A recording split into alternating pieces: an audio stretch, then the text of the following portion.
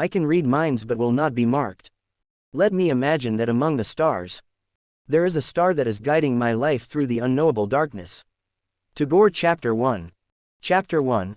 Number M.2742 inches the general's back. When the person next to him said this, Lin Han was sitting by the machine conducting a routine test. He was wearing dust-proof glasses, staring intently at the dashboard and taking notes from time to time. The title that resounded through the stars from other people's mouths didn't seem to affect him in the slightest.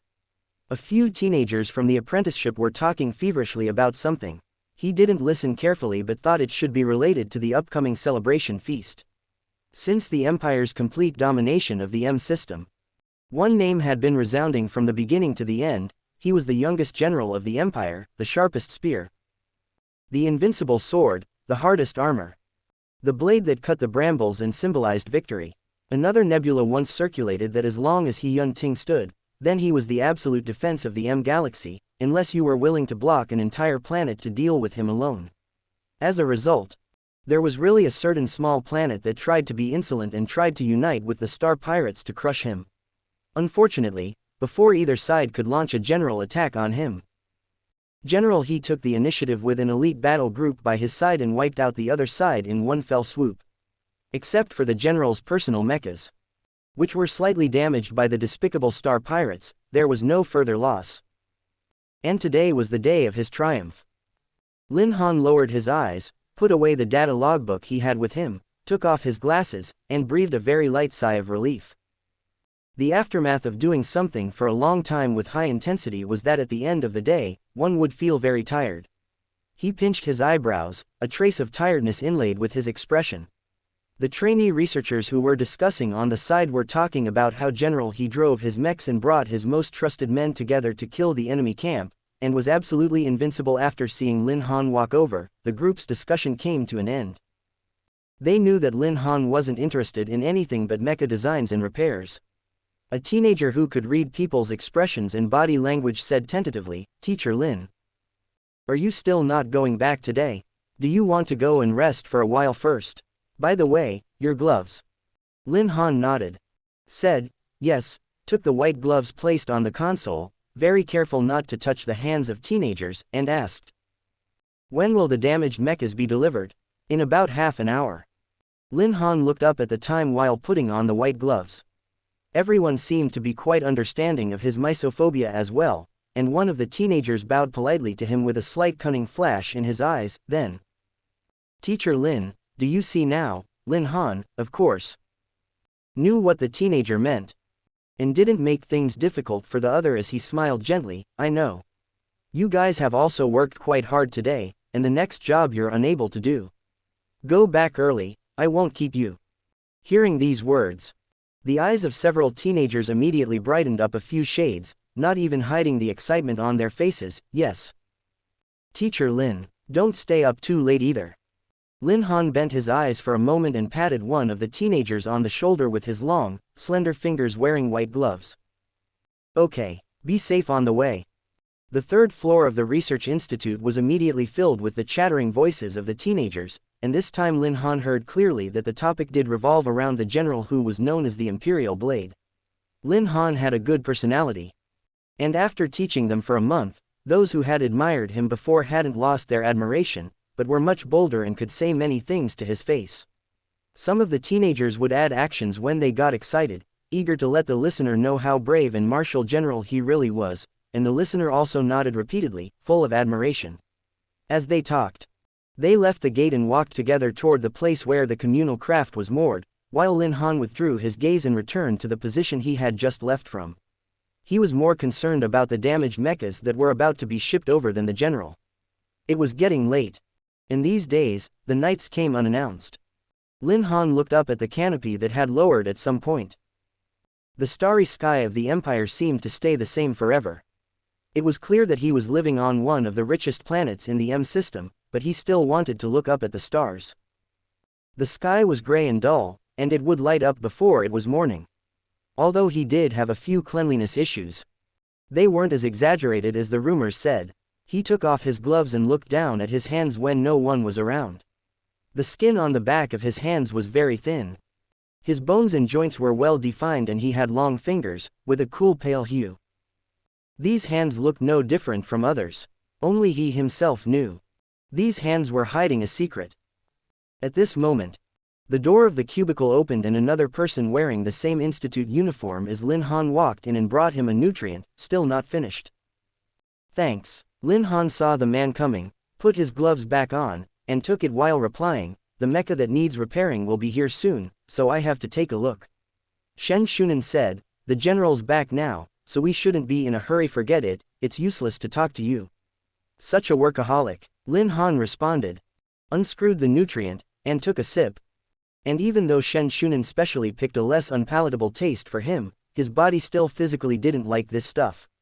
Lin Han couldn't help but frown slightly, but still continued to finish the entire nutrient drink. You can go first. Shen Shunan gave him a worried look, wanting to say something. Lin Han, of course, knew what he wanted to say and gave his friend and colleague a placating look. You can leave work early. I'll check everything. I don't have anything to do when I go home anyway. Sometimes I really think you're a machine. Shen Shunan pursed his lips and spoke slowly, with some doubt and dissatisfaction. You really treat the institute as your home, not to mention when you go home. You go home to guard your pile of mecha parts and academic materials. It's no different from being at the institute. He paused and added, but it's the general's mecha that's being sent over. Honestly, if I had the ability to fix it, I would want to see it up close. Lin Han didn't answer, only slightly lowered his eyes, not displaying any other emotions, neither anger nor defensiveness. He stood straight, wearing the institute's white uniform on his lean body, his hair and eyebrows a pure and quiet thick black. The chest plate on the top left was engraved with his identity, position, gender, and mental strength. Imperial Mecha Institute Core Mecha Designer, Omega. Mental Power, SSS. There were many labels affixed to him. Omega's almost impossible mental power, the highest scorer hired by the Institute in recent years, Mecha Genius, a gentle, beautiful, humble personality, and a cleanliness fetishist who wears white gloves all the time. But that said, the general's exclusive mecha actually doesn't even have a name. Shen Shunan flipped through the report, just called number M.2742. It sounds almost like a mass-produced item. Many people would give their own mechas a name, like the general's lieutenant, who had a very strong defensive mecha named Aegis Shield, by its owner.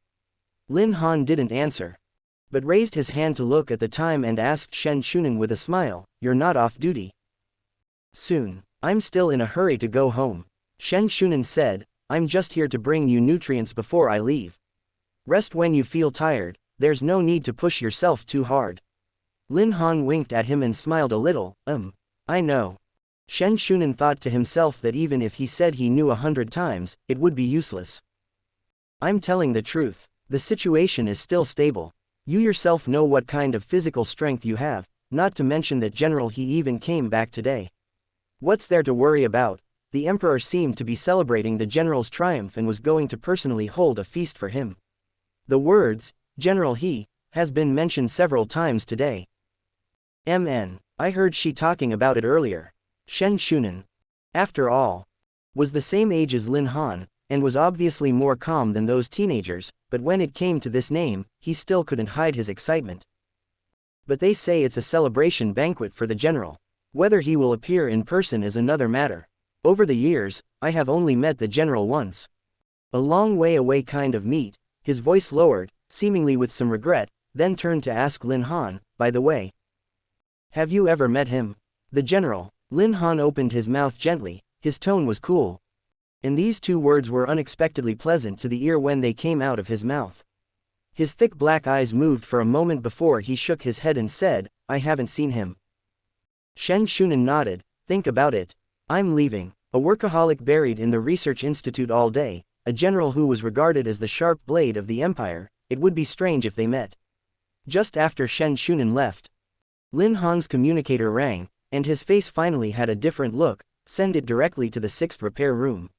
I'm on my way. 5 minutes later, he finally stood in front of the dark blue mecha. Lin Han froze. This was actually a two-person mecha. He got on the elevator and approached this behemoth. Number M.2742 was slightly larger than the average mecha, and the body had been cleaned up, flowing with a cold and attractive metallic color. The left arm was intact, but the right arm was half missing. The cutting edge was sharp, even the circuitry was cleanly broken, and it looked like it had been cut off. Lin Han couldn't help but frown. This was considered slight damage. The other colleagues were off duty, and he wanted to ask for a detailed report. But now it seemed he could only do it himself. Lin Han operated the elevator to move up slowly. The mecha's left palm was facing upward. And Lin Han stood up. The dark blue metal palm held him in a white uniform, and the emotionless mecha inexplicably looked like it was carefully holding him. Lin Han used the sensor key to open the left side of the mecha compartment, but before he could walk in, he caught a whiff of machine oil mixed with blood. He lowered his head and wasn't surprised to see patches of blood that had dried in the cockpit. It turned out that it wasn't only the mecha that was damaged, but the pilot was also injured. But apart from the slight damage to the mecha that others had mentioned, no one talked about the situation in detail. And the Emperor was even preparing a celebration for him. There was a black box-like data recording box inside the mecha, which must be removed before the exact extent of the damage could be known. Lin Han was very good at this and removed the record box belonging to this two-man mecha with great speed. It could also keep a complete record to preserve data when the mecha was severely damaged or fatally attacked, and in the event of an unexpected situation. The pilot could also leave a recording to tell the repairer exactly what had happened. Lin Han removed it and then re-entered the cockpit where the screen was shattered beyond recovery. He had just opened the record box when he heard a voice inside that was colder than the metal the mecha was made of. I am He Yun-ting. Chapter 2. The voice seemed extraordinarily cold and impersonal under the weak current interference. Lin Han froze for a moment, but quickly regained his composure and continued to listen to the other party's previous recordings. Regardless, there must have been some kind of danger. Even though the ear-splitting noise of the mecha being cut was heard around him right after he gave his name, He Yun-ting's tone still didn't have a single ripple, echoing in the cockpit where Lin Han was alone, with a chilling air that could break his bones. The other side didn't elaborate.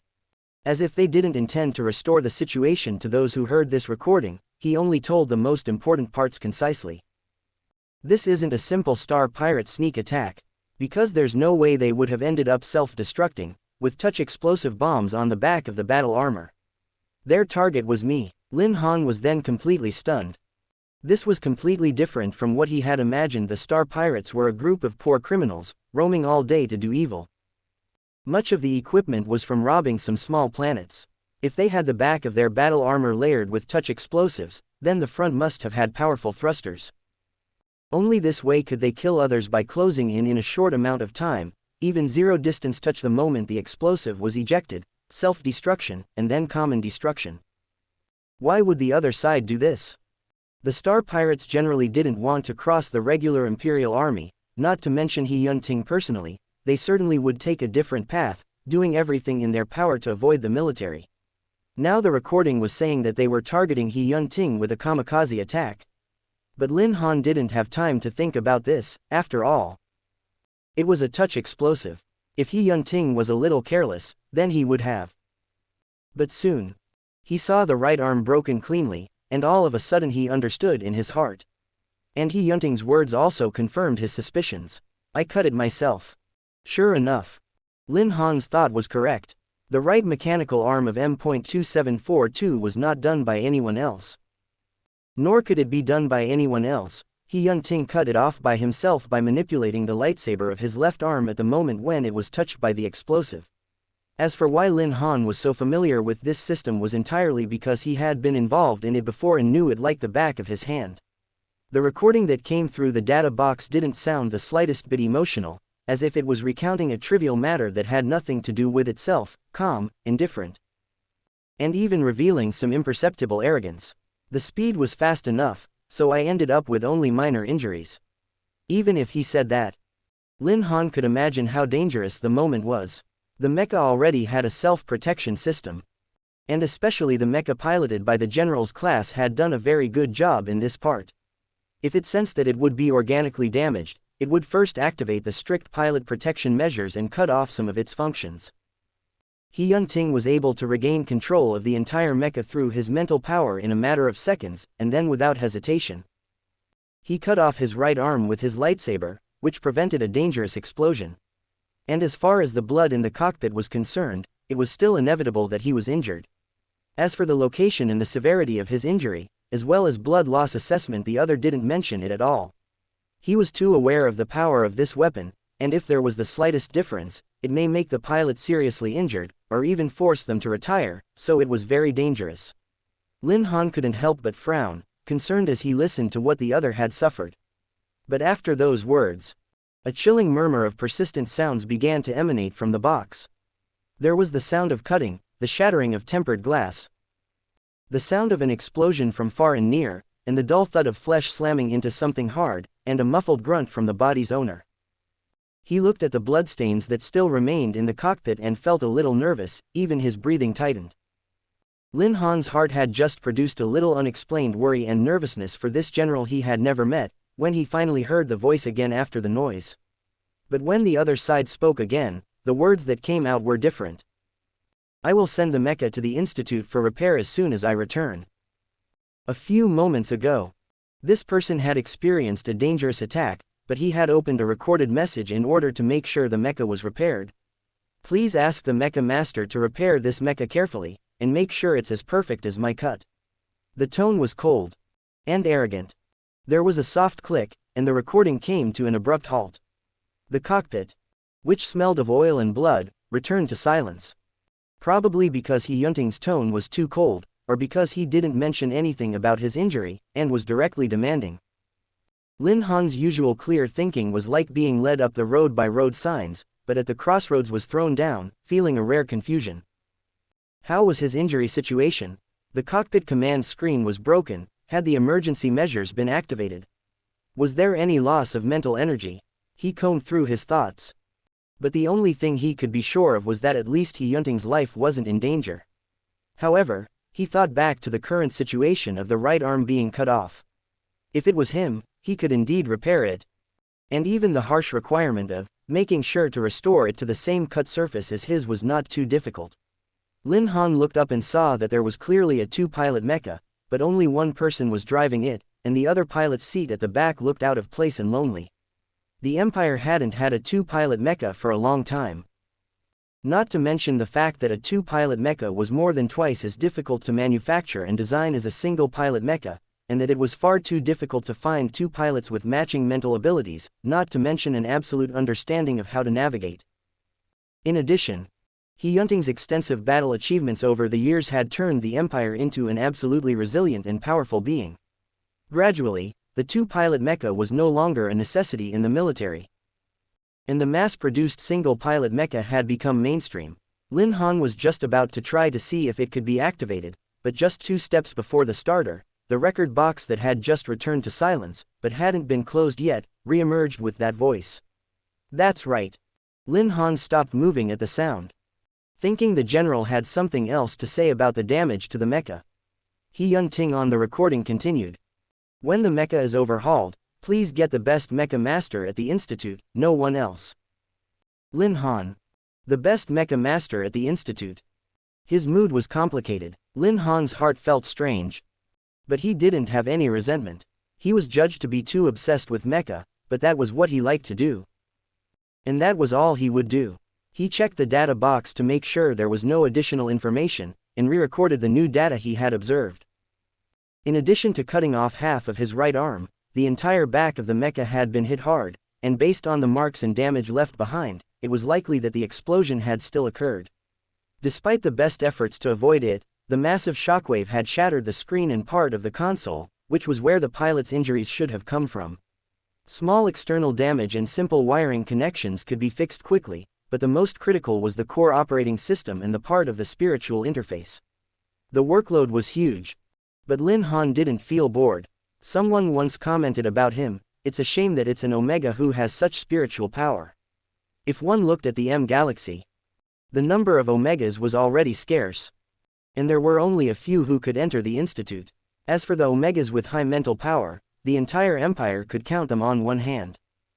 Most of the SSS-level mental powers were top alphas, who could use it to harness the highest-level mechas, but such a once-in-a-lifetime chance fell on an Omega like Lin Han. As everyone knew, Mental powers weren't the same as physical ability.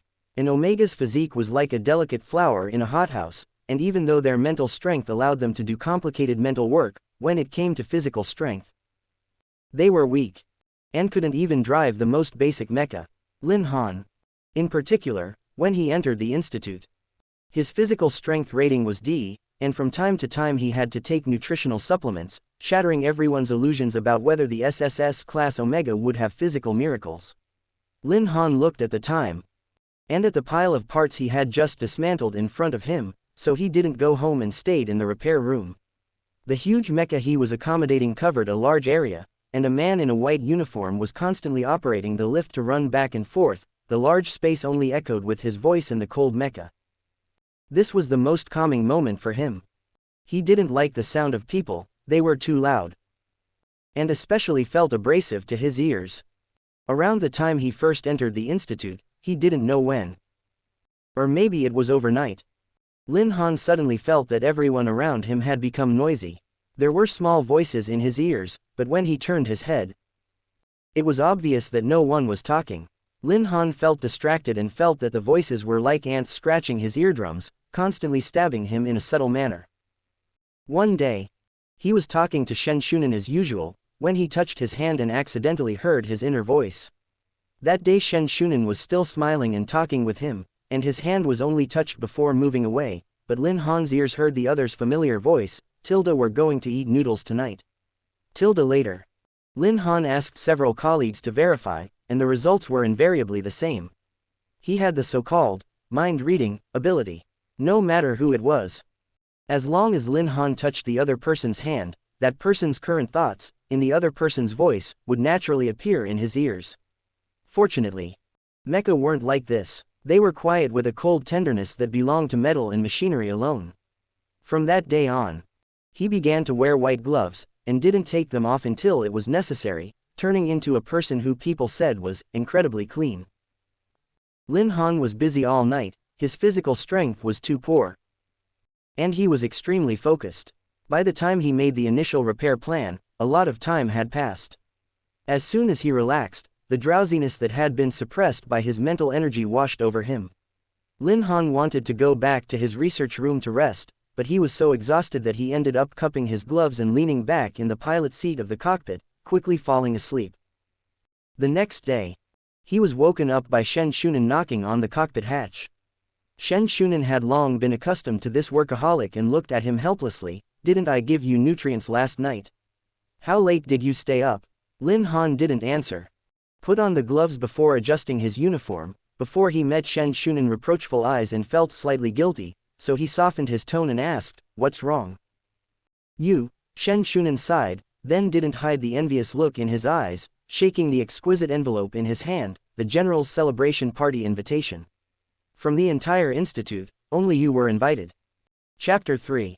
I'm not going, Lin Han blurted out with little hesitation. Why? Although he knew Lin Han would most likely refuse, Shen Shunan couldn't help but be taken aback. I don't want to go. There's no point. This kind of occasion he had never liked very much. The people would be respectful and vague, apart from the noise and crowds and waste of time. There was no meaning. Lin Han tilted his head slightly and reached out to squeeze the back of his neck, which was a bit sore. Or one of you can go instead of me. After all, the driver's seat wasn't a suitable place to sleep, so it was still a bit uncomfortable after a night. Lin Han rubbed his eyes. A few long, thick black eyelashes rubbed on his fingers. He unconsciously stopped for a few seconds. He had low blood sugar and was in a trance, almost unable to stand. Shen Shunan was still gnashing his teeth. Only you can go. Although it doesn't say your name, the one who is invited is the Imperial Mecha Institute's core mecha designer. If that's not you, then who else? Hearing that, Lin Han recalled the cold and arrogant voice from last night for no reason. He walked to the cabin door and took the invitation, and it said the following. Inviting the Imperial Mecha Institute's core mecha designer. Lin Han read out word by word. Yes. Yes, yes. That's you, that's you. But this invitation didn't affect him, so he refused.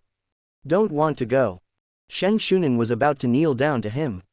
Do you know how many people want to go and meet the general? His triumphs are very low-key, and it's not easy to finally have a celebration feast, but they never invite too many people, so this opportunity is a once-in-a-lifetime. Hey, say something. You can at least open it to see. Lin Han complied and opened the delicate envelope sealed with fire lacquer and took out the letter paper with a faint ink fragrance inside. I hope you will enjoy your time and come to congratulate us on our triumph. The line was in print. And Lin Han looked down and saw a short handwritten signature, he. The black handwriting was strong and pale, the last stroke annihilated a little, out of focus into a small dot in Lin Han's not yet fully awake vision. Lin Han raised his eyes to look at Shen Shunan and put the letter away again. His originally somewhat firm idea wavered slightly as he asked, "Did the general personally invite me?" Shen Shunan was still immersed in the sadness of not being able to go even though he wanted to, and the only person who could was rejecting the invite, chattering. "You can't explain if you don't go, and His Majesty the Emperor is waiting, yes. It was the general himself who invited you."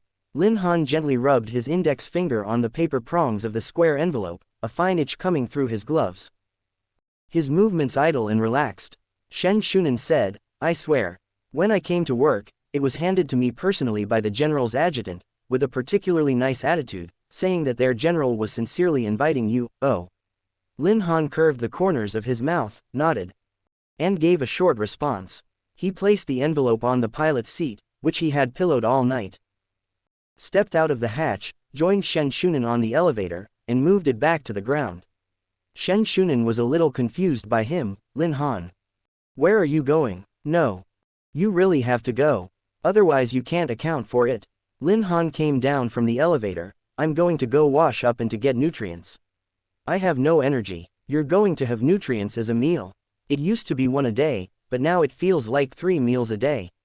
Lin Han looked back and winked at Shen Shunan. "If the nutrients are filling enough, there's nothing wrong with it." He was about to say something else when Lin Han paused for a second, waved his hand, and finally answered Shen Shunan's question, "I'll go."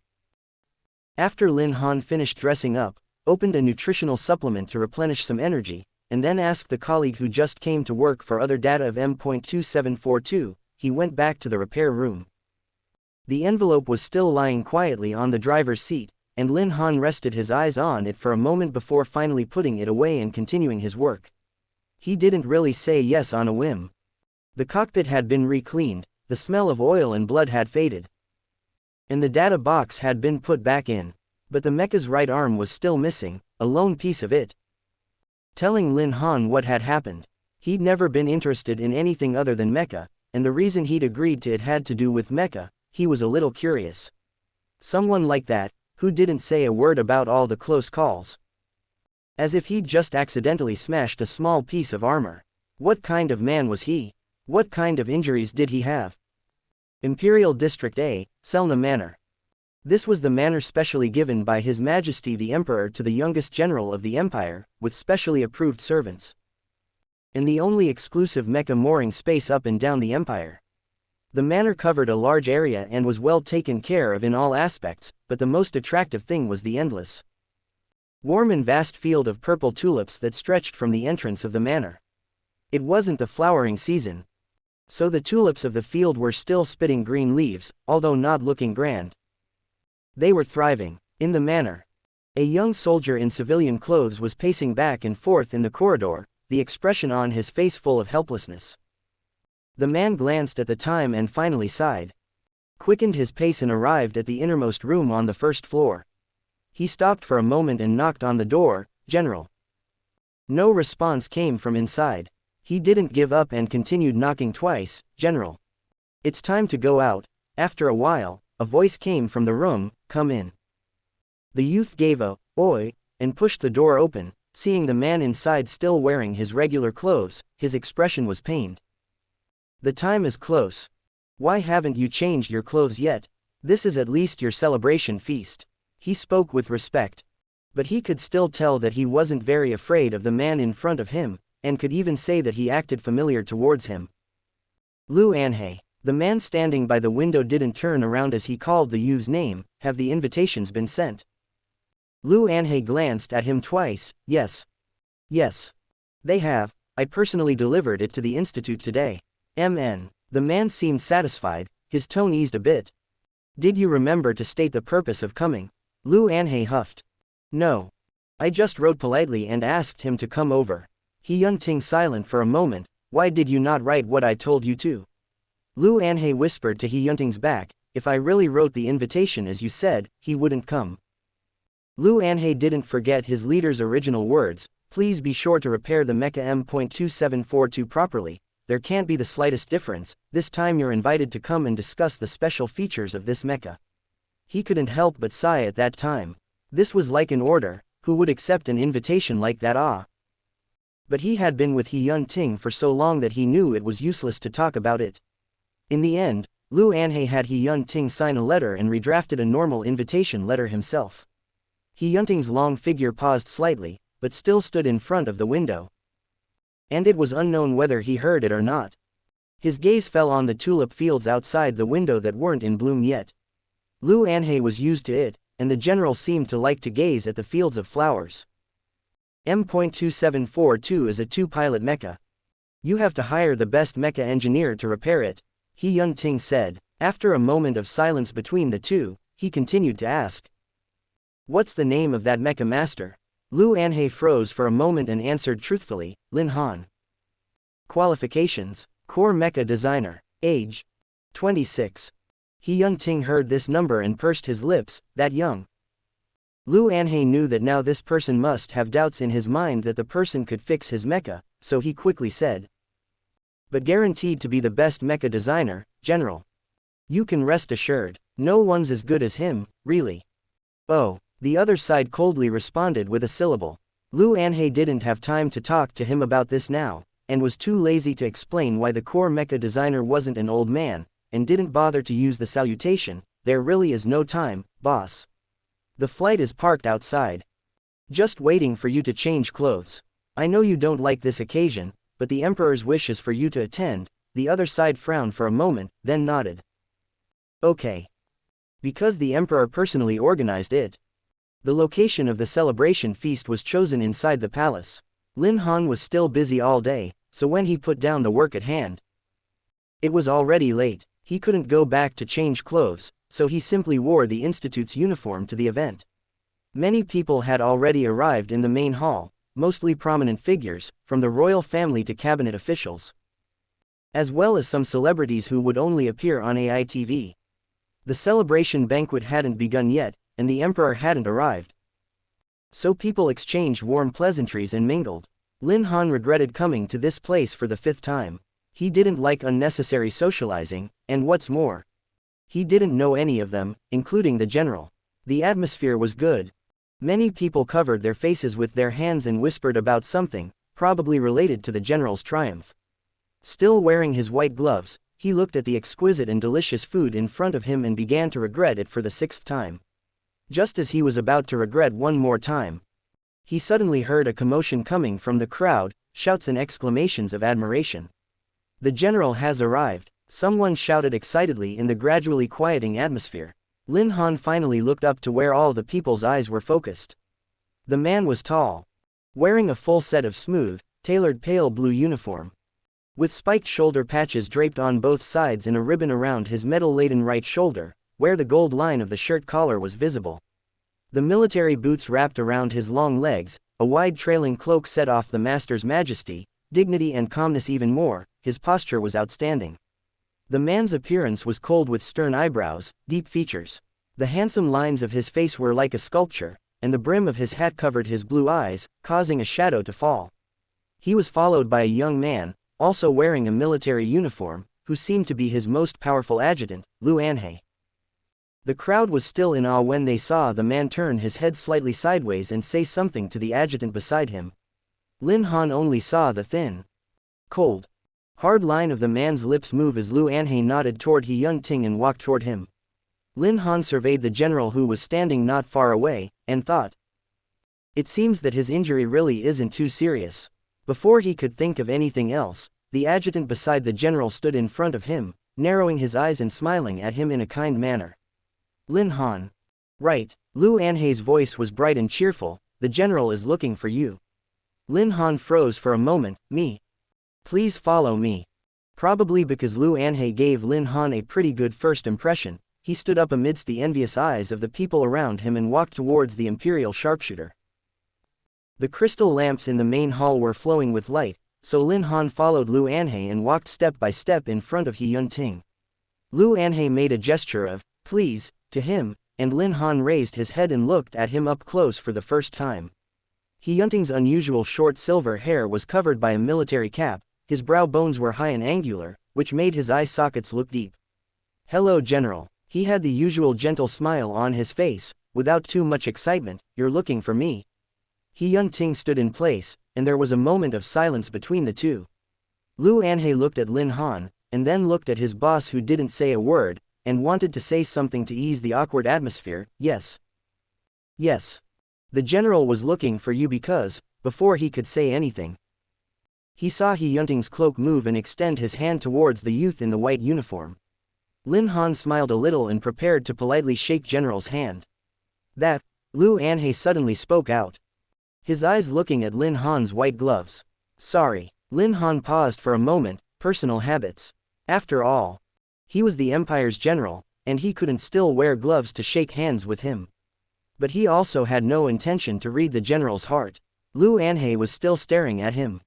Lin Han stiffened for a moment, and the afterglow swept to the surrounding admiring celebrities who were looking towards them, intentionally or unintentionally. "It's nothing much. It's just a handshake." He hesitated for a moment, but finally took off his gloves and extended his hand again. He Yunting was silent. The other side's handsome, peerless face was like a god, and his line of sight spilled down very lightly to meet his gaze. Lin Han looked at his blue pupils and abruptly thought of the starry sky of the Empire he had looked up at the night before. Perhaps the starry sky wasn't unchanging. For no apparent reason, Lin Han had that thought. Lin Han's fingers were long and slender, politely and restrainedly resting on He Yunting's hand, brushing against the other man's palm as they left. "Hello." He initiated the conversation. Lin Han had never been in good health, and his fingertips were cold. The other party's palm was warm, and the moment he touched the other's hand, Lin Han's fingers felt a soft warmth that didn't match the other party's cold, hard appearance. He Yunting was still silent, his thin lips pursed into a line, indifferent and arrogant. But wasn't different from what he expected a day ago. Although Lin Han's face was wearing a polite smile, his eyelashes were drooping slightly without realizing it. He knew that he would hear the inner voice that he didn't intend to hear again. The general's voice wasn't quite the same as the one Lin Han heard in the data box before, but it was still cold. Without the interference of the current noise, colder and more pure. So this cold voice appeared in his ears at the moment when their hands were clasped. "Tilda so fragrant. Tilda. Tilda I'm hard. Tilda want to mark. Tilda Lin Han." Chapter 4. Lin Han subconsciously drew back his hand in a flash. He even thought he had misheard. But he couldn't touch the other hand again to verify whether those words were true or not. His image of He Yunting was haughty and unsympathetic. Lin Han had heard that he was the top alpha of the Empire, and there were many Omegas who had shown him affection, but he ignored them, and sometimes wouldn't even give them a look. In addition, after he had listened to the other party's recording once, this impression was even more stereotyped in his mind. But what he had just heard had completely overturned all of Lin Han's perceptions of He Yunting's establishment. He thought back in a very short time. And if he heard correctly, He Yunting said exactly that. His own rut hadn't arrived, inhibitors were used every time. So it was reasonable to say that it was impossible to smell his pheromone at all. Are the general's olfactory cells in his large hands? And he wants to mark, or something. Thinking of this, Lin Han, who was good-tempered, cooled his face. "Excuse me." He put his white gloves back on and took another step back, taking his eyes off the other man's perfect face. But the words of the general's heart still lingered in his ears and didn't leave. Although there were many alphas in the institute, Lin Han had heard many strange inner voices before when he first awakened this ability, but not as straightforward as this one now. Even if he smelled good, and the other got hard, Lin Han was speechless. For a moment, Lin Han even wanted to move his eyes down. He really wanted to see what was under this general's uniform. Lu Anhe nervously observed the atmosphere between the two, and he thought Lin Han must be a polite person, but didn't expect that when the two hands shook hands together, the youth withdrew first. But there were still many people around, so Lu Anhe could only interrupt, General, Mr. Lin. Can we take a step out to talk? It's not good to have people watching. He Yun-ting, who didn't know what was going on, gave him a disgruntled glance, saying something to the effect that it was just talking about a mecha, so why change places? Lin Han was indifferent, and even began to regret for the 7th time why he had agreed to this invitation.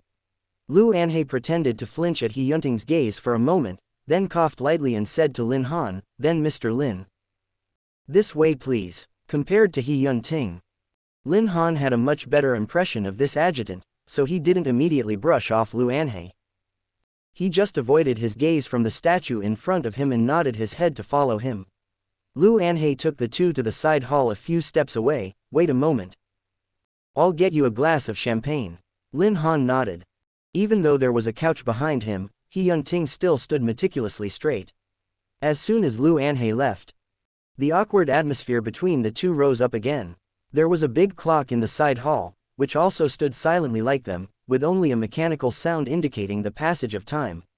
But Lin Han wasn't going to stay any longer. When he regretted saying yes to this invitation for the 8th time, he decided to take the initiative and leave this uncomfortable place. He began to miss the starry sky he saw from the Institute's terrace, and the lifeless but peaceful meadow. Even though, just a moment ago, he had thought that the color of General's eyes was better than that sea of stars. "General," he smiled. Quote? He Yun-ting inclined his head at his name, his blue eyes fixed at him. If I didn't know how to read his mind, Lin Han thought, I wouldn't even be able to resist the urge to look into his eyes a few more times. Unfortunately, he could. Lin Han didn't often show a less than happy expression. He even felt his expression was almost stiff when he coldly lowered his face. He asked, "Do you want something?" He Yun-ting frowned for a moment, as if he didn't understand why the youth who was smiling gently just now suddenly changed his expression. But the young man had already withdrawn his hand, and the cool touch was fleeting, and he had a rare feeling of frustration and confusion. He Yun-ting hesitated for a moment but opened his mouth. "Something is wrong." His voice didn't rise and fall, still with a coolness. "This time I asked you to come to discuss the details of Mecha M.2742. Lin Han. He didn't expect that, but the question involved mecha. And he first questioned the general's comprehension for a moment before replying, "Your mecha is now in my hands for repair, do you have any questions?" Lin Han's tone wasn't too good, but He Yun-ting seemed to not really hear it and continued, "There's a problem." Lin Han. "Tell me." "It's a two-pilot mecha." "I know. But aren't you the only one driving it?" "I cut off the right arm. I heard your message when I removed the data box. It's heavily damaged. Please rest assured of this, I will do my best to fix it." When Lu Anhei got the waiter to bring in 2 glasses of champagne, he heard the two carry on this conversation. "This mecha is very important. The general doesn't trust our institute. I'm just concerned that the mass-produced ones are all single-pilot mecha now. A double-pilot one can be repaired as well." He Yun-ting raised his eyebrows, and his azure eyes looked at him lightly. Lin Han finally couldn't stand it anymore and repeated what he just said, "General. Do you have something else to say?" He Yunting's expression finally loosened a bit, seemingly not quite understanding why Lin Han had to ask twice, but still decided to be patient and arrogantly answered again, "Yes." Lin Han. "Boss." Lu Anhei almost lost his plate holding the champagne flutes, his eyes went black. And in his haste, he didn't even use the salutation, and only after he blurted this out did he amend it, "General." "Champagne." He Yun-ting took a flute. Lu Anhei hurriedly handed another flute to Lin Han, trying to make him understand the fact that his boss was really clueless about human affairs in some aspects. "Mr. Lin." "Champagne."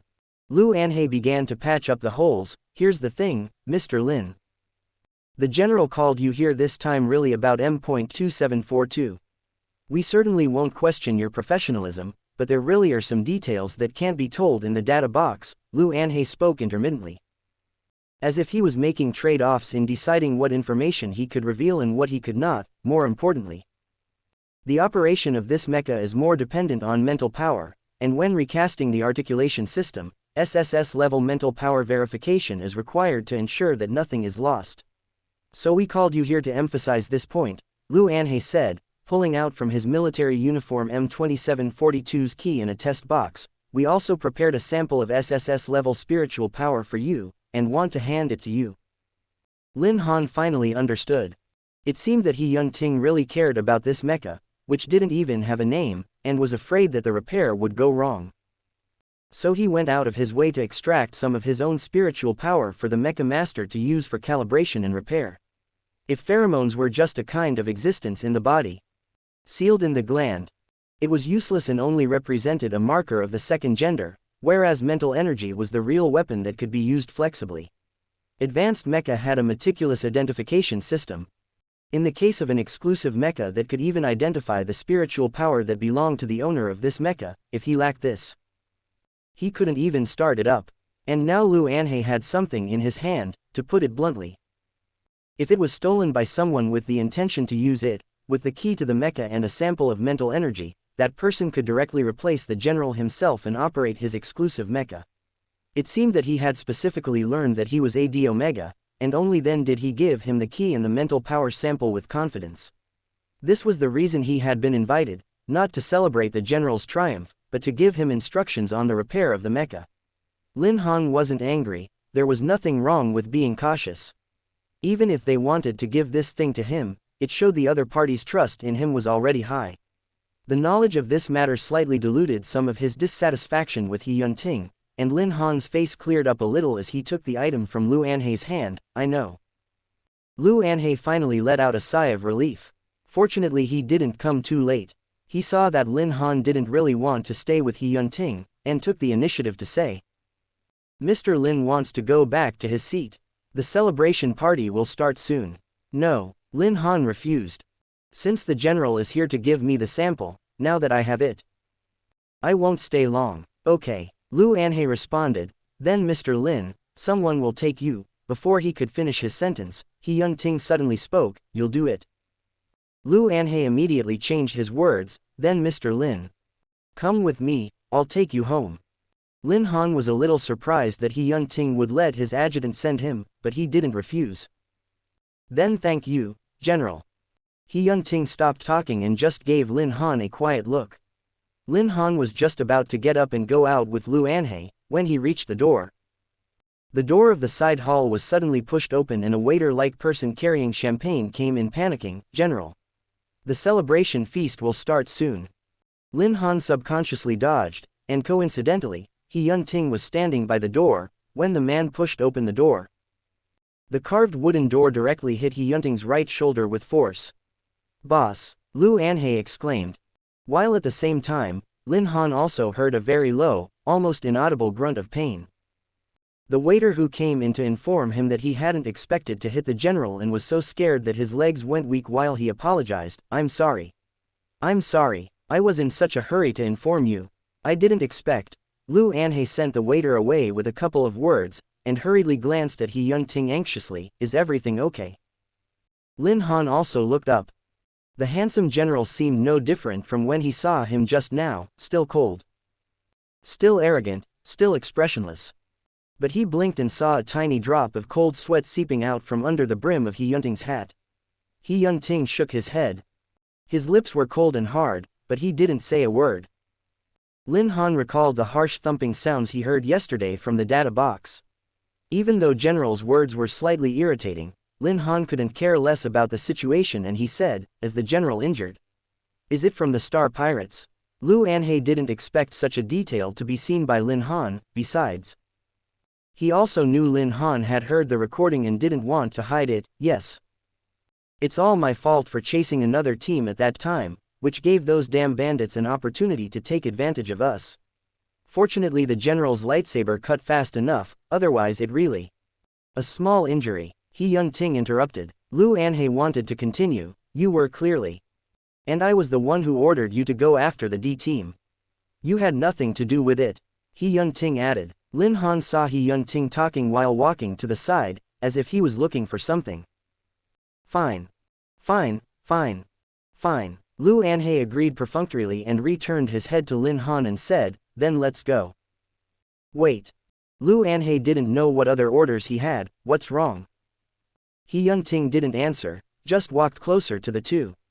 Lin Han thought he was going to order Lu Anhe to do something, and was just about to take a step back to avoid suspicion, when the tall figure stood in front of him. Before he could say anything, he felt something over his hand. "Dirty," He Yun-ting said in a deep voice, using the clean handkerchief he found to press on Lin Han's glove. Only then did Lin Han realize that the waiter had accidentally spilled all the champagne in his glass on his gloves when he came in earlier. "I'll do it myself." Lin Han hurriedly took the handkerchief and took off one glove to wipe it, but He Yun-ting's hand slightly touched Lin Han's fingertips just at the moment of leaving. "Tilda, he smells so good. Tilda. Lin Han. Quote. He was wrong. He shouldn't have suspected that he was hallucinating from the beginning. Chapter 5. The first time might have been a hallucination, but that was no longer an option the second time. Lin Han still had champagne on his gloves, so he had to continue wiping them casually with the handkerchief He Yun-ting gave him. Lin Han took the handkerchief and felt the tall, oppressive man in front of him move away from him a little bit. He took a step back in a very gentlemanly manner. However, the other party's inner thoughts were still ringing in his ears, and such gentlemanly behavior left Lin Han completely unmoved. He Yun-ting, however, didn't know this, and took a special glance down at Lin Han, and only after seeing no champagne stains on his hands did he faintly look away. Lin Han raised his head and saw He Yun-ting looking away, his eyebrows cold, a strand of uncovered silver hair spilling from his military cap. It was like he wasn't the one who had just had his wound hit, handed him a handkerchief, and said in his heart that he smelled good. "General." After making sure that this was what he was thinking, Lin Han lost his shock and anger, so when he spoke again, not only did he not look angry, he also raised his face and hooked the corners of his mouth in a meaningful way. "Don't you have anything to say? Do you know me? Why can you smell my scent?" Lin Han wanted to ask, but when he looked up and saw the sweat on the side of He Yun-ting's face from the pain, the words only turned around in his mouth and were swallowed in the end. Forget it, he thought. It was embarrassing to ask. Not to mention, he and He Yun-ting wouldn't have too many encounters. As he thought so, he pushed the question to the back of his mind for the time being. He Yun-ting heard Lin Han open his mouth and turned around, looking at Lin Han in silence and expressionless, as if he was curious about what Lin Han was calling him for. Lin Han didn't clarify it, and He Yun-ting didn't say anything, nor did he make any extra movements. But his eyes and hair color were so special that Lin Han couldn't resist looking into his eyes and saw his blue self in the other's eyes. The two of them looked at each other quietly for a few moments, until He Yun-ting voluntarily averted his eyes. He stopped looking at Lin Han and walked straight to the main hall as if nothing had happened, and he remained arrogant, unconcerned about anything, the coldest weapon of the empire. When Lu Anhe saw that his boss had already left, he came towards Lin Han. "Mr. Lin, I'll take you back." Lin Han watched the tall pale green back fade away and walk into the gregarious arena of fame and fortune. When the people in the main hall saw He Yun-ting return, there was another burst of boisterous and noisy congratulations, and cheers from all sides. Lin Han followed Lu Anhe in the opposite direction, and the noisy voices gradually became inaudible. Wouldn't he also dislike such an event? Lin Han was still holding the key to the mecha and He Yun-ting's SSS sample, and thought this for no reason. Lu Anhe was, after all, He Yun-ting's most trusted subordinate and could even fly He Yun-ting's personal aircraft. Lin Han politely thanked him and gave an address. Lu Anhe repeated the location Lin Han gave him. "Does Mr. Lin live near the Imperial Military University?" "Let me confirm the location." Lin Han gave a and said casually, "I studied there for a long time, and then I chose to live there when assigned." Lu Anhe started the aircraft, and lightly took out a packet of snacks from the box on the side of the driver's seat and started eating it, turned his head to look at Lin Han, and handed over a packet. "Mr. Lin, do you want some?" Lin Han originally wanted to refuse, but thought that he hadn't had his nutritional packet. The party hadn't started yet when He Yun-ting called him over, and he didn't eat anything, so he took it. "Thank you." Lu Anhe smiled and pointed to the place where the snacks were placed. "If it's not enough, there are still more." Lin Han asked with some curiosity, "Isn't this the general's aircraft?" Unexpectedly, he was the type to squirrel away snacks. Yes, probably because his boss wasn't present. Lu Anhe became more relaxed. "I secretly hid them." Lin Han found it interesting. You hid your snacks on his aircraft. Lu Anhe had a good personality. When he smiled he had a tiger tooth showing and he was easygoing. If he didn't know. It was almost impossible to imagine that he was actually the cold general's adjutant. I often help him fly the aircraft. More times than not, so I simply hid a little. Lin Han. The general also eats the snacks. Lu Anhe turned on the autopilot, turned his head and waved his hand at Lin Han. No. No, no. He never eats these, it's so boring. Lu Anhe wrinkled his nose at a memory. He had revealed his boss's private matters without the slightest sense of guilt, not to mention snacks. He eats only the most standard army meals, the kind that are nutritious but unchanging. If I ate too much of it, I'd want to vomit. Lin Han had seen it when he was studying at the Imperial Military University, the standard ration with balanced nutrition, they really were difficult to eat. Lu Anhe chatted with him a few more times, and the aircraft stopped at the destination. Lin Han thanked him. Regarding the mecha, the institute will repair it as soon as possible, please don't worry. Okay, Lu Anhe gave his contact information to him. If there's anything else, just call me on the communicator directly. Then I'll go back. The boss is still waiting for me. Lin Han returned home, intending to find nutrients first, but just after washing up, he felt the weak signals from his body. He took 2 steps. Frowned, then opened his light screen to his calendar. This feeling wasn't unfamiliar to him. Fever. Weakness. Dryness and depression, but the time was clearly several days away. Lin Han sighed. Took the inhibitor out of the fridge, skillfully injected one, and slowly waited for the feeling to subside. He suddenly remembered the 2 times he touched He Yunting's hand today. Was it that he smelled his pheromone because he was in early heat? On the other hand, Lu Anhe parked the aircraft and re-entered the celebration banquet. The banquet was still crowded and it seemed like the emperor had already made a trip and the crowd was already enjoying the dinner. It wasn't difficult to find He Yunting if one just followed the focus of the crowd's attention. Although everyone wanted to be in the general's good graces, not many dared to toast him.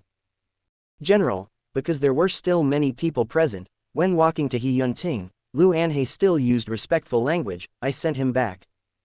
He Yunting nodded at his words, and after a second, as if uneasy, he asked. Did you emphasize to him about the mecha? To be repaired as soon as possible. Lu Anhe's eyelids jumped. I did. MN. He Yunting finally said in a deep voice with satisfaction. Lu Anhe's position was next to He Yunting's. The dinner had started for some time. The table in front of him was already full of delicate tableware and delicious food. He knew He Yunting would only eat the basic main course as usual, and wouldn't touch anything else, but he was different. He felt it was a great sin to turn down food. After the main course. After a while. It was time for a variety of chic desserts. Lu Anhe had a sweet tooth. So his tray was packed with several kinds of desserts, cake, mousse, chocolate. He didn't leave anything behind. He was satisfied when he returned to his seat, put the plate down and was ready to pick a good-looking one to eat, when He Yunting beside him suddenly coldly spoke, wait a minute. Lu Anhe had something in his hand. What's wrong, boss? It was reasonable to say that if it wasn't anything serious, the boss shouldn't interrupt his meal. He Yunting rarely felt awkward. His face had a trace of doubt, pointing to Lu Anhe holding something. What's this? Lu Anhe was confused. This. It's creme brulee. What's the problem? He Yunting's face was serious. Give it to me. Huh. Lu Anhe did as he was told, but was still very confused. He saw He Yunting take the pudding in his hand, then seemed to be torn for a while, but then finally with a cold face, he very strictly put his head down and sniffed. Quote. Lu Anhe's expression gradually became stunned. Could it be poisonous? Something even more shocking happened. He saw He Yunting pick up the spoon that hadn't been touched at all, wrinkling his eyebrows. With a stony expression. As if the small bone china bowl in his hand was some enemy intelligence, and knocked on the surface of the creme brulee. The next second, He Yunting suddenly poked the spoon down so hard that the baked caramel shell shattered open. Then, he saw General scoop up a spoonful of creme brulee and eat it very seriously. Quote. Lu Anhe gazed at his immediate leader with a face full of horror. Why did the boss suddenly start eating that? What happened? But before he could figure it out, he heard He Yun-ting open his mouth again. Bring me another one just like this. Lu Anhei hurriedly handed another complete creme brulee over. So this time, he saw the general knocking the pudding with a solid gold spoon to make an attractive brown sugar surface after being baked by a heat gun, making a crisp sound. And then tasted it again with less skillful movements. This time He Yun-ting didn't eat the pudding. Only rolled a bit of the sugar flakes on the spoon with his tongue and slowly put it on the tip of his tongue to melt. This is it. Lu Anhei looked at him with the same eyes as looking at a ghost. What was going on? Was the Empire going to die? Or was it that the Zerg race had finally taken over this galaxy? He Yun-ting didn't have time to notice Lu Anhei's ghostly expression. His mouth was full of sweet with a little burnt caramel taste, obviously not a delicacy. But he felt, more than all the food in front of him, he liked it. He was born fit for battle. Having been pinned with countless hopes from his early childhood and having participated in so much harsh and brutal training that sometimes even he felt like a machine. He didn't need other unnecessary things. He would only be loyal to the Empire. Everyone said he was the hope of the Empire, the hardest shield and the sharpest spear. He Yun-ting had been through too many battles, and at his toughest time, had lasted almost a week with Lu Anhei and one man with only nutrients to gain victory. Recalling it now, it didn't feel like anything worthy of praise. Even though his merits had given him a manor and wealth that countless people envied, he still had little interest in material things, and his 3 meals a day were the standard army meals, that remained unchanged. But now, for the first time, he was interested in food other than the standard meal. His mouth was full of the sweet aroma of caramel, which he had never tasted before. It seemed to be the taste of the Mecha Master who he shook hands with just now. Not only did it smell delicious, but it was also sweet. Chapter 6. Boss, I mean, General. Having witnessed everything, Lu Anhei shuddered and opened his mouth. General, he tasted caramel for the first time in his life and used licking, chewing, etc. quite meticulously to determine that this was the sweet aroma he had smelled before. He put down the spoon and glanced at Lu Anhei indifferently. Lu Anhei looked at him like he was about to die. Is the creme brulee good? Has his boss finally decided to change his face, give up his puritanism and decide to embrace the good life? It's okay, He Yun-ting said coldly, as if he wasn't the one who had just asked the other for 2. Lu Anhei observed that the second creme brulee general he had only cracked open and tasted the surface, eating only the top, and continued to ask, is this one good? It's okay. The general's tone remained calm and unruffled, but his eyes paused for a moment after touching where Lu Anhei was pointing, and then questioned. What's this? Lu Anhei was dumbfounded for a long time before he answered, caramel. A general of the Empire, who owned Selna Manor, could drive the highest class mecha of the Empire, participated in countless battles, and was highly decorated. Had actually only heard about caramel for the first time at his own celebration. Lu Anhei thought, if this matter was told to others, it would be lucky if 1 out of 1,000 people would be willing to believe it. It's so. After getting the answer, He Yun-ting continued to give an answer that was the same as the previous question. Lu Anhei gave an, oh, thinking that his boss was still the same person who ate everything with the same taste. Boring. Get another one for me. He Yun-ting, who had just commented that it was okay, spoke again. Lu Anhei. Didn't you say it was so? He took the tray and stood up, ready to get a few more creme brulees for his leader, and while he was at it, he also got himself some more desserts. When he came back, he saw a man with half-white hair, dressed in fine clothes, raising his glass and leaning towards He Yun-ting. Lu Anhei wasn't surprised and greeted him, hello Mr. Zhang. The man called Mr. Zhang warmly nodded to Lu Anhei and approached He Yun-ting again, I just arrived. General, it was a great victory, so I specially came to toast. He Yun-ting wasn't moved. Only raised his chin imperceptibly, his expression was almost a little lighthearted. He seemed to be accustomed to He Yun-ting's cold attitude when dealing with compliments, and his enthusiasm didn't wane as he continued to talk. I heard that this time, the fight against the Star Pirates was a great success, and if the general hadn't come out, it might have been a long time before the surrounding small planets were deemed safe. He Yun-ting didn't even give him a look this time. Lu Anhei, a professional in picking up the pieces, raised his glass. Thank you, Mr. Zhang, for your kindness. Then I'll drink for the general. Lieutenant Colonel Lu is very kind.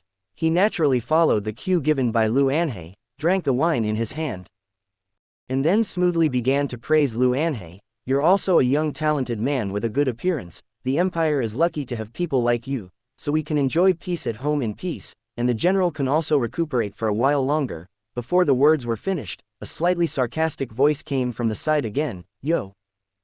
Mr. Zhang is here to toast again. Lu Anhei turned around and responded with ease, ah. If it isn't Mr. Luo, the man also brought a glass of wine, but hit a wall. He didn't make a fool of himself with He Yunting, but held up a glass to Lu Anhei and waved it. I'll drink myself. Lieutenant Colonel Lu, feel free. Zhang Lian, the first person to make a toast, looked clearly unhappy. I hope Mr. Luo will have some sense and not interrupt people at will.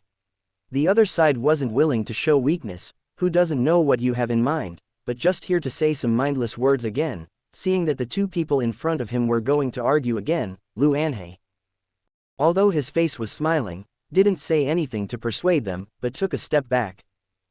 He Yunting seemed to be completely blind to the two people in front of him, glanced at the two caramel-baked sweet and tempting puddings that Lu Anhei had just brought to him, and finally frowned in dissatisfaction. His face was well defined, his eyebrows were deep and aggressive, and his military uniform gave his already cold appearance a layer of blasphemous frost. He Yunting was originally the strongest alpha in the empire, and his strong spiritual power and pheromone made him an irrepressible oppressor of others, so when he showed his displeasure, it was subconsciously more intimidating. The two people who were about to get into a fight saw He Yunting's suddenly cold face and lost all their temper. General He, Zhang Lian also wanted to remedy the situation, but unfortunately He Yunting stood up, his cold stern eyebrows swept over the two, before he walked away with a body full of cold air. Lu Anhei followed behind. In a couple of days they may come back to the manor. Boss, don't take it to heart, I will help you get rid of them. In the imperial system, the emperor was naturally the supreme helmsman, and was the center of power. So the royal family was naturally the most honored existence in the empire. Of course the parliament was also an extremely important component, and since there was a parliament, there was also the strife of the various classes. Among them were the moderate peacemakers and the radical warriors, who quarreled endlessly every day. He Yunting, however, was strong enough not to be subordinated to either faction, so he became the subject of daily battles between the two parties. Zhang Lian, of the peace faction, and Luo Qi, of the war faction, worked hard every day to bring the general into their party, but unfortunately He Yunting was very arrogant, not listening to anyone and ignoring everyone, maintaining an awkward and delicate neutral position. Lu Anhei left the main hall with He Yunting, but he was still curious to ask, Boss, they haven't even fought today, why are you so angry? He Yunting should have been accustomed to it, usually ignored it and been done with it, but today he looked inexplicably angrier. He Yunting didn't say anything, the corners of his lips pursed very tightly. Boss, what is he angry about? Lu Anhei pondered what else had happened tonight while entering the hovercar with He Yunting. Lu Anhei, who couldn't figure it out in the end, turned on the pilot system, adjusted the orientation, and fished a candy from his carry-on pocket, eating it while thinking. However, before he finished eating, He Yunting, who had been silent beside him, suddenly spoke and called his name. Lu Anhei answered. What's wrong? He Yunting's face wasn't good. As he took off his military cap and his silver hair was slightly scattered, the thing just now. Was it called caramel? Lu Anhei didn't expect the topic to change so quickly and replied, yeah. Start adding it to the standard meal tomorrow. Lu Anhei. Quote. In a flash of lightning, Lieutenant Colonel Lu was suddenly blessed and probably understood why General He was suddenly angry just now. Boss. Quote. Shouldn't I have taken 2 for you before leaving? Although Lu Anhei didn't specify what 2 was. He Yunting obviously picked up Lu Anhei's meaning and tightened his eyebrows more and more dissatisfied, not answering. Lu Anhei said to himself. This is really the case. The boss left in front of 2 big officials because they didn't let him eat the caramel creme brulee he brought over in peace. He Yunting saw that the aircraft didn't move for half a day. Nothing. We're going. Lu Anhe started the aircraft and replied with a sorrowful heart. So the empire is really going to end. Right. Lin Han, who had just used an inhibitor, knew nothing about the general suddenly taking a fancy to eat caramel. Not only that, he also didn't want to see this imperial male god recently. An Omega's body, in preparation for the estrus period, would have a dramatic loss of appetite during the days of the estrus period, and could only rely on nutritional supplements to survive. Lin Han felt this was no problem. After using the suppressant he couldn't even eat, and would be weaker than usual, but his body was already bad, so essentially it was no different from how he usually was. He worked as usual, and did things as usual. Even after he finished using the inhibitor, he washed up and began to recall the events of the day with boredom. It wasn't that he didn't know He Yunting, he should say. No one in the entire empire didn't know him, but Lin Han was never interested in these things. When he was in college, he chose the obscure and difficult-to-learn mecha manufacturing, and plunged into it, not listening to anything outside the window, until after graduation, when he successfully entered the research institute. When did the name He Yunting suddenly become so prominent? Was it 2 years ago when he fought against the P-Star with 1 against 1? Or was it 5 years ago when he defeated the Zerg race in one fell swoop? Probably any civilian could tell who he was. But not him. He didn't know. What happened today impressed him a little more than those rumors. Was this really the general who was admired by millions? The rumor was probably that He Yunting went deep alone and won a battle that was almost impossible to win. The people cheered him and the emperor gave him a title. He then became a legend.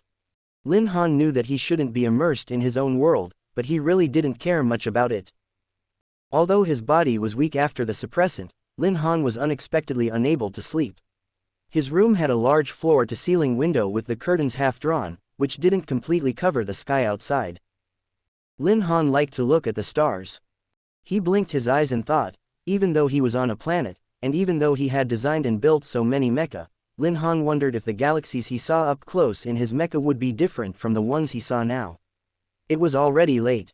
The pre-dawn sky was a little darker than normal. Like a roughly covered curtain, and like a dark fog, the night became obscure, and the darkness grew thicker. Even the stars couldn't be seen. Lin Han finally felt sleepy, blinked his sore eyes, and then slowly fell into a shallow sleep. The moment he closed his eyes, he thought back to the dinner party, where he saw himself in the eyes of the other party. The Admiral's eyes, he thought, looked nice. Chapter 7. The next day Lin Han arrived at the institute on time.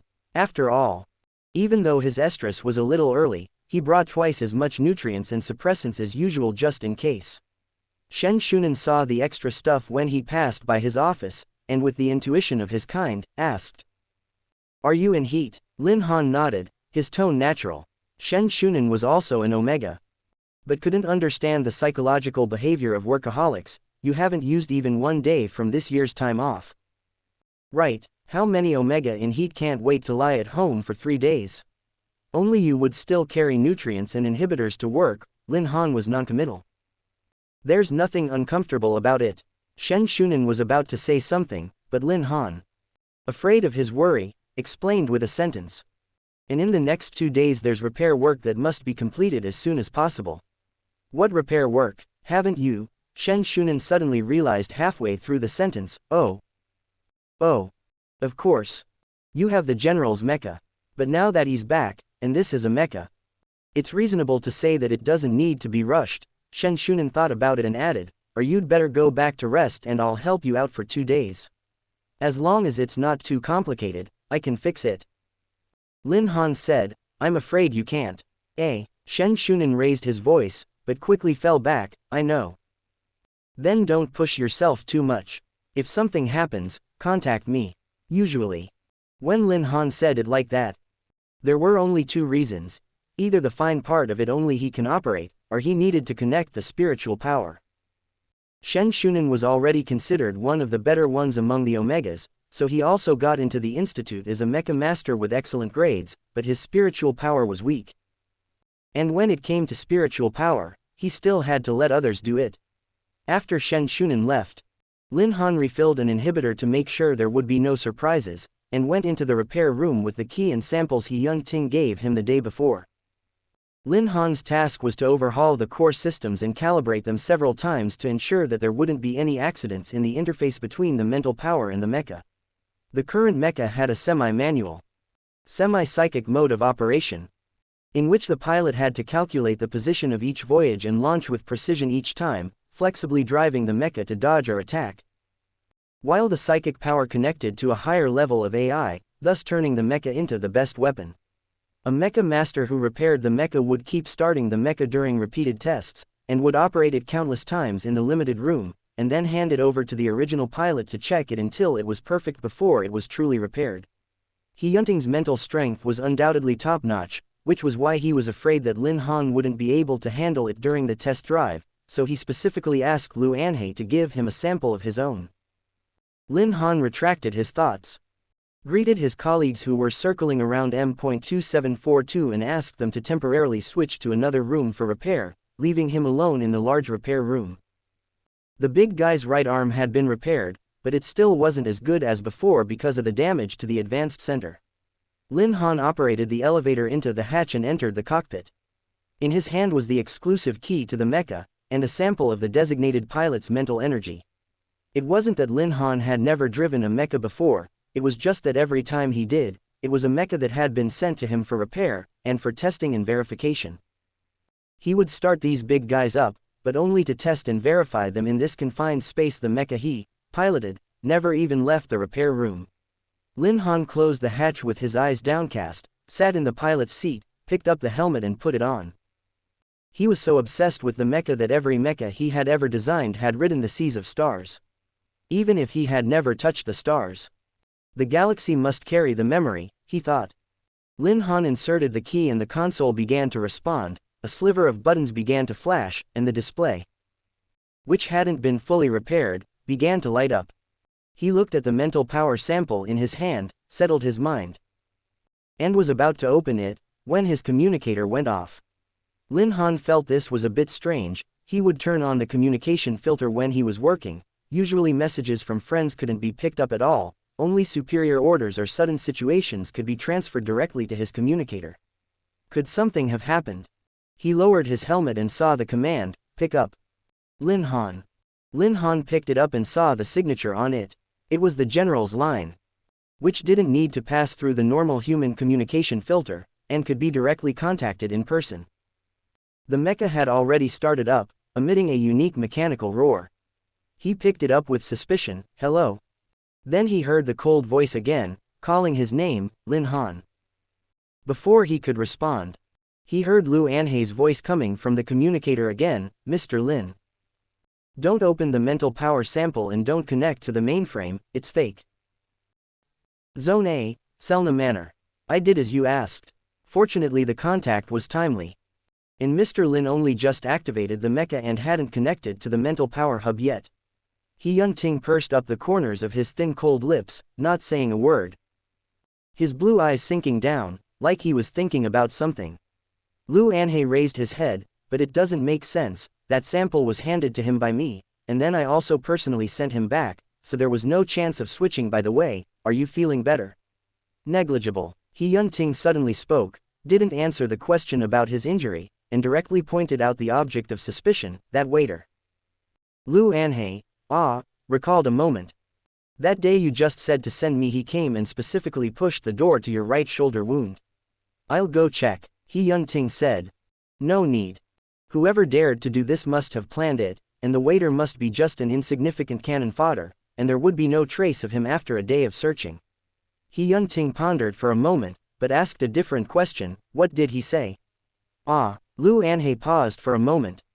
"Mr. Lin said he had destroyed the fake mental power sample at the first opportunity, but didn't ask when he could come to get a new one." "Boss, do you have a clue?" Lu Anhei looked at him. "Not good. Is your wound still seeping blood?" He Yunting only wore the simplest of regular clothes. The dark shirt outlined the hidden muscle lines, and the color somewhere on his right shoulder seemed to be a little darker. "It's fine." He Yunting didn't seem to want to dwell on this issue. "This is something to hide first." "Okay." Lu Anhei nodded. "But I think that the old man of the radical faction has a problem. When you said last time that a team of people are needed to clean up the Star Pirates, they wanted you to add a new group of mecha, and you didn't want to. It's really out of the blue. He Yunting stayed silent. Lu Anhe knew that it was useless to continue, so he shut his mouth angrily. When it was time for lunch, He Yunting stopped talking about the issue. Let's go. The two were walking side by side in the corridor when Lu Anhe thought of something and decided to change the subject. So boss, have you met Mr. Lin before? He Yunting paused in his steps, his blue eyes blinking lightly, as if he was thinking about something. But soon he answered, no. It was just that he felt strange after their first meeting. Oh, Lu Anhe said. He Yunting was known as a genius in the hope of the empire when he was at the Imperial Army University, and he was number one in everything. He had a particularly good memory, which his mentors at the time praised, saying that he was practically synonymous with unforgettable. Anyone or anything that passed through his mind, He Yunting could remember and reconnect the antecedents and consequences associated with it. So he could quickly determine that the person who switched the samples was the waiter, and he was convinced. What was more, Lin Han's appearance was already beautiful and good-looking, and according to He Yunting's unforgettable skills, how could he not have any impression? There was no possibility that he'd seen him before. So, boss, probably because the recent days were really free, Lu Anhe's jumpy nature was also more obvious, and even dared to gossip about his boss's personal affairs to his face. Are you? He Yunting swept a dissatisfied glance at Lu Anhe. You've been talking a bit too much lately. Lieutenant Colonel Lu looked like he was briefly scared and closed his mouth. When he said that, the butler in a tuxedo happened to walk in, and when he saw the two of them there, he bowed respectfully before gesturing behind him and starting to lay out the food. Lu Anhe often lived here, so the kitchen was familiar with his tastes and served a lot of food that was overloaded with oil and salt but must taste good, while He Yunting's food was much simpler, and only needed to be customized according to the standard meal of the military side. But today the general's meal had one more thing added. Next to the boring and unchanging meal, there was a small brown plate that was roasted to a crisp. The butler cautiously winked at Lu Anhe. Sure you don't want pudding but only caramel. Lu Anhe raised his chin and gave the butler a gesture when He Yunting wasn't looking. No problem, don't worry. The housekeeper put his heart back into his stomach and closed the door after the preparation, leaving He Yunting alone in the room again. Lu Anhe was in a really good mood. Even though he had just been told off by the boss, he still didn't die trying to finish the rest of his sentence. He called out to the general and waited for He Yunting's hand with the spoon to stop and look at him again before continuing to touch the tiger's butt without fear of death. Did you fall in love with Mr. Lin? Love at first sight? He Yunting licked his lips, and then quickly realized that he had actually made this action inadvertently, so he quickly withdrew it. In a place that Lu Anhe couldn't see, the tip of his tongue very lightly moved against his upper jaw, while the expression on his face remained cold, and even frowned deeper and deeper, coldly answering, no. Chapter 8. Okay. You didn't. Lu Anhe obediently answered, When He Yunting heard the satisfactory reply, he turned his head back and started poking the baked crispy sugar cubes in the porcelain bowl with a small spoon. Witnessing everything, Lieutenant Colonel Lu's expression was hard to describe. Luckily, he didn't say anything more. And after quickly finishing his lunch and watching his boss finish a piece of caramel, he decided to continue talking to him about business. Boss, Lu Anhe said.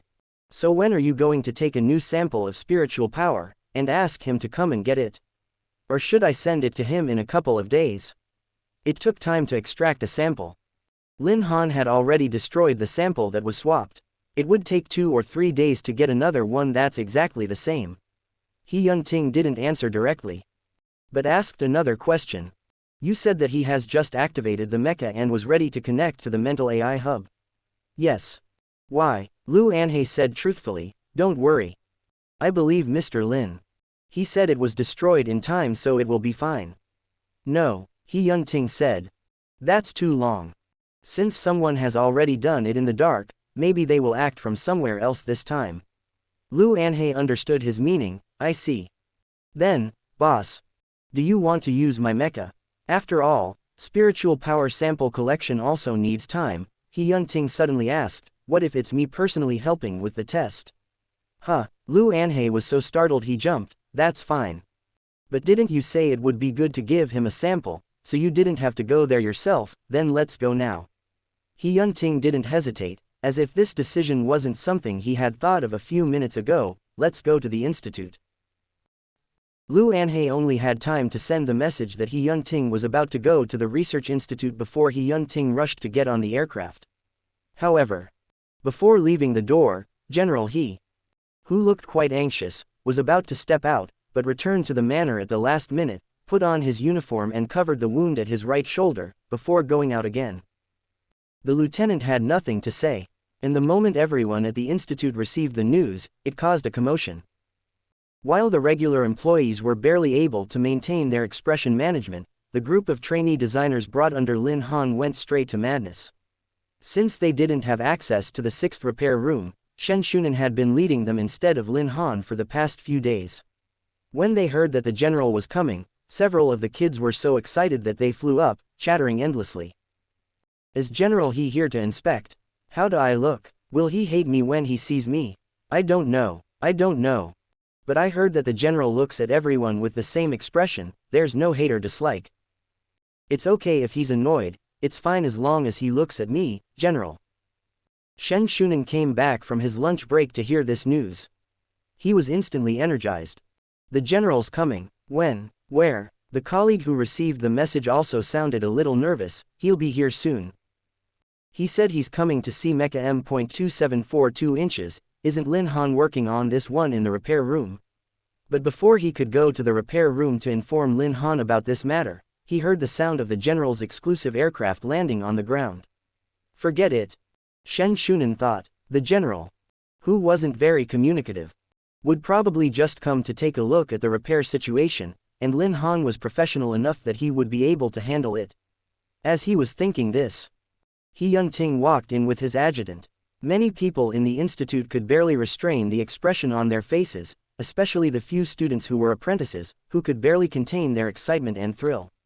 He Yun-ting was dressed in a sharp and handsome pale blue uniform without a military cap, and his short silver hair was combed up, making him look even more cold and impersonal. Hello. Where's the 6th repair room? Lu Anhei smiled faintly, as he took 2 steps closer, and asked Shen Shunan. And before Shen Shunan opened his mouth, He Yun-ting also followed his words and turned his face over to look at him. His eyes were an enviable blue color, but because his expression was too cold, Shen Shunan only felt like a frozen lake hit him when he came into contact with the other party's eyes, with countless invisible things frozen underneath. Shen Shunan told him the way. Lu Anhei nodded thankfully and followed He Yun-ting. When they reached the door of the 6th repair room, Lu Anhei seemed to think of something. Boss, you can go in alone, I'll wait outside the door. He Yun-ting nodded slightly and pushed open the door of the repair room. His mecha appeared in front of his eyes. The behemoth built for human warfare was standing in front of him, and in comparison to this big guy, humans looked weak and small. But not entirely. He Yun-ting raised his eyes and looked over. The black-haired, black-eyed mecha master was standing straight on the mecha's left palm, wearing a white uniform, with a lean figure and gentle eyebrows. And the large, apparently lifeless mecha, at this moment, had a spiritual, mechanical metal palm outstretched, in a reverent and respectful gesture to hold him up, its body shining with a cold metallic color, as if given life by the youth, injected with fresh blood. The image was shocking and strangely harmonious. He Yun-ting thought he couldn't take his eyes away. When the youth saw him coming, he froze for a moment, then left mecha's left palm to walk up the elevator, pressed the button with his other hand, slowly descended from the height, and looked down at him. He Yun-ting then watched the other party, slowly descending from a height of more than 10 meters, inch by inch, closer and closer to him. In the time it took for him to get closer to him, He Yun-ting was willing to look straight at his own thoughts for the first time, as if he felt that he was different from the first time he saw him at the dinner. No, he should say from the moment he held hands with him. At that time, he could even smell the sweet fragrance coming from the other party. The youth was different. But he didn't think it was love at first sight, and he couldn't even find a reasonable definition of what love was. He Yun-ting's life experience, in addition to training, was war. The only thing that had accompanied him for the longest time was this mecha. But he looked at the young man in white in front of him, and almost couldn't help but take a step forward, impatiently wanting to get closer to each him. He Yun-ting just stretched out his legs, before he finished a step, but was called by the other side. Wait a minute. The youth standing on the elevator opened his mouth. The repair room was large, and Lin Han's voice echoed throughout the space, with a crispness and the reality that carried a divine quality. He Yunting only ever gave orders to others, and if anyone else had ordered him to do something, he would have only treated them coldly. But now, he almost subconsciously stopped in his tracks. The young man's features were delicate and good-looking, but he frowned slightly, as if he was thinking about something. Lin Han looked at the blue eyes that were staring at him. He also didn't expect that he would come over in person. He had thought that he would either wait for his route to pass before picking the sample up, or that Lu Anhe would send it. No matter how it was set up, he had never imagined that the general would come in person. This was undoubtedly better for the repair, after all. The sample was just a sample. If the organic master himself was involved in the calibration of the spiritual power, it would be more efficient and the results would be more accurate. So, it was better like this. Lin Han, however, still had some worries. After all, he was still in heat. During this period, even with the use of inhibitors, he couldn't guarantee that his smell wouldn't leak out. Not to mention that this person smelled his pheromone. Lin Han wasn't sure how to describe his current mood, but as an Omega, he had enough sense of self-defense. Besides, he didn't really want to read the general's inner thoughts again for the time being. So, He Yunting watched as the youth figured out something. His dark eyes turned, reached out and held the guardrail of the elevator and walked down to the ground. The youth walked towards him while pulling out a pair of white gloves. The general vaguely felt that something was not quite right, but the expression on his face remained the same, still the usual coldness. He saw the youth stop after only a few steps. To make sure that general didn't do anything to overstep the mark, Lin Han wore the gloves and stood a full 3 times the social distance from He Yunting. If general has anything to say, he can say it directly. Quote. Just stand there and say it, Lin Han added, and used his white-gloved hand to make a no-approach gesture. Don't move and don't come over. He Yunting's indifferent expression cracked a little. Chapter 9. There was an eerie silence. If Lieutenant Call Lu had known that his boss would be in such a situation after he came in, then he would never have deliberately found a reason to stay outside. The scene needed his lubrication. Unfortunately, he wasn't there, so without the help of Lu Anhe, General He and Lin Han looked at each other in silence for a long time, not knowing what the other meant. But the only thing that finally came out was, "MN."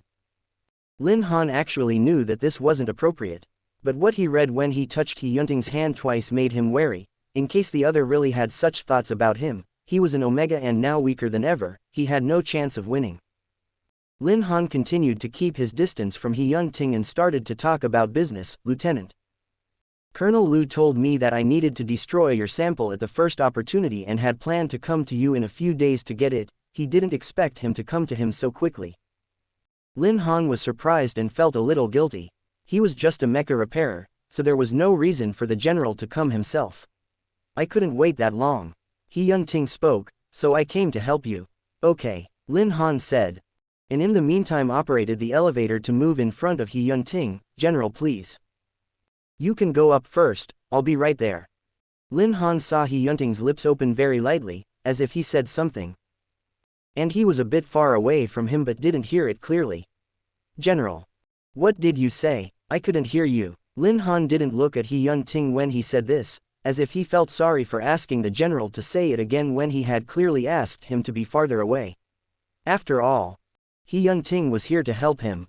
Lin Han finally took the initiative to take 2 steps forward. Since you're here in person, please forgive me for the poor hospitality. He Yunting's face was neither happy nor angry, but his blue pupils still stared at him.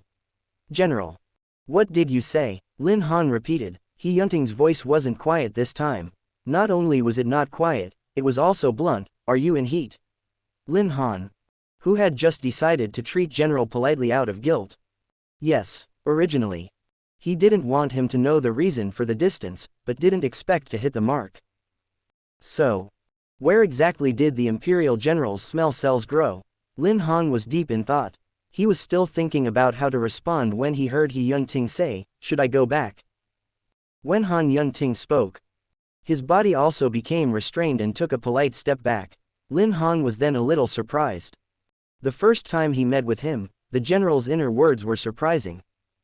And even if He Yunting's thoughts at that time were really unconscious and even he didn't react to them, it was at least proof that he must have positive feelings towards him. And an alpha faced with the estrus of a favored omega, and even smelled a hint of pheromone, his face was unchanged.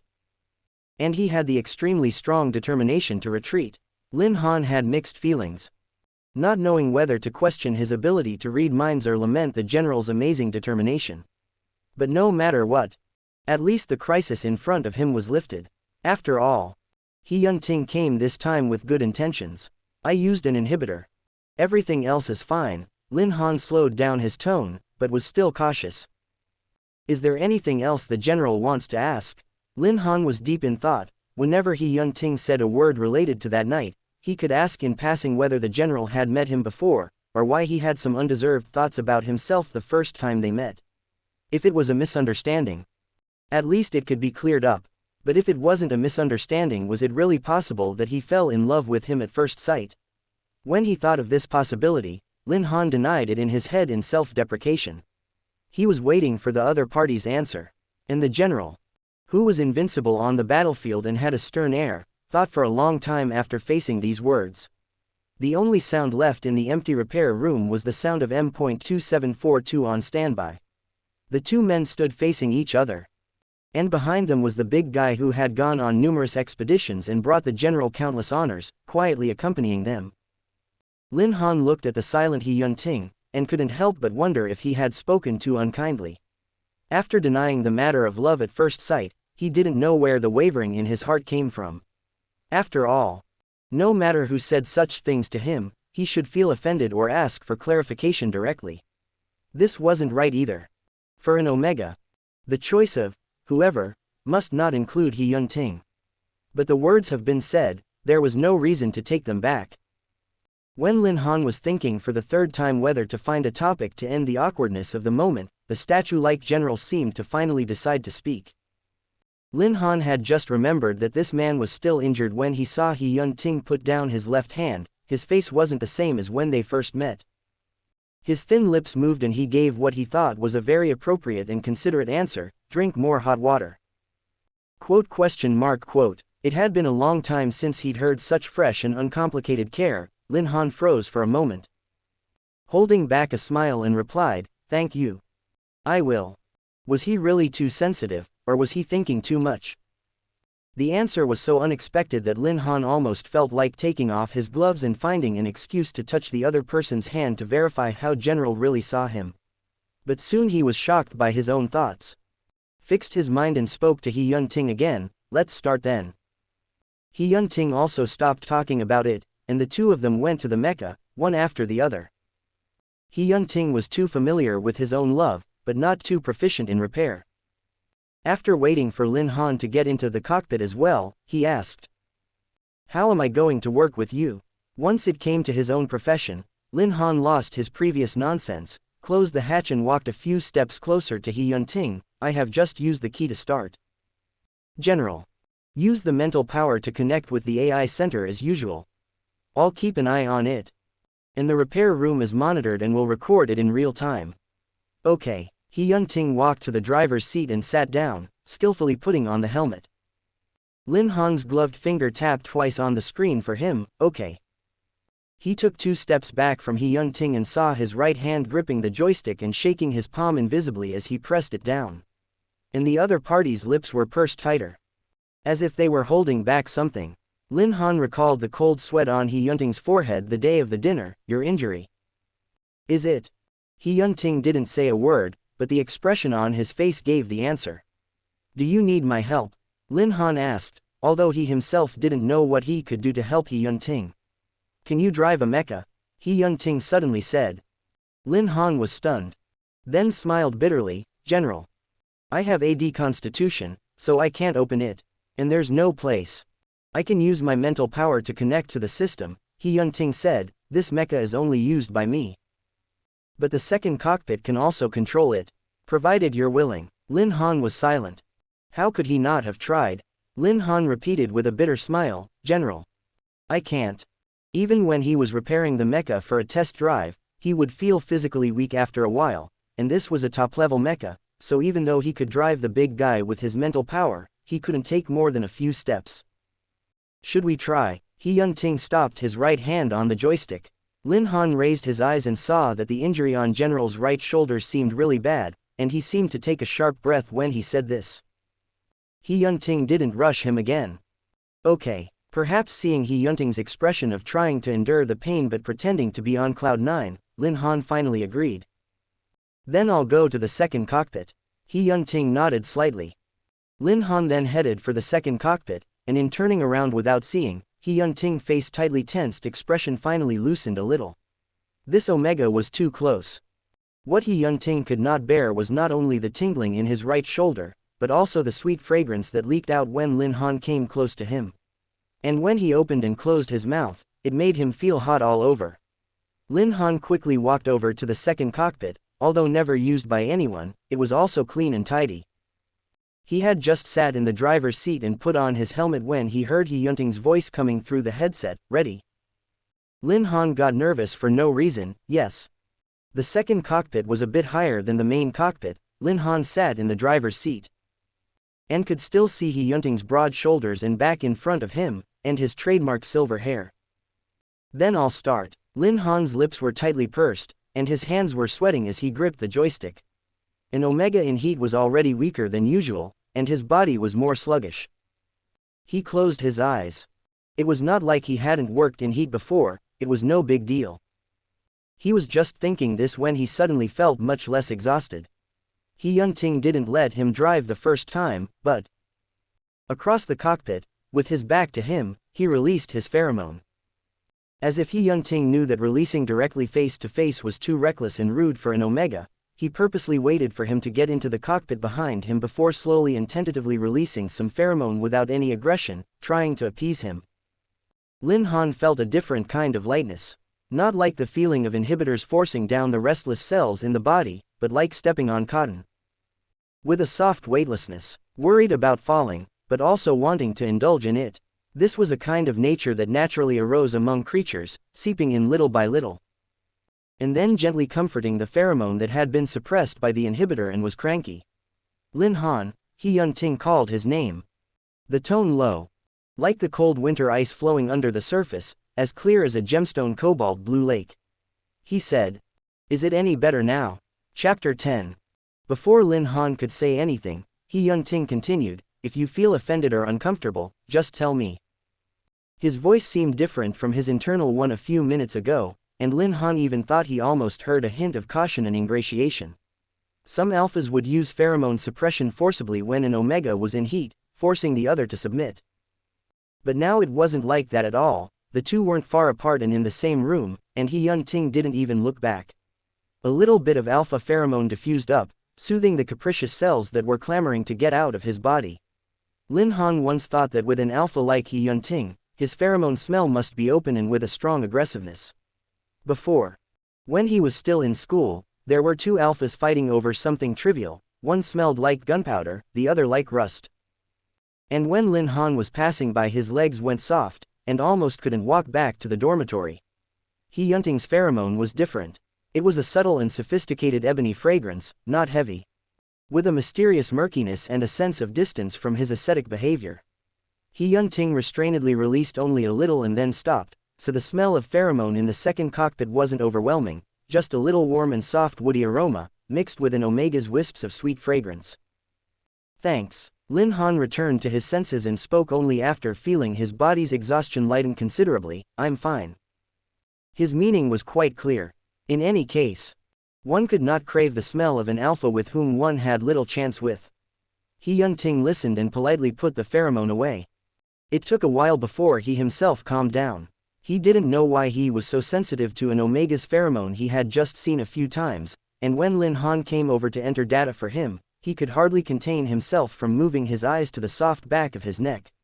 Fortunately, he was strong enough to let Lin Han into the second cockpit before he began to adjust himself. Lin Han could only see that Hyun-ting's back was facing him, and after the other man put away the pheromone, they were both silent for a while before he spoke again. "Let's get started then." Just use your mental power to connect with the AI center as before, Lin Han said, I'll do my best to help you. Although he said that, Lin Han was still nervous. He Yunting's voice came out of the headset again through the cockpit, don't be afraid. Just have a go in the repair room, it's not hard. Just listen to my command. Okay. The smell of ebony in the second cockpit dissipated, and Lin Han stared at the screen in front of him, not letting go of any of the data. Soon he saw all the systems belonging to He Yunting's cockpit activated, as the other used his uninjured arm to skillfully input commands. The highest hub belonging to the mecha activated under the drive of spiritual power, and a gentle mechanical female voice sounded in Lin Han's ears. Number M.2742. Ignition complete. Fuselage activated. AI hub on. First cockpit ready. Please instruct. Switching to second cockpit maneuvering, He Yunting said in a deep voice, requesting interconnection with second cockpit. Interconnection with second cockpit in preparation. Please be ready. Lin Han, He Yunting called out to him in his voice, his tone still cold. But with an imperceptible lightness, take a deep breath. Lin Han did as he was told. Put your right hand on the second joystick and push hard to the upper right. Don't tense your left foot. Continue to hold it steady. Don't worry about me, and don't look up. I've got a good angle for you. Your body will shake, don't be afraid. Lin Han tried to restrain his body from shaking, but his hands were still covered with sweat. He knew all the mecha like the back of his hand, but when he had to drive one himself, he couldn't help but panic. Lin Han gradually relaxed and stopped worrying too much, just listening to the instructions on the headset. With the cooperation of the two, M2742's engine roared and began to move forward slowly. The repair room was large enough for the giant to move under Lin Han's slightly clumsy operation. Don't be afraid, He Yunting added. All the data on my side comes up normal. The next step may be a little uncomfortable. Release the lever in your left hand, hold your right hand still, and hold it steady. Okay, Lin Han finally responded with a shaky voice, ah. Just after he finished, the fuselage shook violently and unexpectedly left the ground. The sudden sense of overweight made Lin Han exclaim, but he quickly calmed down and continued to listen to the command within the headset. Don't be afraid, He Yunting repeated. Although the piloting of the airframe was in the second cockpit, the mental power manipulation was completely under He Yunting's command. M.2742. In the repair room, slowly moved up and down. Due to the rustiness of the pilot, it did not seem to move smoothly, but inexplicably like a naive kid. He Yunting rarely said so many words, and even he didn't notice that among the countless instructions, in addition to the necessary operation, he said, Don't be afraid, the most. He said. See, you can drive it too. You too can drive it, you too can operate it, even if this time, it's confined to this narrow world. Lin Han's physique was already poor, and with his rutting period, He Yunting didn't let him drive more, and just made sure that the spiritual connection system wasn't damaged, and then made Lin Han stop. Lin Han was sweating. And only after the system's mechanical female voice announced that the engine was off, did he fall back into the driver's seat and start to catch his breath. He Yunting didn't rush him, and quietly waited in the cockpit in front of him. After a while, Lin Han took off his helmet, stood up holding the lever and walked to the door of the cabin. There was a knock on the door of the repair room, and Lu Anhei's lazy voice rang, "OTU, boss. Are you done?" His wording was very subtle. Not repair, nor test, just the single word, done, but his tone was very frank, and left people doubt whether it was intentional or not. Furthermore, Lu Anhei finished and didn't mean to come in. It was like a gentle reminder, like he was telling He Yunting that it was almost time to go. Lin Han saw He Yunting stop for a moment, then left the mecha's keys in place, took off his helmet and stood up from the cockpit. Only then did he look at the youth in the second seat. Lin Han's black hair was half wet, and his heavy breathing hadn't subsided yet, so he raised his eyes as well. He saw He Yunting standing at the cabin door, but he didn't get on the elevator first. He waited for him to join. He nodded to He Yunting, stepped out of the hatch, and rode the elevator down with him. When the two reached the ground, Lin Han also finally calmed down. He knew that Lu Anhei was looking for him and was probably urging the other person to leave, so he was just about to say something when he saw He Yunting hesitate for a moment before extending his hand to him. Lin Han's brain was still a bit slow. Plus he wasn't wearing gloves, and was stunned for a moment. He Yunting's hand froze in the air and didn't go any further. Lin Han called out to him. General. He Yunting thought of what to say at this moment, and only after a few seconds did he tense the corners of his mouth and say, goodbye. It turned out that he wanted to shake hands with him. Lin Han, because he was alone in the second cockpit, had taken off his gloves for convenience, and now his pair of cold white hands had a thin layer of sweat, so he hesitated. But didn't take the other's hand. He saw the blue light in He Yunting's eyes dim a little. Probably because that glimpse of emotion was too obvious, Lin Han had some unexplained reluctance for no reason. When He Yunting was about to pull his hand back awkwardly, he took out a glove and put it on, leaned forward and took a step to shake the other party's hand. Goodbye. General. Lin Han's face was finally less wary of He Yunting since the day of the celebration, and more gentle than usual. As their foreheads almost touched each other due to their slightly hasty movements. At first, Lin Han was concerned about the other's inner words, but this time through the gloves, through the fabric. He could feel the warmth of the other's palms, and the thin calluses on his fingers. He raised his eyes. And even though the expression on the general's face was now the same as usual, because he was too close, Lin Han still saw a glint of light that had been polished anew in the azure pupils. He Yunting said. See you next time. His thumb rubbed Lin Han's white gloves before he removed his hand with the warmth of his palm. Lin Han looked at him and an image inexplicably came to his mind. It was like a child who was teased by an adult that took away something he liked, and as he was about to cry, he got it back. So he grabbed the beloved toy again and broke into tears. But He Yunting was clearly not a person who showed his anger, let alone a child who cried and made a fuss. He was the general of the empire, admired by everyone, a war hero. A sharp blade that the enemy was afraid to cross paths with. But his pupils were blue. And his eyes were beautiful when their gaze locked.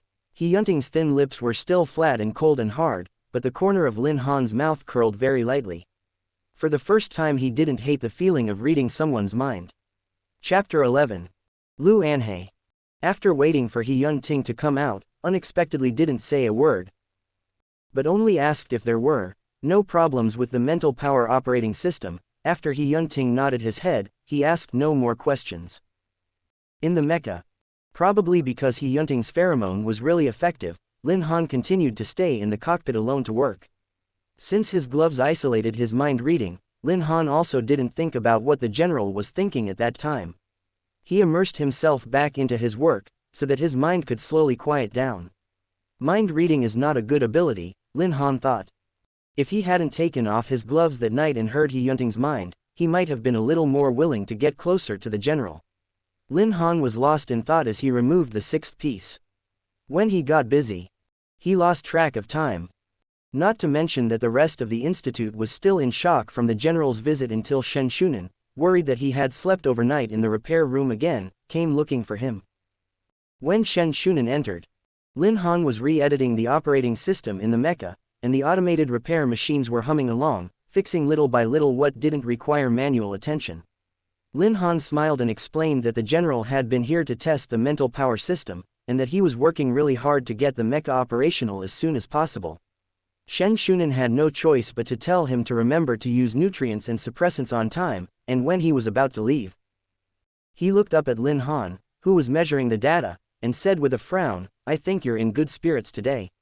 Lin Han said. Am I? Yes. Think about how long you've been in the repair room. Shen Shunan said, are you really in heat? I'm even going to suspect that what you took wasn't a suppressant, but a stimulant. Lin Han looked at the other helplessly, no. Really? Shen Shunan thought about it and finally came up with a possible answer. Could it be that the general just came to you, so you were so excited that you ignored your fatigue and continued working? Lin Han. Quote. How was that possible? But since something happened between them, he wasn't going to tell Shen Shunan about it. Putting aside the thought of marking him, the general might be a really nice guy, but he was really dull and uninteresting, and didn't look like he was on the same page as anyone.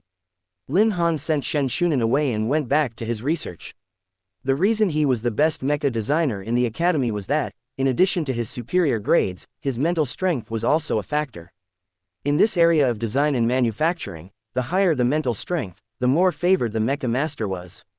Mecha were also graded, with the average B or C grade mecha only needing to be approved by the Academy for Design, and then could be mass-produced by the mecha manufacturing department for simple, indiscriminate patrol operations by ordinary soldiers.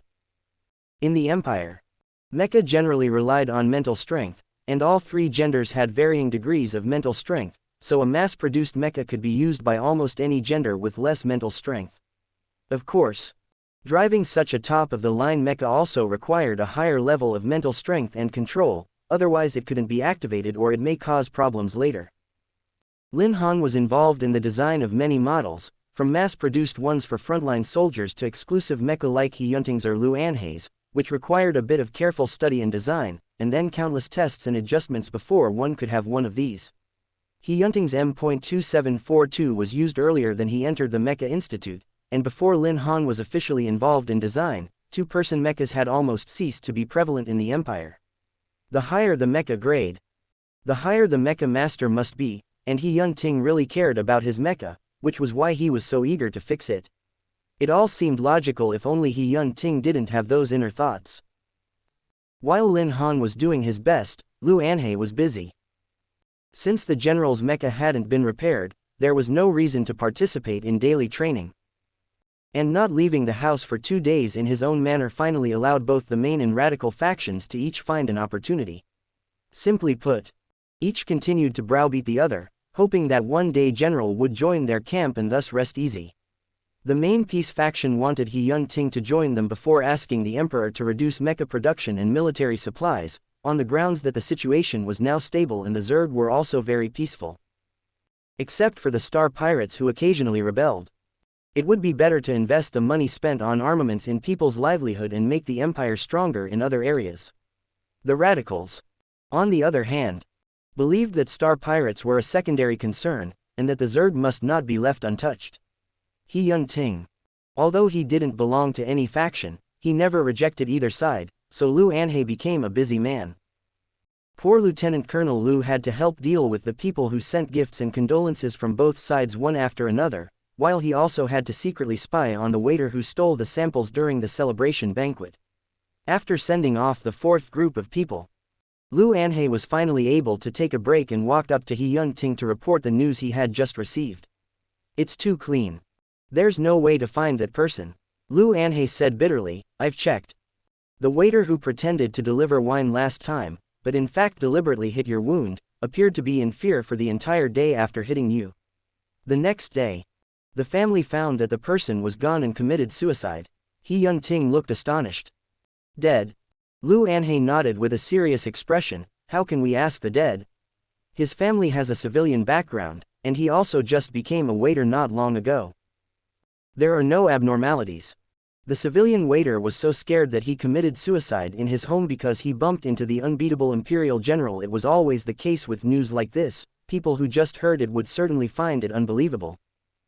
But once the word spreads, eventually there would be people who believed it. The general public would either comment that this person was too timid and too inferior, or that the general was too serious and too scary, but in any case, it was impossible to dig for deeper clues. "Boss," Lu Anhei seemed to make a great effort and finally decided to ask, "Do you think this time could it be those people orchestrated this?" When saying those words, Lu Anhei obviously hesitated for a long time, and his expression was grave. But He Yunting snickered contemptuously. The corners of his mouth gave the slightest smile, but the mocking look still hung on his face. "No." Lu Anhei said. "Is it possible that they've made some progress?" "Impossible." He Yunting replied categorically. "They don't have the guts. But now the problem is, we can no longer actively investigate. We can only be prepared to passively wait for the other side, see what other tricks they have up their sleeves." Lu Anhei then no longer dwelled on this issue. The sample was destroyed. "So I guess the other side planned to use a fake mental power sample to destroy the AI center of Mecha M.2742. When it was repaired and returned to you, your mecha would have no longer been your mecha. Good thing you were there in person the other day, so that didn't happen." Lu Anhei sighed in relief. He Yunting's icy face was melting, but it really doesn't matter. Lu Anhei didn't understand at first. "What?" "I meant," He Yun-ting looked out the window at the tulip fields that weren't yet in full bloom. Even if I weren't there, or even if I used the fake sample, he would recognize it. This, he, didn't have any reference. But Lu Anhei just heard his boss's tone of voice was filled with more than a few points of confidence. The two were talking when the butler knocked politely on the door. "General, there are guests." Lu Anhei's head was spinning when he heard this, and he shouted at the door. "Which side is it from this time? Is the last name Zhang or Luo?" "Neither." The butler's voice turned a little more cautious. "The visitor, it's His Royal Highness." When He Yun-ting changed his clothes and walked to the main hall, the prince that the butler spoke of also happened to enter with a smile on his face.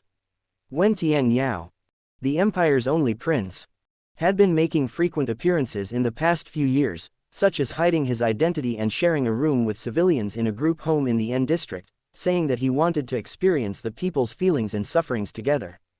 Coming to the army from time to time, saying that he wanted to learn how to drive a mecha from He Yun-ting, and even going on a campaign against the Zerg himself. After all, he was the one who would eventually succeed the throne and must accumulate some popularity. He had done a good job and was really approachable. Many civilians had already started to accept him, praising him as a good prince and surely the future hope of the empire. As soon as Wen Tianyao saw He Yun-ting coming out, he took a few steps enthusiastically. "Good day, General." Except for his previous, private visits, Wen Tianyao didn't like to wear casual clothes, but wore the exclusive royal dress, with the floral flap at the cuffs and the embroidery of the family crest at the collar to show his identity, vintage and gorgeous. His features weren't aggressive, especially when he smiled. And he was an affable prince who was liked by the people. He Yun-ting approached, pressed his right hand to his chest, bowed his head slightly, and gave a restrained salute. He had just finished saluting and stood up straight with a face full of indifference, when Lu Anhei, who was on the side, walked over quickly and whispered something in his ear.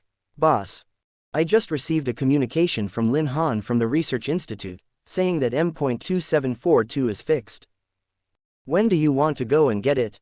Chapter 12. The corner of He Yun-ting's taut mouth loosened a little, but he soon thought of something and regained his cold face. He didn't evade Wen Tianyao, but asked a very short question first. "So soon?" Lu Anhei's eyes, which were bent, widened a little, and he muttered quietly in a voice that Wen Tianyao couldn't hear, "Aren't you the one who's anxious to get it fixed quickly?" Luckily, Lieutenant Colonel Lu was very smart and stopped himself before he finished the last sentence, and continued in a very serious tone and volume. "Yes. Mr. Lin said he was worried about the national affairs and was afraid of delaying the daily training, so he worked overtime to repair it." "Oh," He Yun-ting responded emotionlessly. But Wen Tianyao, who probably understood what was going on, curiously asked, "General's mecha was sent to be repaired? I clearly heard from others that the last fight against the Star Pirates went well." He Yun-ting's mecha was damaged and shipped directly to the repair room, and few people knew about the damage, so it was normal for Wen Tianyao not to get the news. "Then when does the general intend to have it sent over?" Wen Tianyao asked. "Now." He Yun-ting raised his hand to straighten the collar of his shirt, which had been meticulous. Wen Tianyao thought about it and finally gave a suggestion. "I heard that it would take quite a long time for the people from the Research Institute to send it over. Since this mecha is so important to General, why don't I send someone over to deliver it for you?" He Yun-ting didn't say anything. Lu Anhei was frightened. Wen Tianyao continued. "The mecha is already difficult to transport, so this will be more reassuring." He Yun-ting put down his long fingers that were fixing his collar, and remained silent. Lu Anhei stiffened his head. What the general means is he will personally go. It's just a mecha. What's there to bother the general himself for?" Wen Tianyao was very puzzled. This mecha is rather special, and the general said that he had to go and personally inspect it before he could rest assured. Lu Anhei focused on his eyes and ears and tried to be an excellent He translation machine. "Oh." Wen Tianyao believed it. And just when Lu Anhei thought he would move on from the topic, "Then I will also go with you, Your Highness the Prince." Lu Anhei closed his eyes. "I've never been to the Research Institute either," Wen Tianyao said, "and from what you guys said, this Mr. Lin should be very impressive. I want to meet him too." Lin Han didn't expect that after he sent the message, while he waited for Lu Anhei's side to reply, almost handing the mecha directly to his colleagues for delivery. An hour later his Royal Highness would arrive as well. The entire research institute fell into a kind of frantic panic again. What happened to the institute recently? Why were all these people coming? Why did the general come to visit them in person just a few days ago, and now His Royal Highness is also here? Was this the magic of M.2742? Lin Han was quite calm. Wearing his uniform and doing what he was supposed to do, waiting for Lu Anhei to send a message about his imminent arrival, and then standing in front of the giant armored car that carried M.2742. The greenery of the research institute wasn't very well maintained. The prince's exclusive aircraft parked directly in the inner courtyard at the VIP spot, stepped down and gave an almost imperceptible frown. However, Wen Tianyao quickly straightened his face, because he looked up and saw the general's mecha, the newly restored M.2742. He Yunting and Lu Anhei also followed and walked down. Lin Han watched the royal family member in elegant dress approaching him, put his hand on his right shoulder as everyone did, leaned over, and bowed to the prince. Don't mind the formalities. Wen Tianyao seemed like he was in a good mood. You're Mr. Lin. Right, how do you do? After saying that, he smiled and extended his hand towards Lin Han without any pause. Lin Han's body stiffened. The last time he was forced to read He Yunting's mind had already troubled him a bit, and now the one standing in front of him was different from He Yunting, a prince with royal blood. And it was even more impossible to be rude and not take off his gloves. Lin Han was helpless. Ready to listen to another thought he didn't want to hear, his left hand moved over his right hand, about to take it off and shake hands with Wen Tianyao. He has mysophobia. He Yunting walked up to the two at some point, glanced at Lin Han who was about to take off his gloves, and spoke up. Lin Han's hand movement stopped as his eyes moved upwards at He Yunting. It was Wen Tianyao who reacted faster and nodded understandingly. No need to take them off. It's just a handshake. In any case, it was good not to be forced to hear someone's thoughts, so he withdrew his left hand that was ready to take off his gloves, then shook Wen Tianyao's hand with his right hand and quickly let go. Thank you, Your Highness. Wen Tianyao nodded. Don't worry about me. I just came to accompany the general to take a look at his mecha, and to see the best mecha master of the institute. Lin Han didn't reply. Just hooked the corners of his mouth again very lightly. The lubricant, Lu Anhei, appeared just in time. Your Highness. The general still has to test the mecha before it can be shipped out, and it will probably take a while. Wen Tianyao also happened to not be too fond of the environment of the institute. I'll go back. I just wanted to take a break. Oh yes, I'm here this time mainly to congratulate the general's birthday in advance. He Yunting's face appeared to show a rare moment of doubt. Birthday? But before he could say anything, Lu Anhei, a tad impolitely, opened his mouth before his boss. Your Highness. The general. He never celebrates birthdays. Lu Anhei added an explanation. He used to be too busy and often forgot, and it wasn't a special day, so he never celebrated it again. Wen Tianyao was surprised. General, he is a meritorious officer to the entire empire. Even if he doesn't take it seriously, others can't forget it. Lu Anhei's eyebrows twitched and he didn't say anything. Lin Han saw that there was nothing left for him to do, gave the prince a farewell salute and was ready to leave, when he heard Wen Tianyao continue. I happen to be having a banquet in 2 days, and I wanted to invite the general personally. How about this? Consider it as a celebration of the general's birthday. Don't worry. This time will definitely not be the same as a celebration of merit. I won't invite those old guys. And father won't come either. It's just a little bit of my personal wish. How about it? He Yunting's eyebrows knitted up. His brow bone high, tempered and indifferent. Obviously still had a light expression, but his body gave off a harsh aura. Lu Anhei hesitantly said. This. Lu Anhei was used to dealing with these people inviting He Yunting to events and could pull out countless reasons to refuse, but it was the prince himself who gave the invite. It was hard to refuse. And although He Yunting himself wouldn't care, Lu Anhei couldn't help but protect the reputation of his boss. What's more, the prince himself didn't seem to belong to any faction, which made the reason for refusal one less. Lu Anhei struggled for a long time and sighed in his heart before saying respectfully, then thank you, Your Highness. Wen Tianyao nodded in satisfaction. and seeing that Lin Han was about to leave, he simply raised his voice and said, "Since the general has been invited, and Mr. Lin was instrumental in helping the general repair the mecha, why don't you come along?" Lin Han stopped in his tracks and turned around. With a polite and detached expression on his face, he rebowed to Wen Tianyao, and his smile closed up when he straightened up again. "No need," Lin Han replied dryly and frankly, after all, none of those things had anything to do with him, as if refusing the prince wasn't a big deal. "I prefer to lean back and laze in the cockpit than at a banquet, thank you." "Your Highness." He glanced back at He Yunting, who frowned slightly, but didn't say anything. Lin Han bowed again as a farewell and went back to his office. What Wen Tianyao said to He Yunting after, Lin Han didn't care much. It was only half an hour later, and he had thought He Yunting had left with the mecha, but he didn't expect a knock on his office door.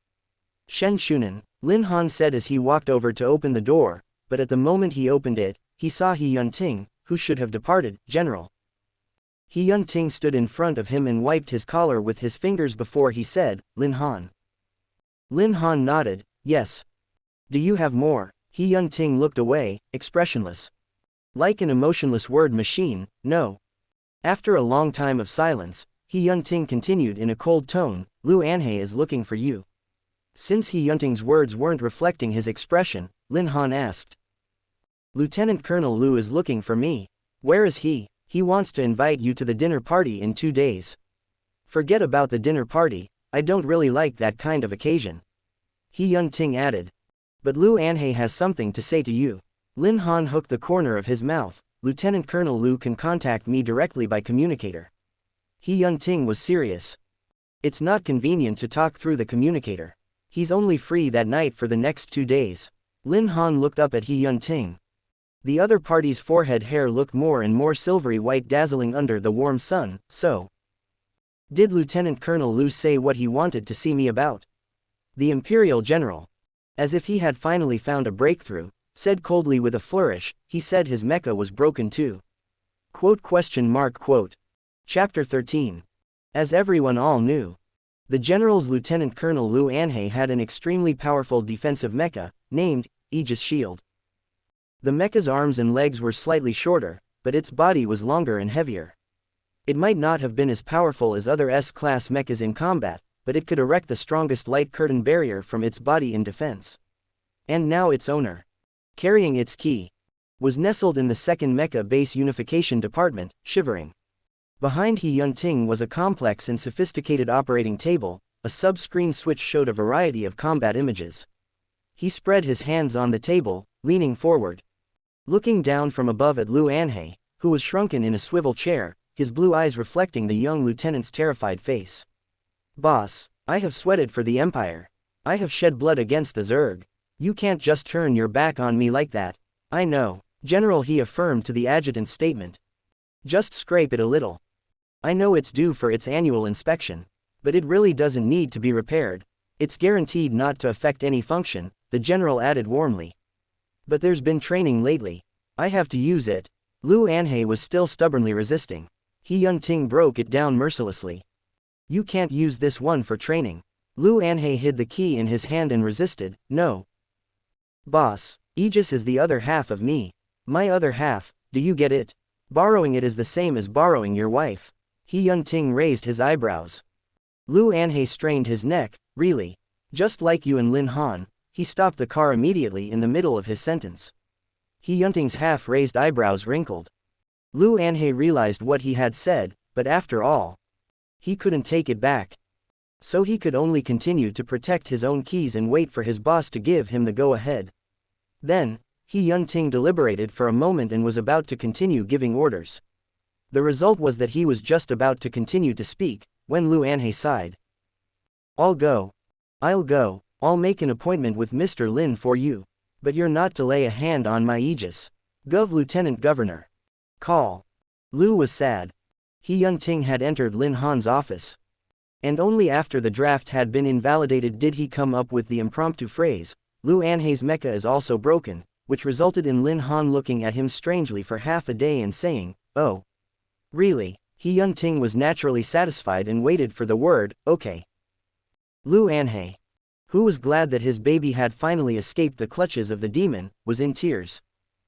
His boss's satisfaction was his greatest satisfaction, but Lieutenant Colonel Lu cherished his mecha like a wife and hid the key, and only then turned around to said, "Boss, I still have a question I've been wanting to ask." He Yun-ting looked at him sideways, his eyes puzzled. "Why do you want to invite Mr. Lin? And using my mecha being broken is a lame excuse." He Yun-ting pursed his lips and didn't say anything. Lu Anhei's eyes looked serious, not like a casual question mixed with curious gossip. It was almost as if He Yun-ting said, "Love at first sight," then the adjutant would leave to complete the military orders knowing nothing was the same. But He Yun-ting was really trying hard to clear his thoughts. They were really unclear. His understanding value in this field was zero, any area needed to be reclaimed little by little to explore, and if he rashly said love at first sight, that didn't seem to be a responsible thing.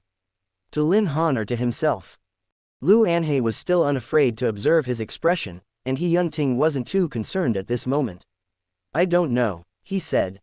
"Last time it was, no, this time it was, I don't know." There was a long silence. So long that when Lu Anhei thought the question would just end, He Yun-ting's voice came again, "But I want to see him." Lu Anhei moved a little. "I don't like parties either," He Yun-ting said, "but if that person was there, it would be a little better to spend time there." He didn't say the last sentence, and Lu Anhei stopped asking. Okay. I'll make an appointment for you." Lu Anhei, who had no other choice, sighed and decided that since he couldn't avoid it then he might as well help his leader out. Then should I help prepare something for Mr. Lin? He Yun-ting only thought about inviting people and didn't consider anything else. Prepare what? Clothing. Lu Anhei said, "The last time you celebrated, Mr. Lin came wearing the institute's uniform. This time it's at least your birthday, okay?"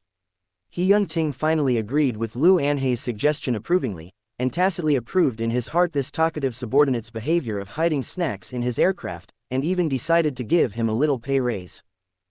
"Okay. Then I'll go get ready." With the crisis lifted, Lu Anhei put the key in his pocket, and had just walked to the door when He Yun-ting called again. "Pick a few clothes." "I'll choose." He Yun-ting's tone was cold and stern. "Oh." Lu Anhei nodded his head. "Wait, there's more." Lu Anhei asked the last question. "There will be a ball at the dinner, do you want to know more about it?" 3 days later, at Wen Tianyao dinner party, He Yun-ting attended as promised. The prince announced at the beginning of the banquet that today was also the general's birthday, and many people immediately came over to congratulate him and to express their admiration and love for the general. He Yun-ting was as cold and reticent as ever. All the praise was blocked by his cold face, as if today wasn't his birthday, but like a debt collection day. He sat on the seat arranged for the birthday person and looked at the door in silence. Wen Tianyao also came over, smiling in front of everyone, and said he had prepared a gift for him. When the party was over it would naturally be sent to the manor. He Yun-ting's expression wasn't happy, as he gave a very light, "Thank you," then said no more. Wen Tianyao didn't seem to mind, and after a few more words, he continued to talk and laugh with others. Lu Anhei accompanied He Yun-ting to sit down, feeling a burst of low pressure coming from beside him. "I've read that the prince's party isn't very distinguishable," Lu Anhei said closer. "There are 2 factions. And he's popular with both. So it's not easy to say for sure which side he belongs to. And to take a step back, if he did it, he can't be so stupid that we find out." Lu Anhei stopped himself here. Right. This prince was the future heir, so obviously he couldn't have any position, so why would he move a general who also has no other position? And even if he did, what would he get out of it? Obviously, nothing. Not even a single benefit. Apparently He Yun-ting had also considered this, and he nodded slightly. "It is indeed unlikely to be him." "Don't worry too much." Lu Anhei gave a After all, the occasion wasn't quite right, so He Yun-ting wouldn't mention this matter. The prince's dinner was indeed not as old-fashioned as the traditional ones. Everything was casual. One didn't have to be stuck in a certain seat half the night, and could eat whatever food was available. Any food and wine could be picked up by themselves and there was no fixed seat. How much more casual could it be? Originally, they didn't come to this place to eat, and after a while, Wen Tianyao said he had arranged a dance and invited everyone to join him. Hearing these words, Lu Anhei felt the air pressure of the person beside him lower by 1 more point. As the atmosphere gradually warmed up, many people followed along and crossed the dance floor. Boss, Lu Anhei only dared to speak, not daring to look at him. After all, a few days ago, he was the one who swore that he could invite him here. He Yunting responded soberly, forget it. He wasn't unprepared to be rejected. Lu Anhei muttered in a low voice, Mr. Lin said he would consider. I thought it was a yes, after all. The clothing sent over was accepted. He Yunting didn't say anything, only his gaze sunk. By the time Lin Han arrived at the designated place, he was already half an hour late. Because he decided to go to the appointment only when it was almost time for the dinner. He was wearing the white dress that He Yunting prepared for him, with a unique and exquisite black bow tie at the collar, which was less dull than the institute's uniform and more noble, making him look like a graceful and elegant little poplar from afar. Lin Han followed the steps to enter the field smoothly, and was about to avoid the crowd to find a corner to sit down, while also looking for He Yunting and Lu Anhei's position. The other day He Yunting came to him and said a bunch of hard and illogical words, which he found a bit funny. But didn't intentionally make things difficult for him. Although Lin Han had no relevant experience, he was smart, and knew Lu Anhei was inviting him for He Yunting. In the end, he didn't directly refuse, told him he would consider it, and even accepted the specially sent clothing. When Lu Anhei invited himself, he repeatedly said several times that today was He Yunting's birthday. He remembered that day. When Tianyao mentioned the general's birthday, He Yunting was full of indifference, as if it was a completely irrelevant day. He shouldn't have had a birthday for a long time. Lin Han had no father role in his family since he could remember. It was good that his mother was gentle and remembered his birthday every year, and the two of them spent it together. And he had heard that General never had a birthday and couldn't even remember the date. Then consider it a celebration for him. A birthday should be a memorable day. While he was thinking that, Lin Han finally arrived. And he didn't know that when he stepped into the hall, Lu Anhei, who wasn't far away, saw him and finally let out a sigh of relief and said to He Yunting, Boss, he's here. The ball began. The surrounding lights were gradually dimmed, only the dance floor flowed with a light, blurred light. The music was just right, like a not too vigorous catalyst, subliminally infecting people. The chasing lights were scattered aimlessly all over the dance floor, and pairs of people swayed on the dance floor, from strangers who were meeting for the first time, to couples who were in love with each other. People swaying on the dance floor, waiting for a time when the lights were dimmed, waiting for a change of tune of the music. There would be uncontrollable people embracing and kissing, lingering and sticky. Lips parted with a sweet gasp and love words. No one would notice who was blushing, and no one would blame someone who was behaving ambiguously. On this occasion, there were too many possibilities to be acquiesced. Lin Han sat at a table not far from the dance floor and watched all this. His eyes swept around the strangers who were kissing inseparably. He subconsciously averted his eyes. Was it possible that He Yunting was among these people? But before he could think about it, there was a low murmur from the crowd. The crowd saw that the general, who had been as impersonal as a statue, suddenly stood up and walked towards the dance floor. Was the general willing to join in too? Some people were bold enough to think this. Was it because there was an omega that he liked that the general was coming this way? He Yunting was probably so conspicuous that even the lights were attracted to him and chased after him. The people kissing quietly stopped and looked at him with the ambiguous light, either blatantly or cautiously. The tall man's gaze was at first confused for a moment, as if he was looking for something. But he steadied his gaze when he cast his eyes on the youth sitting near the dance floor. Before the music stopped, He Yunting walked across the room without looking away. Through the sticky and ambiguous kisses, through the seductive sound of the fallen, he stood in front of a certain young man who was staring at the rest of the room. Lin Han didn't even realize that he had unwittingly become the focus of attention at the party. The scene didn't suit him. He wanted to find someone, but felt unable to take a step. At that moment, he felt a gentle tap on his shoulder. Lin Han turned his head in response. The music was still flowing softly in his ears, with the seduction of the scent of wine. The imperial general, admired by millions, stood in front of him and looked at him. His handsome face still had a light expression, but Lin Han felt that he wasn't as cold as when they first met. Since he was in a hurry when he came over, He Yunting's forehead had a strand of silver hair hanging over it, and his eyes were still reflecting the blue light. Lin Han momentarily forgot to greet him. The tall man stood in front of the handsome young man in white clothing, paused for a moment, and finally bent down in a gentlemanly salute, putting one hand behind his back and handing the other to the youth in a slightly rusty manner. "I'd like to invite you to a dance, Mr. Lin." He opened his mouth. His voice was like the winter sun enveloping the gentle, fluttering snow. Chapter 14. Lin Han was stunned for a long time. He seemed to be very stiff even in the posture of invitation, with his hand outstretched and then stopped in midair, without any other movement, just waiting for his response. The crowd's eyes didn't dare to linger too long, even though some had already begun to enviously speculate about who the invited person was. The lights were still dim, but He Yunting's eyes were bright. He Yunting, who was from the military and well-trained, held this position until Lin Han responded, without moving, as strictly as if it was such an important invitation. Lin Han still looked at him. But the problem was, Lin Han rarely participated in such occasions, dancing and so on. And even more so, he didn't participate. He couldn't. He Yunting seemed to be very patient, and while waiting, as if afraid of Lin Han's worries, he whispered, "You can put your gloves on." So 3 seconds later, a pair of white-gloved hands, still warm, rested on He Yunting's palm. "Okay," Lin Han said. Lin Han thought a lot in a very short time. For example, what was he thinking right now? If he didn't wear gloves, would he hear a different response? Or, if he refused, would the general have the same sulky light in his eyes as the last time he tried to shake hands with him in the repair room?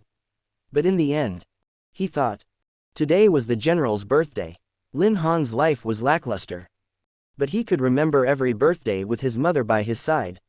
He didn't know what He Yunting had gone through along the way, but on his birthday, he should be happy, so he accepted the invitation. He Yunting's hand suddenly gained a little more weight. The Omega's gloved 5 fingers looked almost delicate, even for a mecha engineer who spent his days at the institute, installing and dismantling all sorts of mecha designs. But they looked a little small, and He Yunting was able to wrap it securely in one hand, and the wrist was lean, as if to tell the person holding it that its owner should be cared for in this way. He Yunting became careful for no reason, because if he used too much force, the other might get hurt. Lin Han felt the man in front of him breathe heavier, and was about to raise his eyes when a pair of hands fell on his waist. The general was able to catch up on his skills in a short period of time because Lieutenant Colonel Lu wisely mentioned this, even though Lu Anhe said in despair after seeing his learning results, "I think if Mr. Lin rewrote a program for M.2742, it can jump better than you." He Yunting lifted his legs like kicking a square step, and his hand movements were like army drills, in short, stiff and rusty. Finally He Yunting barely learned. Lu Anhe even covered his face and said, "Or you shouldn't consider this, and inviting Mr. Lin to join the table is also enough." He Yunting agreed at that time. But when he waited for a long time until Lin Han appeared, all the preparations he had made before fell flat again. Perhaps the lighting and music were so ambiguous that he felt he might regret it if he didn't do it. He Yunting never regretted anything. Now he hated the worry of the unknown, the powerlessness and unavailability. Lin Han didn't release his hand, which made He Yunting feel relieved again. As a result, the Omega came close to him and said honestly, "But General, I don't know how." He Yunting's hand on Lin Han's waist tightened. If the material had been thinner, Lin Han might have felt a different kind of heat coming from General's palm. Fortunately, the clothing was chosen by He Yunting himself and was of good quality, so the thin sweat on his hand wasn't noticed by Lin Han. He Yunting stiffened for a moment, then used the hand that was holding Lin Han to lead him to the dance floor and said without changing his face, "It's okay. I'll teach you." Ever since He Yunting invited Lin Han in public, people have been quietly trying to look over every now and then. But the lighting was too dim and no one dared to look too openly, so they just felt that the two danced like they were different from the others. The beat was kept up, but the movements were a little off. The two jumped up and seemed too introverted. Of course they didn't hear the whispers between the two. Lin Han put his hand on He Yunting's shoulder and listened to the other's instructions. "Wait until the next beat and remember to follow along with my steps." "Oh." Lin Han stepped on He Yunting's military boots. A minute later Lin Han learned the beat, "So General. Should I now?" He Yunting stepped on Lin Han's foot before he could say the words, backwards. Forward. Stepping on the foot, side. Stepping on each other's feet. He Yunting's expression was still cold, but because he had made too many mistakes, he decided not to instruct anymore, and his own foot movements became very restrained. His movements became smaller and naturally affected his partner, and Lin Han finally couldn't help but curl his lips, "General. Quote. Can we just dance with small movements?" He Yunting looked at the hand held in his palm and wrinkled his brow. "It's still okay, try again." He felt the Omega smile lightly. "Okay." 10 minutes later. The two finally gave up and He Yunting dropped the hand he was holding on the other's waist and walked with Lin Han to the side to sit down. There were no words for a while. The silver hair in front of his forehead seemed to be messed up again. He Yunting looked at the others on the dance floor with a puzzled cold expression. Lin Han looked up and saw this look. He could only see the side of He Yunting's face. The other party's features could almost be described as sharp and aggressive. The position of the brow bones made the eyes deep, while the line of the nose and lips remained cold and hard. The most recognizable, of course, were his eyes. But now these eyes were filled with doubt, with a bit of resentful disbelief. As if he didn't understand why everyone else could dance so harmoniously, but they were unbearable to look at. Lin Han once again remembered the analogy he once made about him. Maybe he really was a bit like a child. For a moment, he actually wanted to hear what was on the other side's mind right now. But soon he extinguished this thought, looked into those eyes and said, "General." He Yunting, who hadn't been looking at him, turned his face. Lin Han smiled towards him, "Happy birthday." The expression on He Yunting's face changed subtly. Lin Han didn't know how to describe it. The other party's expression wasn't joyful, but showed an unexpected surprise. It was as if no one had said those words to him for a long time. But soon, he saw the corners of He Yunting's originally flat lips move a little, as if to respond to him, with a smile. He probably hadn't had this expression for a long time, so He Yunting almost rawly tried to curl the corners of his mouth, but was a little hesitant for fear that this expression would be too raw and Lin Han would find it ugly. "General," came someone else's voice from the side. The two of them looked together and Wen Tianyao was smiling as he was walking towards them, "Happy birthday. The supreme glory of the Empire." The corners of He Yunting's mouth that hadn't been able to hook up became flat again, and he lightly responded. Then I'll drink a toast to the general," Wen Tianyao said unconcernedly, beckoning the waiter with the wine to come over, and to wish Mr. Lin a good time tonight. The young waiter who was waiting at the side came over. But strangely enough, there was no wine on the tray. Wen Tianyao's face showed a little displeasure. "If you don't have any wine, go and bring it over. Do you want me to teach you that?" The waiter seemed to be in a daze, nodded his head, but didn't do anything else. The displeasure on Wen Tianyao's face became more and more obvious, and he was about to wave his hand to call another one, but he found that the waiter looked strange, and his feet moved towards He Yunting. He Yunting's brow furrowed. Wen Tianyao also found something wrong at this moment. This waiter. He had never seen him before. Wen Tianyao immediately made a sound. The change happened in a flash. "General," he only had time to exclaim before he saw the expressionless waiter pull out a sharp knife from the bottom of the tray, which he had covered with his hand for a long time. He Yunting was swift. In the light of day he sensed the other party's intention. When the man was about to approach his wrist, he didn't have time to use the knife still in his hand. He Yunting ruthlessly twisted it. And the man let out a miserable cry of pain, but in the next second, he didn't kill the other party. But the other party's wrist was still in He Yunting's hands holding the knife. The waiter who understood that the stabbing failed still didn't let go of the hand holding the dagger, and a strange, ho-ho, sound came from his throat. While he even endured the pain of being restrained by He Yunting, leaned forward and suicidally put his heart to the tip of the knife. Lin Han only saw a flash of cold, sharp blade in front of his eyes. As the killer was about to kill himself in front of everyone, He Yunting grabbed Lin Han with his left hand at this moment and turned him over with his back to him, not allowing Lin Han to face the image he was about to see. After a muffled sound of a sharp blade entering the flesh, Lin Han subconsciously closed his eyes. The moment He Yunting touched his hand, His ears rang with the other party's cool voice. Tilda, don't look. Tilda. Chapter 15. The assassin was so determined to die that he killed himself in an almost tragic manner in front of everyone, even though one hand was firmly clutched by He Yun-ting and couldn't be moved. He Yun-ting loosened his grip. But he couldn't feel the pain, and when pierced by the dagger, he only let out a strange muffled grunt, and the person lost his strength and fell to the ground. The blood splashed on He Yun-ting's pale blue coat and the military boots that had been stepped on by Lin Han a few minutes ago.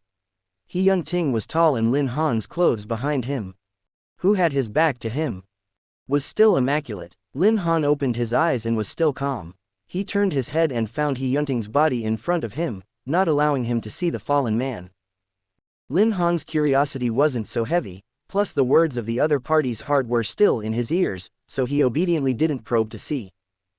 The people who witnessed this scene let out a shriek of fear and trembled, while cautiously coming over and whispering. The audacity is really too big. Trying to assassinate on such an occasion, the key target is the general. Did he think he would succeed? Luckily General struck quickly, scared me to death. When Tianyao face went pale, he first looked at the man on the ground, not clear if he was dead or alive, then gritted his teeth in great annoyance and turned his face away, still letting out curses. The soldiers who followed him soon arrived at the scene and began to disperse the crowd of onlookers. Lu Anhei, who was standing by to see how his boss behaved, also walked over quickly, and before he could speak, He Yun-ting opened his mouth first. Take Mr. Lin to rest somewhere else first.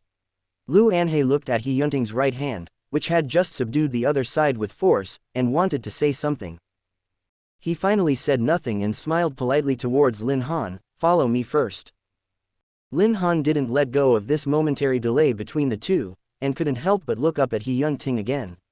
He couldn't see the other's expression, only the cold, hard line of He Yun-ting's shoulders, and the posture of standing straight.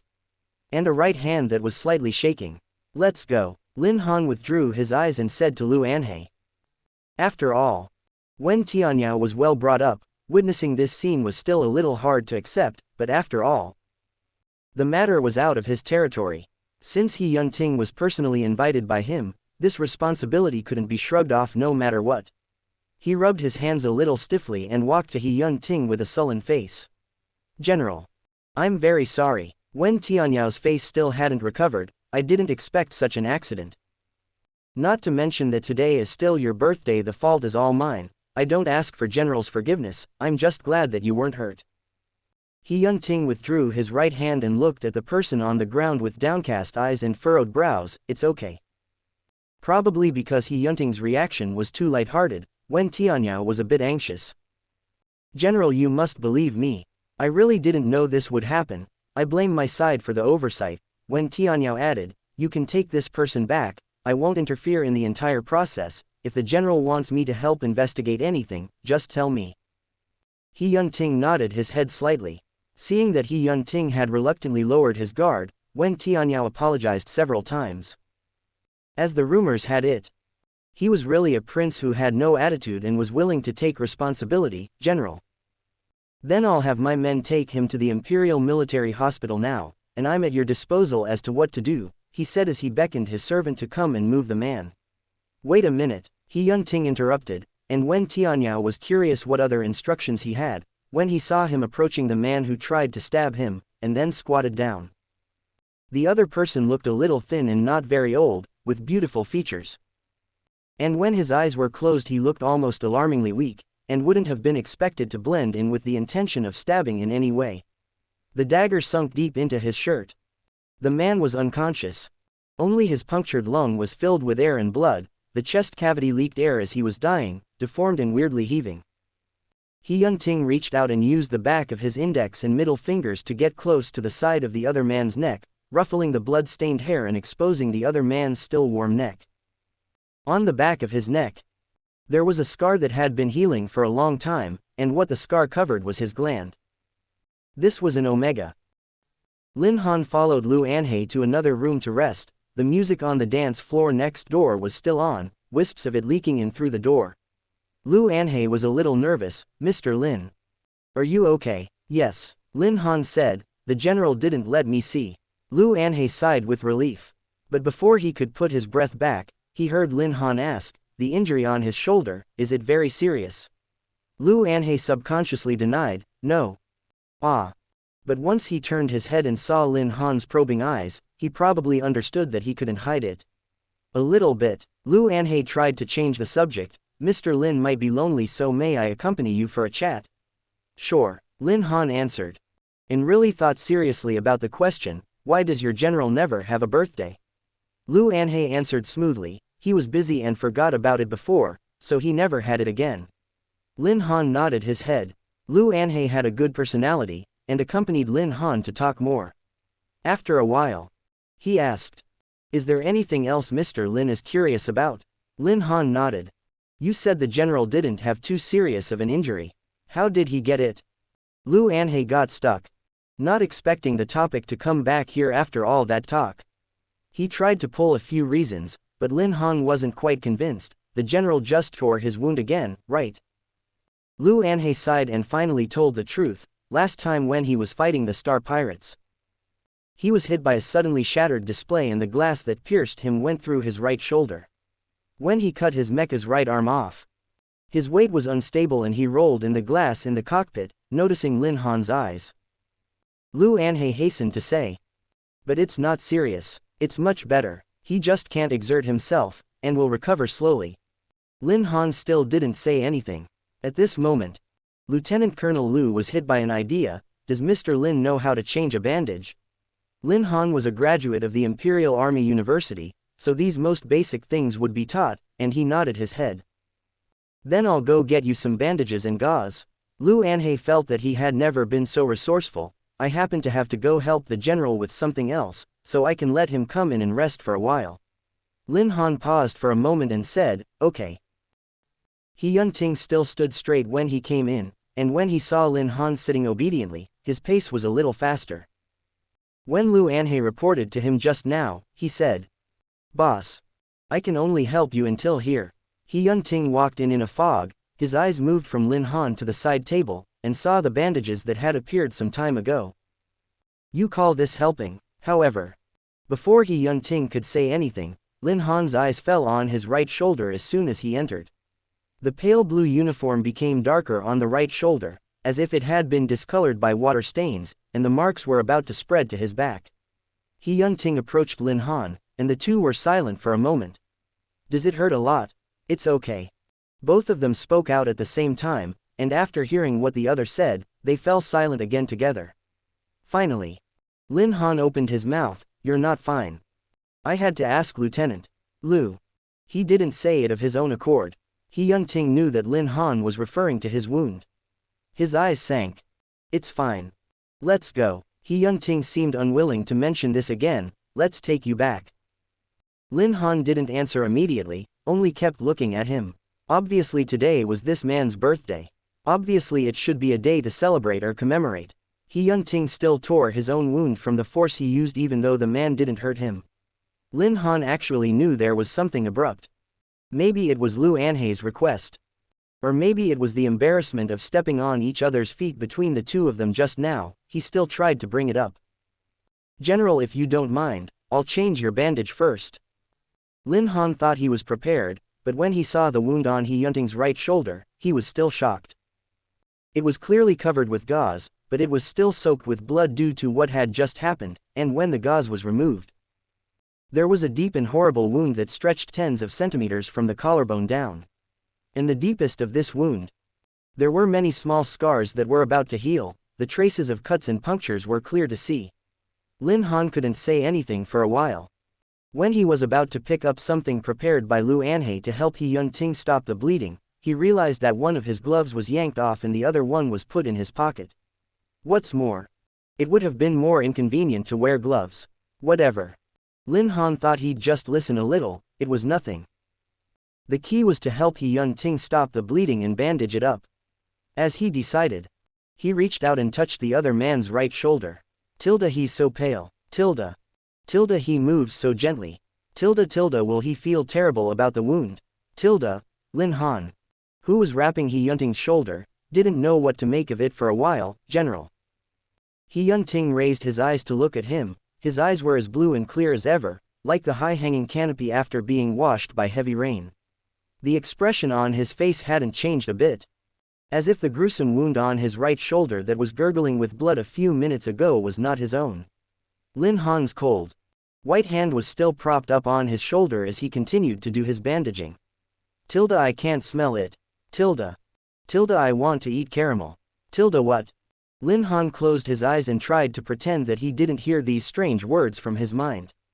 But it was clear that the general knew nothing about it. So after a minute, Lin Han's ears were filled with the voice of the cold-faced general with his lips closed. I'm hard. Quote. He moved his hands a little faster. After the wound was wrapped, Lin Han pursed his lips and threw the gauze on the table. Don't you feel any pain? Chapter 16. Lin Han threw the gauze on the table, and felt that he shouldn't be so angry in front of He Yun-ting. But then he really couldn't understand how this cold-looking person could think a bunch of these things in his mind. And this wound, just by looking at it, really hurt. Lin Han's 20 years of life were really boring. He didn't suffer. Wasn't a victim of any crime. The most eventful thing was that he was afraid of pain. Lin Han's mood was quite calm after he became an Omega, but he was secretly afraid when he was 18 years old that if he became an Omega, it would probably be very painful to be marked.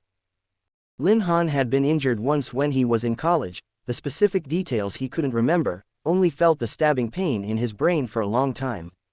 Thinking of this, Lin Han took a second look at the wound that he had just wrapped up. Even though he moved gently and tried to stop the bleeding, the outside was still stained with a little bit of blood. After changing the medicine, Lin Han saw He Yun-ting reaching for his shirt. The uninjured side of his arm showed his smooth and perfect muscle lines. There were old wounds on the back of his shoulder, but they were no more than the wounds he had just received. How could he not feel pain? Not only did he feel no pain, but taking a step back. Even if He Yun-ting himself didn't realize what his heart was saying at this moment, the reaction was still there. Lin Han thought of what he heard, had an embarrassed face, but didn't look away. His skin was white, making his blush easy to see. So the nameless fire came back up. As if to cover up his own mood of being a little annoyed by this person's inner words, Lin Han decided not to pay attention to this person, stood up again without looking at He Yun-ting, and was about to walk towards the door. Lin Han was just about to pull open the door and head out when he heard He Yun-ting, who had been silent. Speak. It hurts. He didn't hold back and still turned his head to look at He Yun-ting. Lin Han didn't know what kind of expression he had now, but he tried to tense his lips to be able to make He Yun-ting understand that he was really angry now. But probably because he was afraid he would still blush, Lin Han's eyes dodged a bit, falling on He Yun-ting but not looking into those eyes. Lin Han sneered in his heart, saying that if he hadn't heard those words just now, he would have really believed it. But some people don't think like that. He Yun-ting didn't seem to understand why the young man who was mild-tempered and offered to change his bandages changed his face in just a few minutes, looking angry. And even his face was a little red. The wound naturally hurt. It was just that his attention wasn't on the wound during those few minutes just now. He Yun-ting didn't know what to say to make the young man in front of him happier, but he didn't want the other man to just leave. As if he was afraid that Lin Han didn't hear him, He Yun-ting was silent for a while and repeated in a deep voice, "It hurts a little." Lin Han had nothing to say. If it was someone else, Lin Han might have pointed it out directly. But the person in front of him was really something else. He would wait for him to get into another cockpit during his rut before releasing a little pheromone to calm him, and would tug his hand when he was in danger. Not wanting to let him see a bloody scene. He really was a little weird. The more Lin Han thought about it, the angrier he became, and he didn't know what he was angry about. But he didn't have anything at hand. So he finally took out a glove from his pocket and threw it at He Yun-ting. "If it hurts, then I wish the general to get well soon." Oh. This time He Yun-ting didn't pause, took the glove and quickly responded. After responding, he also looked down at the gloves. Lin Han, who decided to entire sale a bunch of gloves after today, pulled the door shut with a bang. The result was that he hadn't taken 2 steps before he heard He Yun-ting's voice chasing him out behind him. Lin Han was full of ideas to stay away from this pervert, but for some reason, he finally stopped. If He Yun-ting walked too fast, he might pull the wound again and get hurt. "Is there anything else you want?" Lin Han was rarely so unpleasant. He Yun-ting looked up after catching up with Lin Han and handed the gloves to Lin Han, with a rare puzzled expression on his face. Yours. Lin Han didn't bother to take them. Why are you angry? He Yun-ting never knew what it meant to be pedantic, asking questions when he didn't understand, and asking someone who hadn't lost his anger. He had the nerve to ask. Lin Han didn't want to talk. He Yun-ting didn't seem to feel embarrassed, and Lin Han didn't reply to him, nor was he angry. His blue eyes only slightly dulled for a moment, before he replied. I'll send you back. It's not safe for you to be with me at that time when things aren't clearly investigated. He Yun-ting was concise. Lin Han froze for a moment and said, I'm fine on my own. He Yun-ting stopped talking, but also didn't give way, just silently waiting for Lin Han. Such silence gave Lin Han the illusion that He Yun-ting was the one with the highest status between the two, but he felt that he had put the scepter of choice completely in his hands and tacitly agreed to this rule. If Lin Han refused again, He Yun-ting would definitely respect him and leave, but if Lin Han couldn't bear it, then he would agree to the request by default. But Lin Han also knew that He Yun-ting was now the one who wasn't safe. If there were other people with those intentions, even if He Yun-ting could be subdued, his wound that just stopped bleeding would definitely open up again, which would be painful for him. Lin Han was a man afraid of pain. Just looking at the wound, he felt the pain. Not to mention the owner of the wound.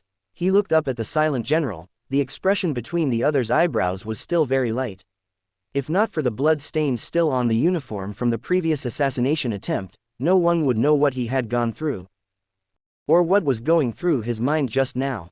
Lin Han looked at him and had a strange thought. It was clear that he had the ability to read minds, but this ability made him even more unable to see the person in front of him. He finally couldn't be cruel enough to not agree to this. Let's go. Neither of them spoke much after getting into the aircraft, but the autopilot function saved He Yun-ting a lot of trouble and he didn't have to touch his wounds. After a while Lin Han saw He Yun-ting's communicator light up. It was a private communication. It should be Lu Anhei. He Yun-ting didn't want to avoid him, so Lu Anhei's voice came out. Boss. MN. That person couldn't be saved. Lu Anhei's voice sounded very frustrated. He didn't even wake up. He didn't have any sense of survival, and died within a few minutes of being taken to the hospital. Got it. He Yun-ting sounded very calm. So I just checked the one from the previous celebration again, and found that the two are similar. Both are Omegas. And both have a scar on the gland at the back of their necks. What about Wen Tianyao? He Yun-ting asked. There's nothing unusual about His Royal Highness, and having analyzed it, the likelihood of it being him is very low indeed. Lu Anhei spoke quickly. He doesn't have any need to do so. If it was really him, and if there was really any reason, he's unlikely to be stupid enough to do anything on this occasion. I have been following him. And his emotions are clearly not faked. Lin Han gave He Yun-ting a look. Meaning, is it really okay to let him hear these things?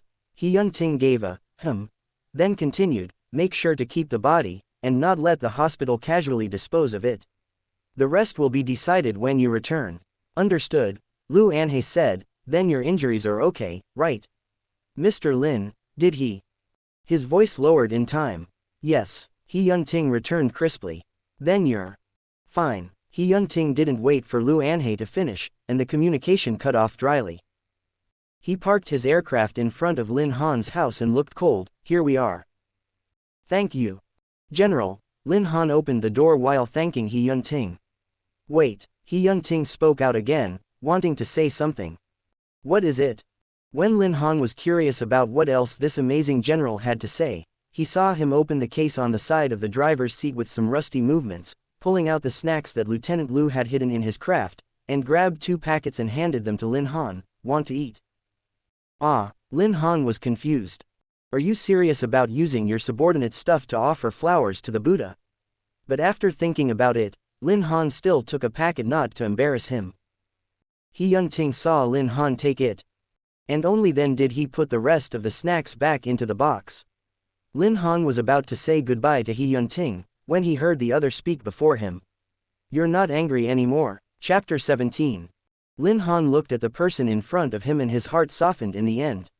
He was clutching the snacks that a certain adjutant thought he had hidden well in his hand, and his palm was slightly sweating. I'm not angry. In any case, the matter of hearing the other party's thoughts was originally not allowed by the general. The only thing Lin Han was sure of since discovering his special ability was that when his hand touched another person's skin without obstruction, he could hear what is in the other person's mind at that moment. Which might be the words that were about to be said at the moment, or maybe the subconscious mind that hadn't been realized yet. Of course, whether he was aware of it or not, Lin Han wouldn't lie. General would certainly not be able to say those words. As for whether it was the subconscious, Lin Han hesitated. After all, when he yanked off his gloves earlier, that moment was too short. He Yunting didn't have time to say anything else, just immediately tried to keep himself from facing it directly. Lin Han's heart was in turmoil. He felt like he should be angry, but he didn't know exactly what he wanted to be angry about. When He Yunting heard Lin Han's words, he seemed to finally let go, and his voice didn't seem as cold. Then, Lin Han moved his eyes from the snack bag to He Yunting's face. General, I'm leaving. He Yunting continued to respond briefly. But he seemed to be thinking about something, and after a second there was another movement. He opened the box of snacks again, re-grabbed a large handful and held it in his hand, and threw it into Lin Han's arms, still not saying a word. Lin Han had the feeling of crying and laughing for the first time. General, how old are you today? He had heard of He Yunting's deeds. Due to his natural mental strength, pheromone and physical strength, he joined the army much earlier than the average person, plus later on.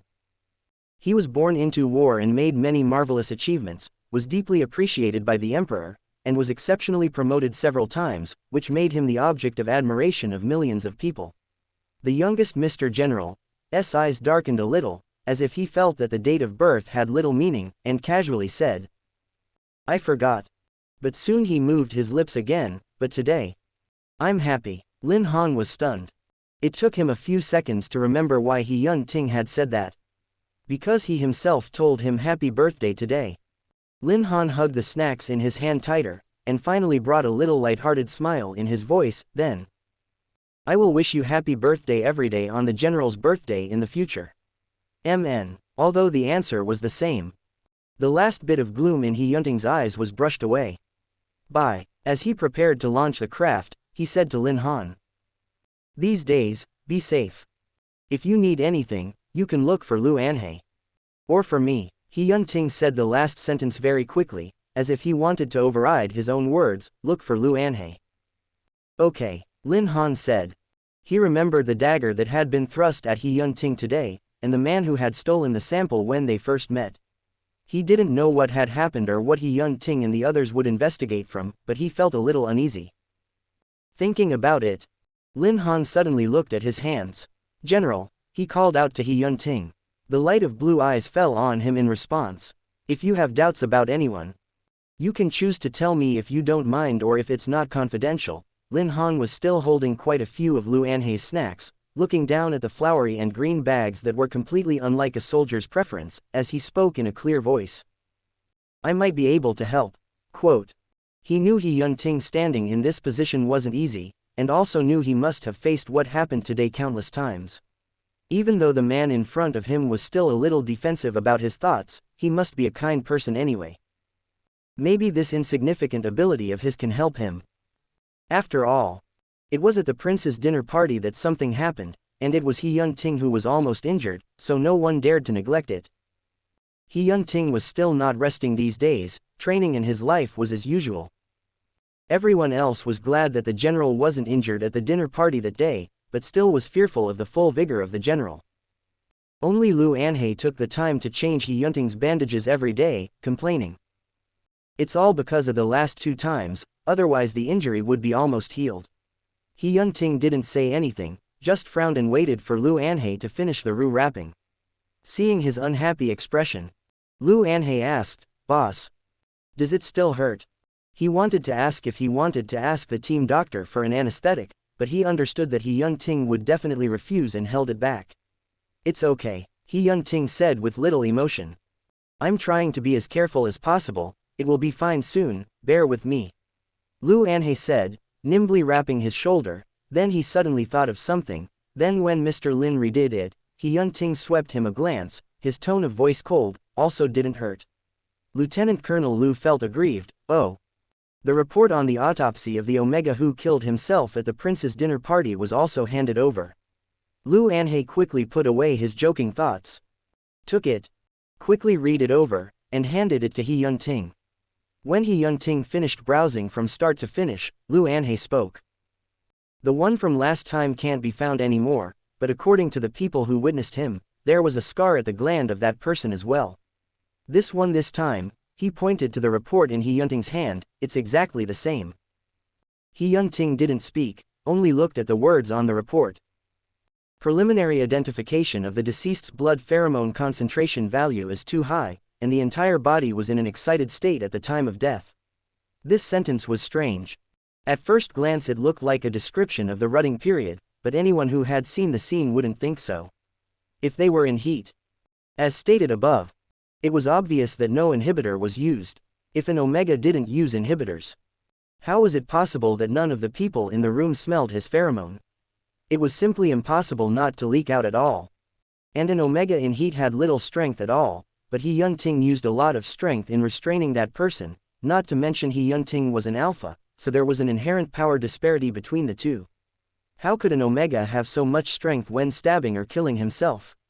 But when the man died, he looked no different from a soft Omega.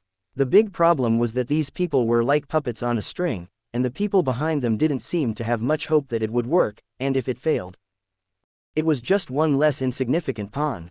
There were too few clues. He Yunting closed the report. Liu Anhei looked up at him. Boss. What should we do? I've been secretly checking all the people I've contacted recently for any Omegas with a wounded neck gland. Okay. He Yunting nodded. Thought of something, and asked. Who else has come to me recently? Those people he was talking about were obviously the main peacemakers and radicals who had been arguing all day. Recently. All of them, especially after hearing about this incident of yours, have been talking about coming to condole. Liu Anhei said, although it's just speculation. I don't think His Highness the Prince can be ruled out as a suspect. He Yunting's eyes turned cold and his fingers clicked on the report one by one. Keep checking. Also, he pondered, adding.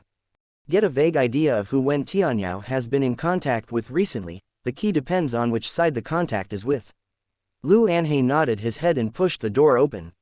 Only He Yunting was left to stare at the information on the report, his brow wrinkling deeper and deeper. But before that, Lin Han had an unexpected guest on his short rest day. In the past, he would often choose to stay at the research institute on his day off and be done with it, but recently, his workload was really scarce, and remembering He Yunting's words a few days ago, he finally decided to go home and rest. Probably because he was relieved of work, Lin Han, who was never sleepy, slept most of the day at home alone. He was awakened by a knock on the door. He yawned and answered the door in a daze.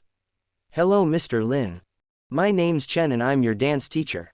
Lin Han had a rare lazy sleep and looked at him with dazed eyes for a long time, almost thinking he had hallucinated from sleep.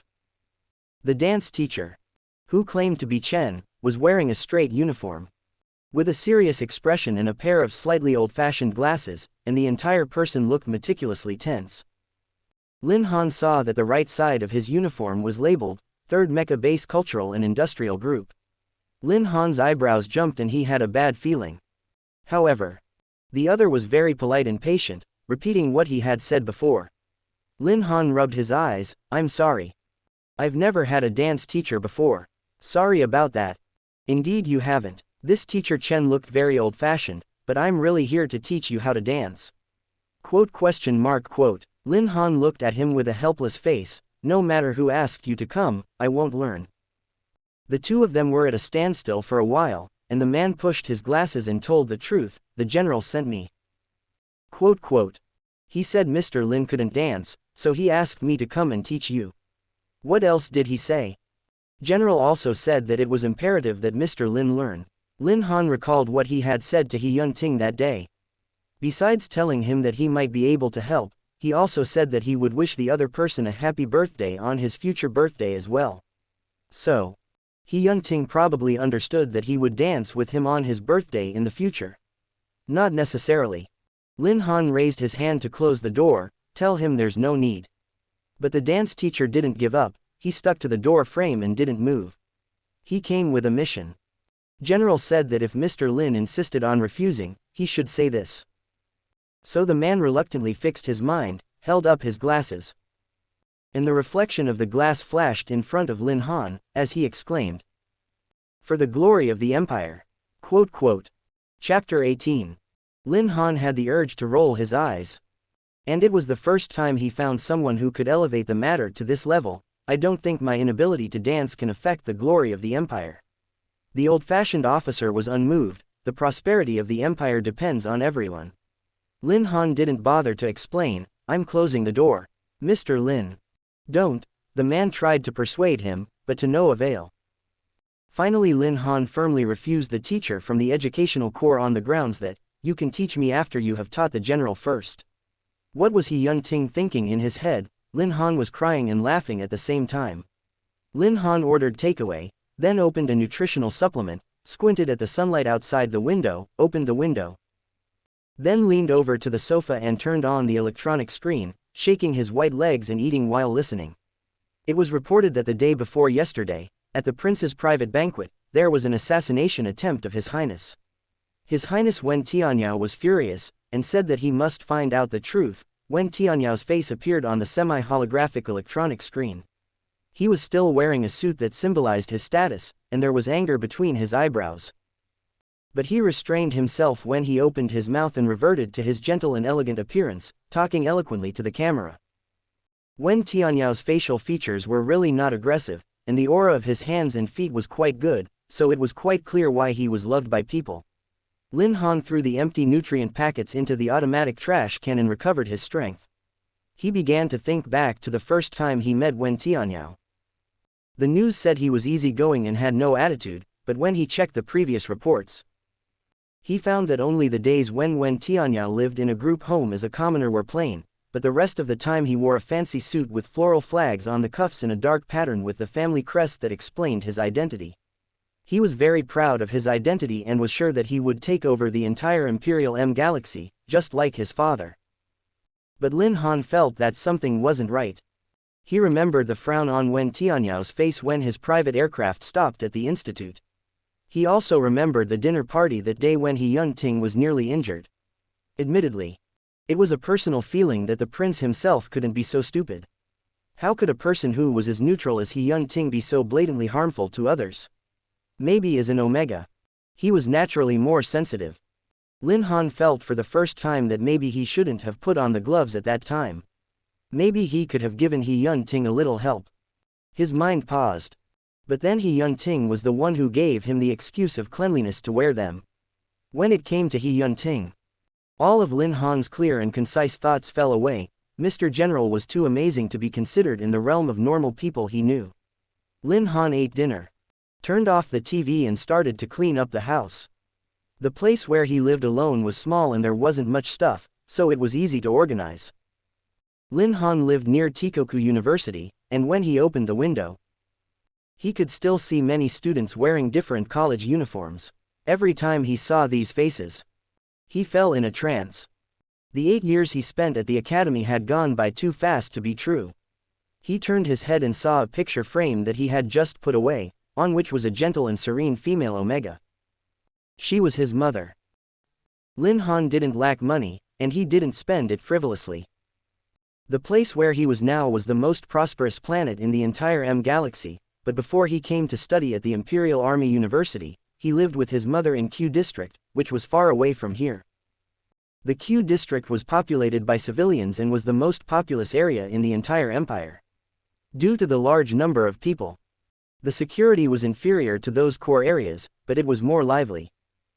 Lin Han had never seen his father since he was born. He heard from the neighbors that he passed away when his mother was pregnant, and his mother never liked to talk about it, so he didn't ask since he was young and knew better.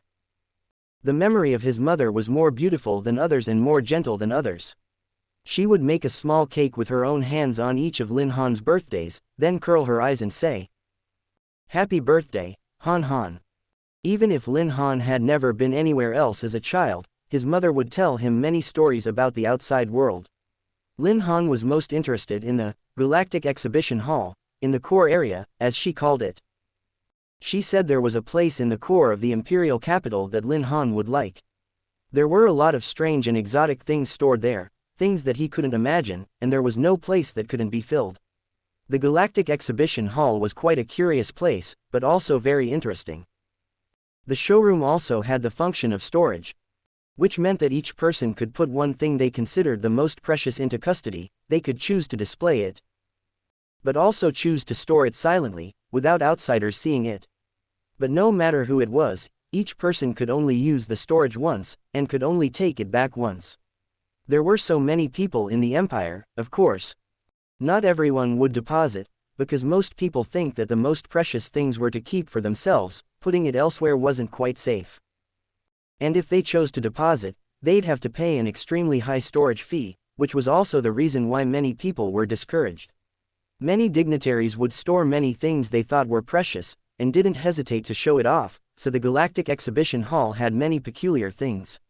For example, His Majesty the Emperor stored the mecha key he used in his first conquest, while the Empress stored a plain sarong, saying it was a symbol of her love.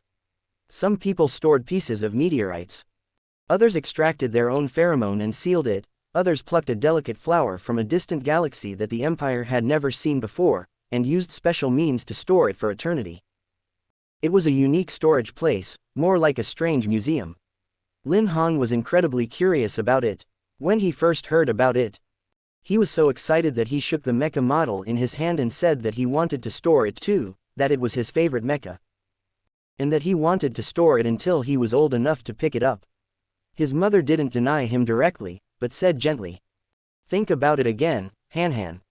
It must be the most treasured and precious thing," she said. "Whoever it is will only get one chance. Han Han is still young and will surely meet something more precious." Later Lin Han asked her mother if there was anything she wanted to store. His mother smiled lightly, patted Lin Han's back, and put him to sleep. She said, "For an ordinary person like me, the most precious thing is Han Han." Lin Han thought that when he reached the core of the Empire in the future, he must take his mother with him to see it. He wondered what was the most precious thing for others. But probably because the body of a celibate Omega was much weaker than the average Omega, plus having given birth.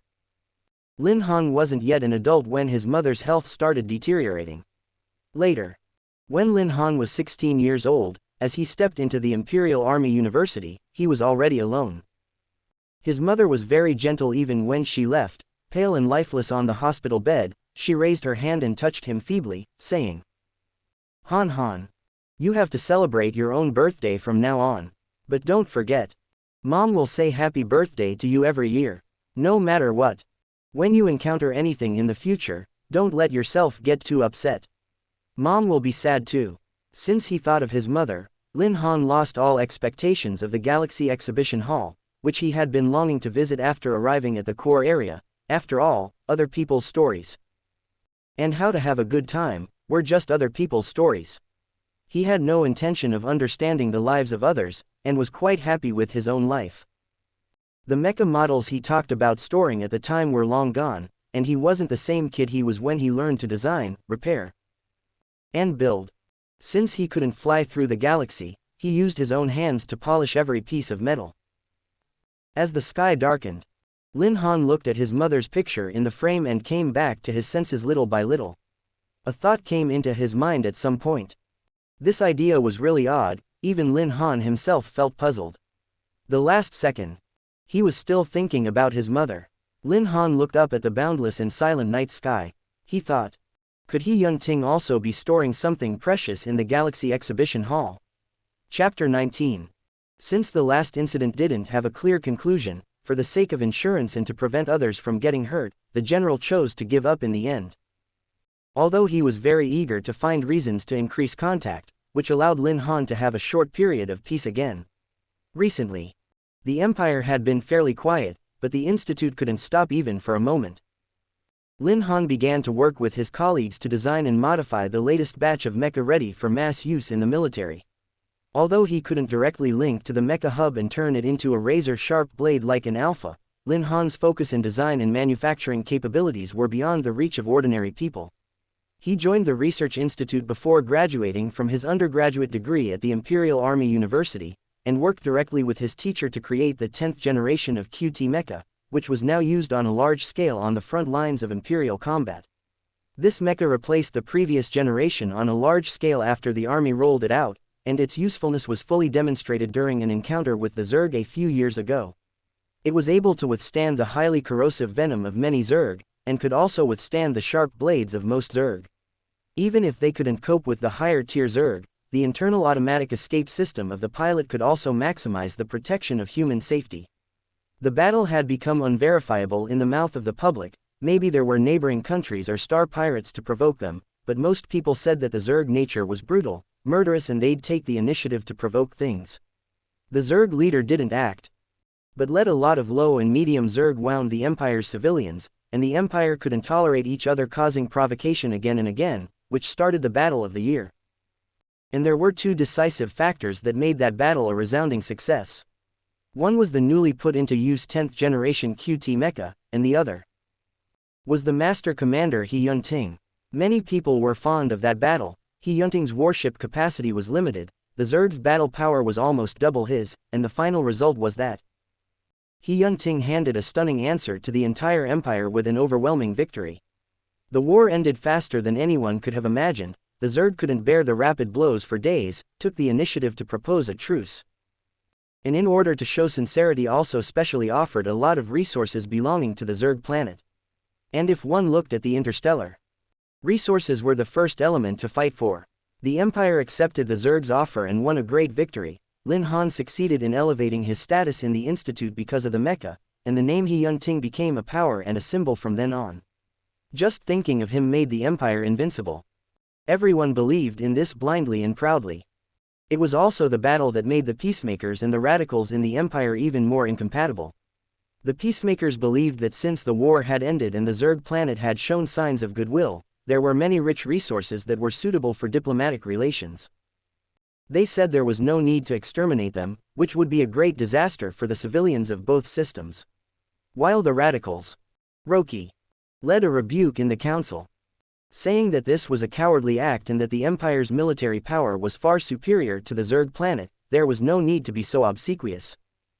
And that it would be better to just take over a piece of Zerg planet and expel the remaining Zerg to another system a billion light years away, so that they could truly rest easy. The radicals said that if the soldiers led by He Yun-Ting were so fearful, the sharp blade of the Empire wouldn't have its proper shine. Some radicals even said that it was just a two-person mecha without a name, and that if another person drove it, they may not become He Yun-Ting. But those were just rumors. Lin Han finished the coffee brought by his student trainee and finally took a break from his intense brain work. But he still had the drawing in his hand.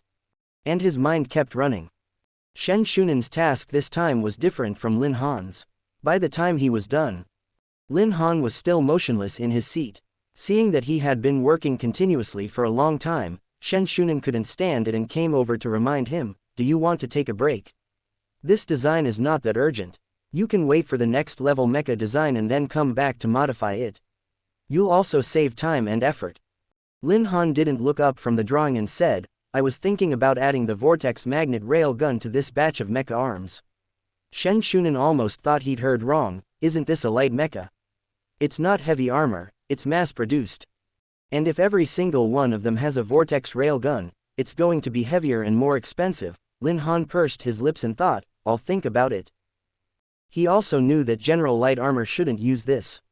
It was just that he had thought back to the injury on He Yun-Ting's shoulder and the strangers who had tried to hurt him one after another in the past 2 days. He didn't know if it was just him. But he felt like the peace was wonderful now but too easy. It wasn't that he didn't value peace, on the contrary. He felt that the current peace seemed fragile, even if it seemed calm. It was like they were all on a thin bridge on a fragile glass. As long as there was a small sharp tool, it would be able to poke this layer of goodness as much as possible. The world knew that He Yun-Ting had just returned from a triumphant harvest of star pirates, but no one knew that someone tried to blow up M.2742 in a self-destructive way. The world knew that the Emperor held a celebration party for him, but no one knew that someone tried to fish in troubled waters and steal the spiritual power samples belonging to the general as Lin Han was lost in his thoughts. His fingers holding the pen made a new mark on the drawing. Did He Yun-Ting find the murderer? Did he have a clue? Although he said he could help, the two of them weren't too close, and he may not be able to trust him. Lin Han had some mixed feelings. In the past, he loathed his ability that suddenly appeared at some point, but now he hoped that this ability could help He Yun Ting in some way. Under the light, the storm was brewing. On He Yun Ting's side, who was waiting for further test reports on the dead Omega, was also back on track for now. And it just so happened that it was the ms.bei's annual pilot selection camp. In the mecha era, unlike the Earth century, when infantry and cavalry were needed, the Empire didn't force conscription, because the mentality of the entire Empire was generally heavier, and many people had made it their goal to be a good pilot. But being a pilot wasn't easy at all, and it was even harder to get into He Yun Ting's mecha base. First of all, you couldn't be an Omega. Secondly, one's physical score had to be at least A, and thirdly, the mental strength measurement cannot be too low. Only after these 3 points were met, that was only what it took to get started. In the subsequent eye-poppingly intense testing and training, one would let them sift through batch after batch of people. With less than 1 in 1,000 qualified soldiers eventually making it into the mecha base, everyone started as a basic mechanic. This is only the first round of screening and half of them are gone, Lu Anhei said in a worried tone as he watched the video data sent to him in real time from the Unification Department. It's not likely even 30 of them will be chosen by the end. As the last link of this selection, He Yun Ting indifferently looked at the electronic screen at those who claimed to come to contribute to the Empire, but in the end, even mecha pilots couldn't pass, so he frowned. Lu Anhei knew that every year on this day was the time when He Yun Ting was most angry. I let the 2 bases below keep a close eye on them, there are some competent newbies. He Yun Ting's lips were flat and straight, and he didn't deny it. There weren't many people left after passing 2 rounds of screening, and at that point they could let these newcomers try their hand at piloting a mecha. And at such times, to avoid accidents, 1 or 2 mecha masters were usually invited to come over for mecha debugging and repair to prevent any other losses. Lu Anhei suddenly caught the blind spot. In case, maybe, probably, Mr. Lin has recently, it's time to find a debugger. He and He Yun Ting spoke at the same time. It was obvious that He Yun Ting had also thought of this matter. After a moment of silence, Lu Anhei silently picked up the communicator. Got it. I'll do it. He Yun Ting's eyes finally looked at the clumsy recruits with a bit more kindness. Lin Han had just finished using today's nutrients when he received Lu Anhei's communication. After Lu Anhei finished his request, he waited patiently. Mr. Lin can think about it, it won't affect your other work and rest, the base also has nutrients, don't worry. He had heard of this job before, but staying in the institute was easier, and it wouldn't affect his normal work. The base would give him a special office, and he could let Mecha Division design, and he only needed to debug and repair when he came out. And this job had very generous subsidies. So every year the institute had people volunteer to apply, and then wait for the base screening decision. He didn't expect that this year it was actually the adjutant who took the initiative to throw in the olive branch. Lin Han took a look at the drawing in his hand. Some of his ideas had been stuck for days without a clue, and he didn't know what the reason was. And now the base was using the 10th generation QT that he once participated in designing, so if he went, he may have new ideas. Lin Han turned his pen and was about to reply when he thought of something and asked Lu Anhei on the other end, "Did the general ask me to come?" Lu Anhei turned on the speaker and seriously stated next to He Yun Ting, "No. No. It's a sincere invitation from all of our base staff." He Yun Ting. Quote. "Oh," Lin Han said, "let me think." Lu Anhei was physically and mentally exhausted and felt really stuck. "Mr. Lin, is the general next to you?" Lin Han asked Lu Anhei. Lu Anhei said squarely, "No." Lin Han believed it and sighed with relief, and asked Lu Anhei in detail if it would affect his current design, and nodded after receiving a satisfactory answer, "Okay. Then I will talk to management tomorrow." Lu Anhei thought he had seen the light of victory and said, "Yes. Thank you, Mr. Lin." By the way, Lin Han was about to hang up the communication, and then he remembered that He Yun Ting wasn't around now. "I would like to ask Lieutenant Colonel Lu a question personally." "Mr. Lin." "Say it." Lin Han's fingers twirled the pen and asked softly, "I'm still curious about how the general actually sees me." "Lieutenant Colonel Lu. Tell me." I won't tell the general. Lu Anhei glanced despairingly at He Yun-ting, who was not around the entire time. He began to wink at He Yun-ting, meaning, "Boss." How do I explain? He Yun-ting was also a bit confused, but quickly reacted and took 2 steps closer to Lu Anhei. He simply wanted to find a pen and paper and write the answer for Lu Anhei. As a result, when he just walked over, Lu Anhei accidentally tapped his finger to the video button on the communicator in order to avoid it. Crap, Lu Anhei couldn't withdraw it in time. The request had already been sent.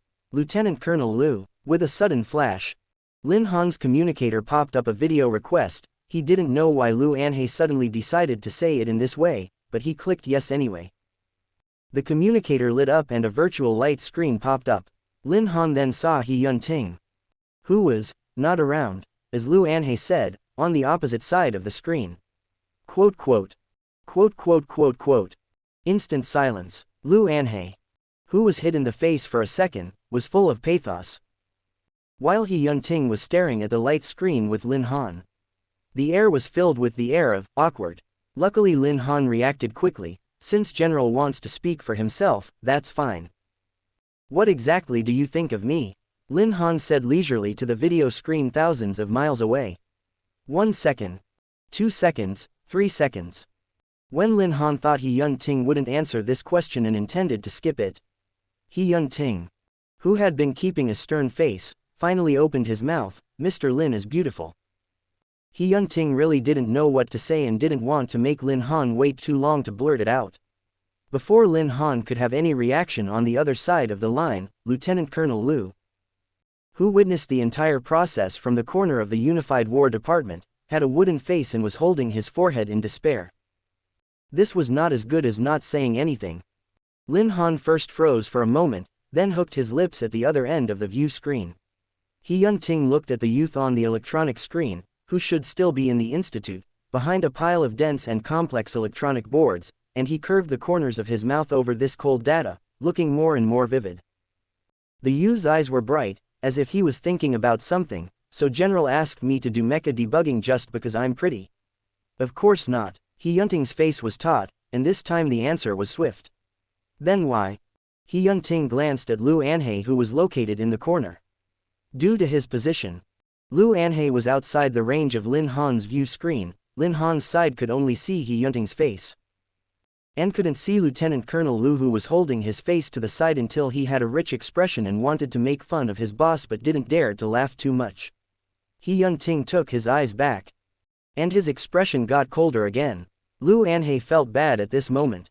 He wouldn't do it again. It's because, He Yun-ting said icily, Lu Anhei's mecha is broken. This time it's really broken. Lu Anhei finally couldn't hold it in this time and burst out laughing on the video screen. He Yun-ting, male alpha, 29 years old.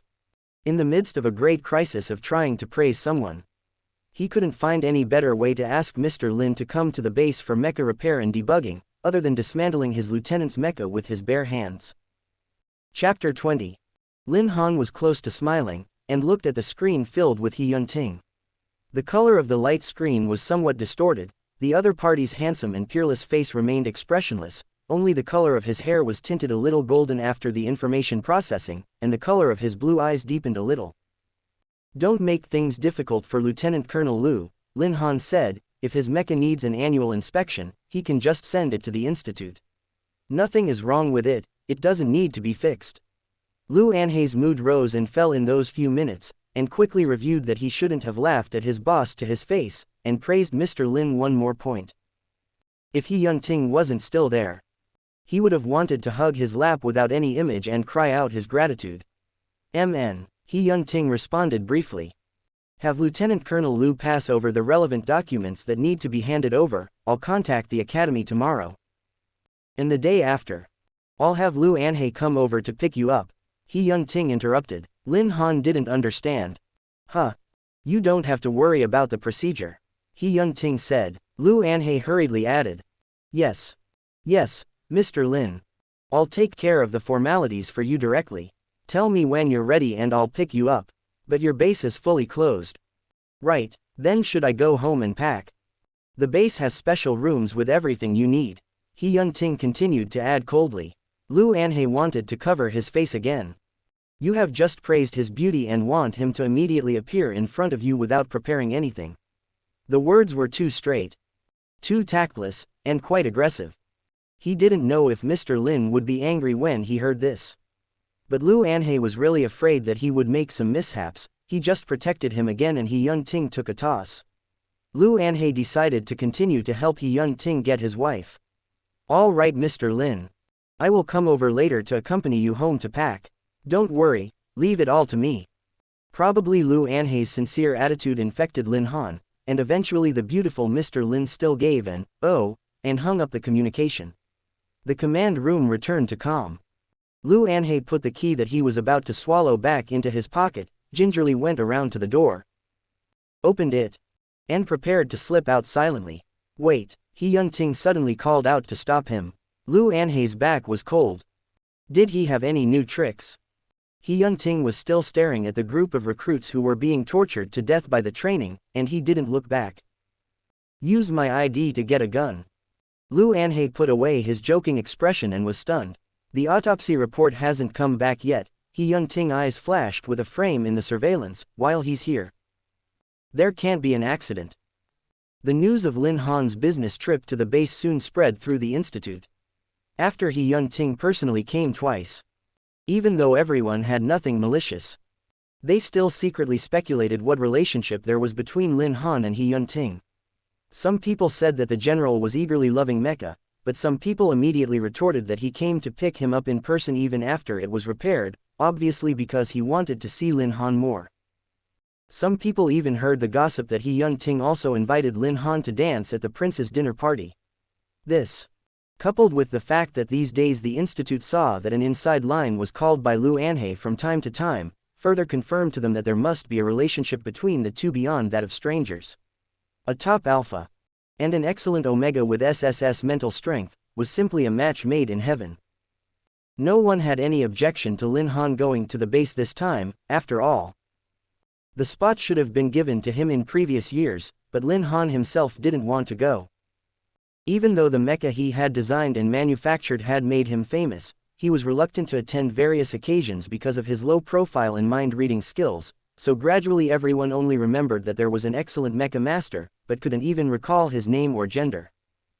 That's why Lin Han still wondered from time to time why he was invited to the celebration party, and then agreed to do it by accident. The design of the new generation of mecha was still in preparation, and the drawings had been changed again and again. Lin Han decided to take the drawings of the main mecha with him after talking to his colleagues, and to use his communicator to contact him if he had any doubts about the rest of the details. After the problem was finished, he was about to change his clothes and wait for Lu Anhe to come over, when a colleague called him. The colleague had heard about the base and wondered, but I heard that after the pilot selection begins, the mecha base is completely closed, so Lin Han. Will your communicator not work when you get there? Lin Han froze for a moment. Then recalled that just now when Lu Anhe contacted him, he used He Yun-ting's interference-free intercom. It seems so. The few people were silent for a while. Lin Han thought about it and hesitantly said, if there's a really urgent matter for me, you should be able to contact General's inside line. Just ask him to transfer it to me. The colleague nodded secretly in his heart. Is the rumor true? As he handed the drawing to his colleague, Lin Han, who had just changed his clothes and taken off his gloves, touched his colleague's hand. So Lin Han really has an unusual relationship with the general, right? Lin Han silently withdrew his hand, and the expression on his face was somewhat subtle. He thought about it and decided to dispel the rumor. By the way, General and I really just have a simple social relationship, nothing more. Of course it remained to be seen what the general really thought of him. The colleague thought Lin Han had heard this rumor elsewhere and explained it in passing, and quickly said, Okay. Other people say this and mean nothing else, don't take it to heart. Lin Han smiled at his colleague and didn't pursue the matter.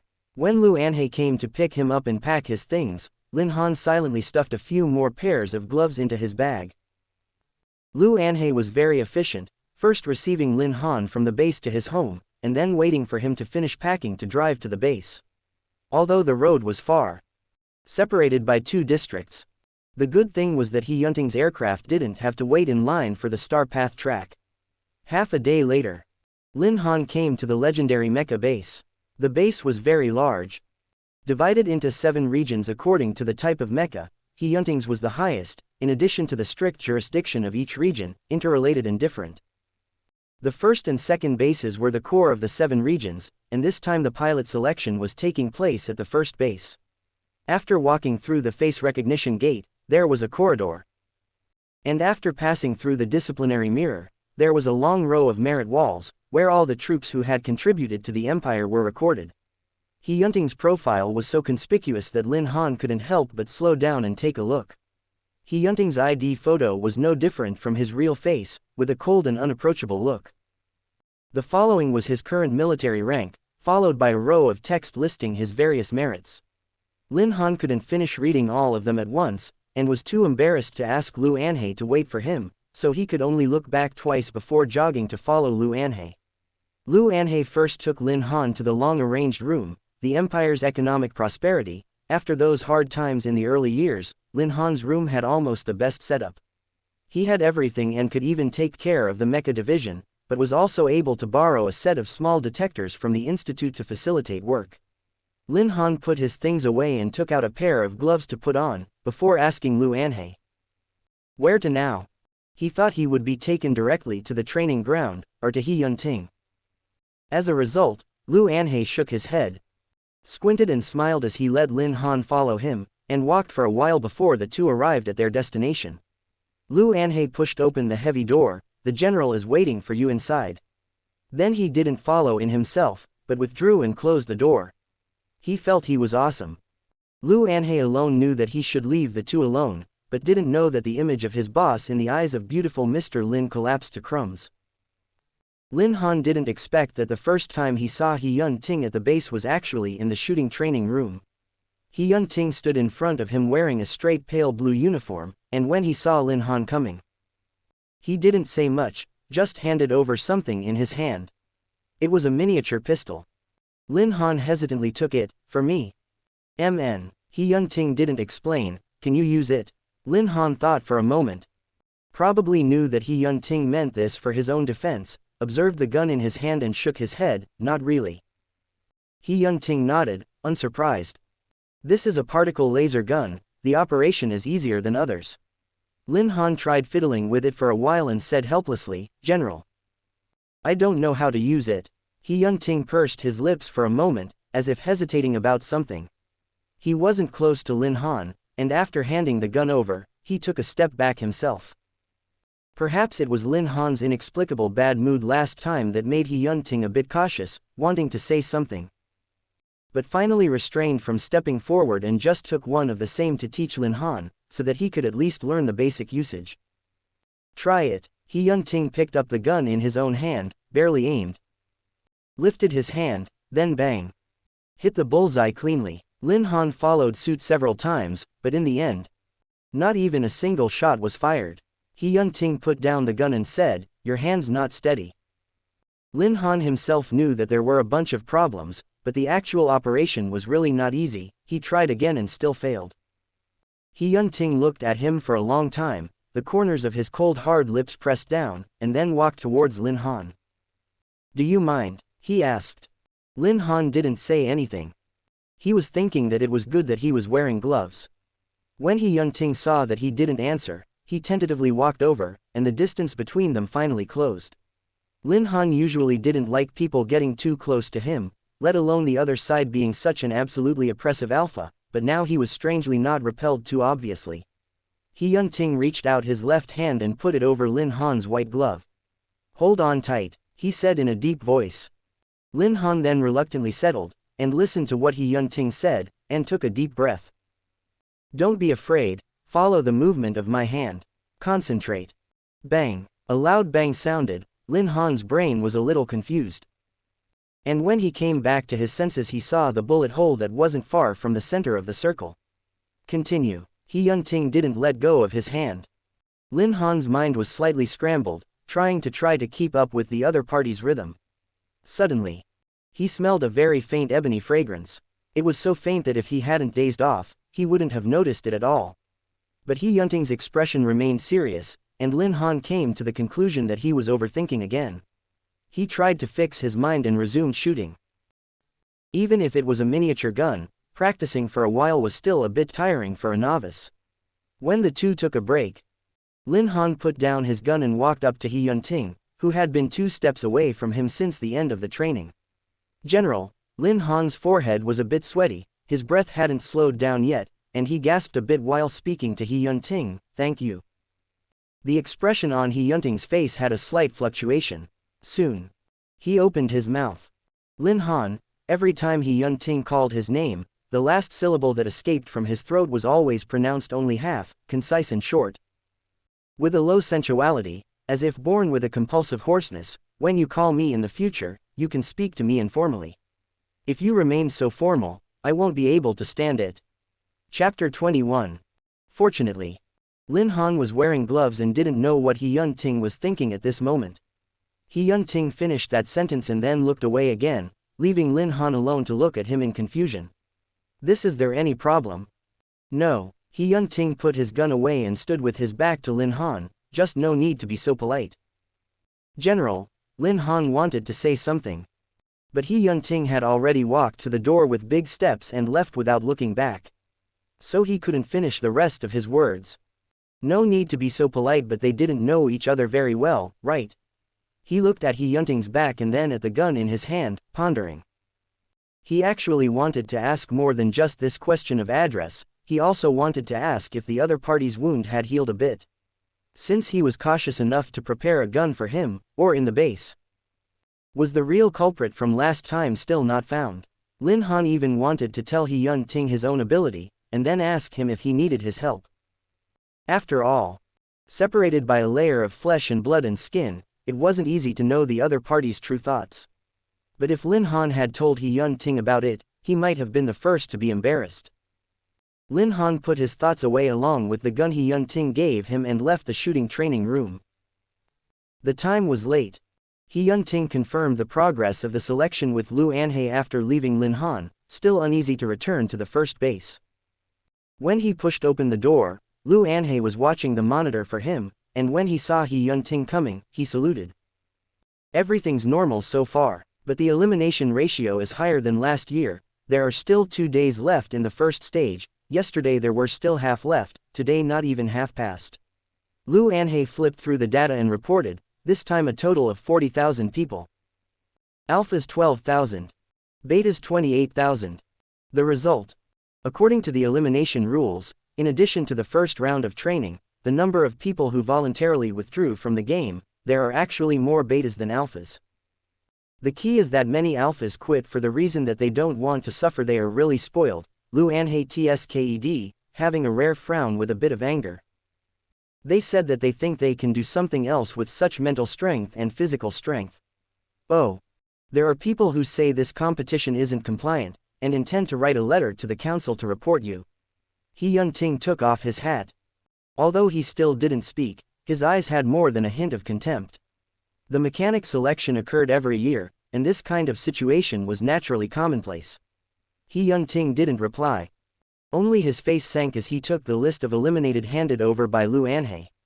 As the empire had become more and more prosperous in recent years, young people were used to being pampered, so many people had become lazy and arrogant in nature. They see it on paper and think there was nothing to a mecha and could drive it. They were confident that they were the next He Yunting. The results of the harsh training made their legs weak, and they immediately wanted to quit. If one wasn't in the middle of it, no one would see the darkness under the piece. Even the attempted assassination of He Yunting was on the news. They would only mock the perpetrator's lack of self-esteem, and incidentally sing the praises of He Yunting, saying that such a small trick, how could it hurt him? The first round of selection was purely a physical test. High-intensity training that could quickly see the test subject's physical ability to withstand certain conditions.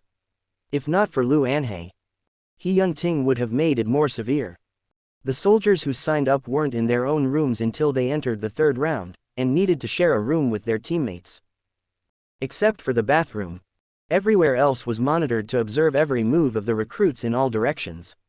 In addition, the instructors would be directly in front of these soldiers. Each link was supervised by a person, every detail would count as points, 100 points per person, and once deducted, they would be eliminated. What He Yunting had in his hand was a list of points that had been compiled, and in addition to those eliminated, there was no shortage of a few bright lights. The first one was an alpha named Chi Jamu, who only had 1 point deducted because he didn't understand the rules the first time, but the rest of his performance was perfect. There were several betas behind him. They may not have the same physical and mental strength as the alphas by nature, but their acquired efforts could eventually put them in the forefront. With the sky low, the soldiers' training came to an end for the time being as they began to disperse to the canteens of each base for meals. He Yunting's eyes then moved away from the screen, rubbing his brow. Lu Anhei could do anything, eating was also the first. Immediately after work to the canteen, although the content of the meals were the same, if they arrived early at least they could eat a different after-dinner snack. Lu Anhei was just about to go out when he wrinkled his nose a little strangely. "Boss," he asked suspiciously.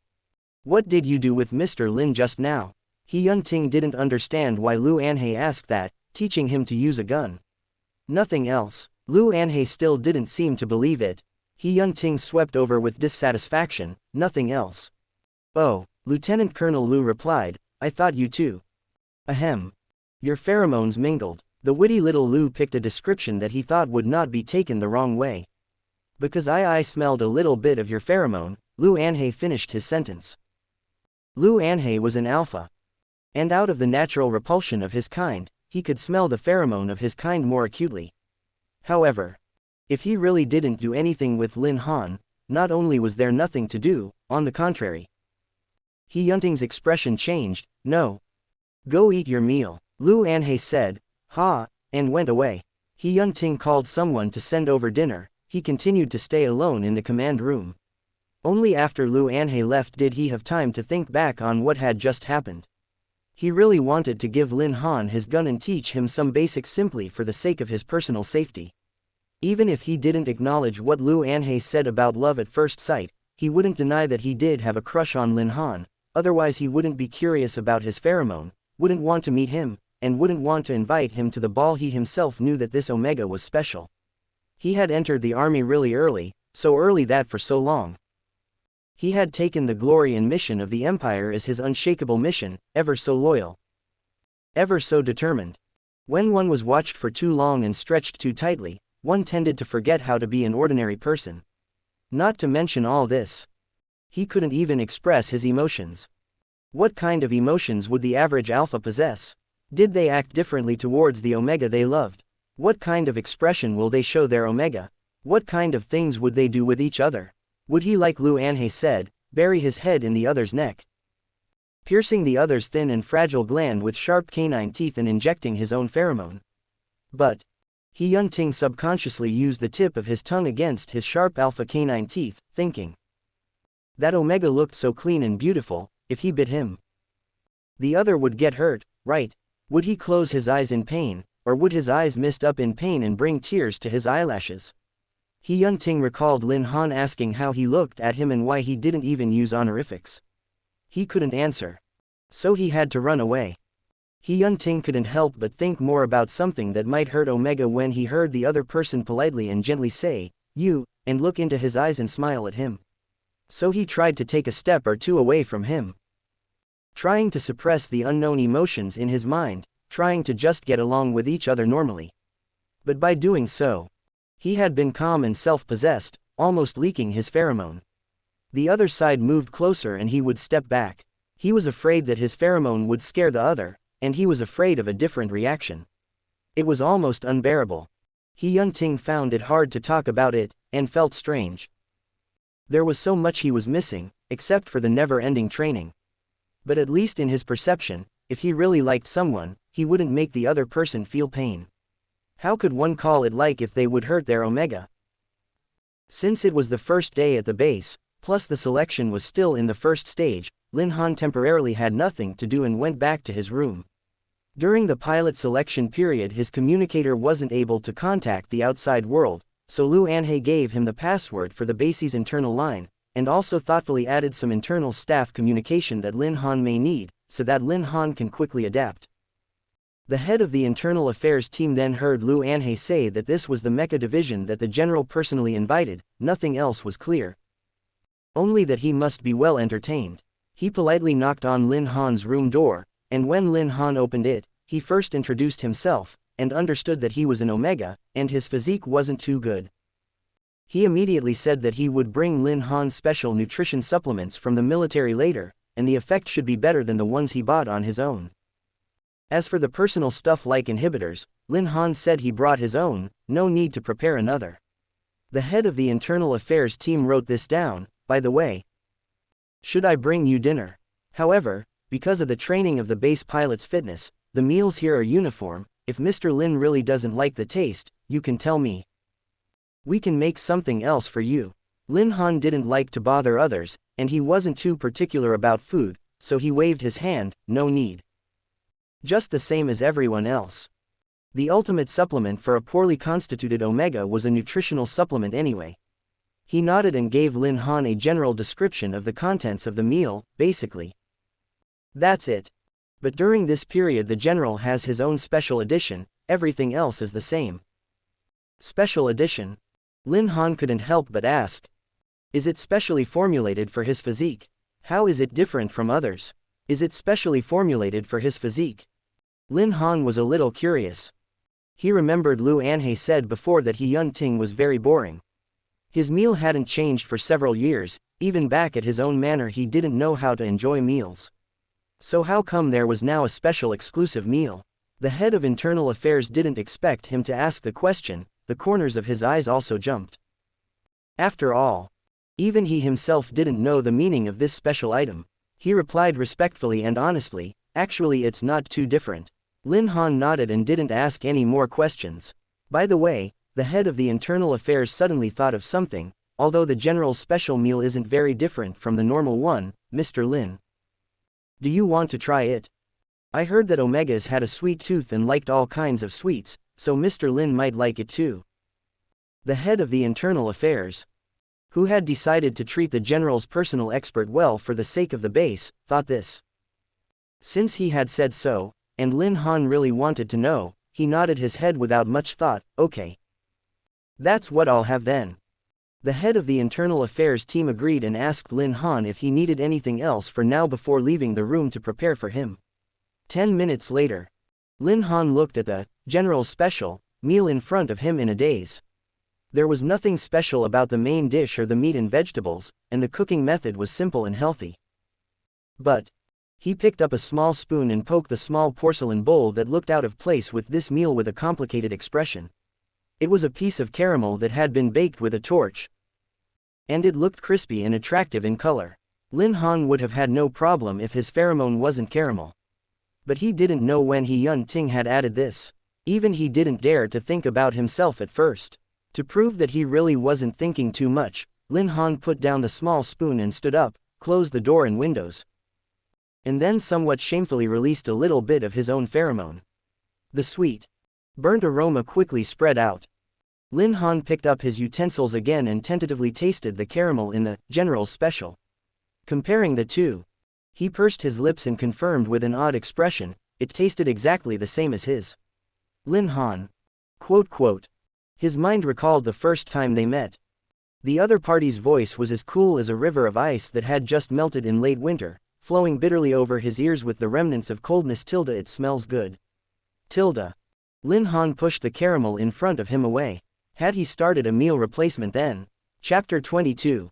The next day Lin Han was woken up by the first military call in the morning of the base. Although the room provided to him was as luxurious as a private apartment, Lin Han had trouble with the bed and didn't sleep too well all night, and finally fell asleep as if he was caught in a nightmare.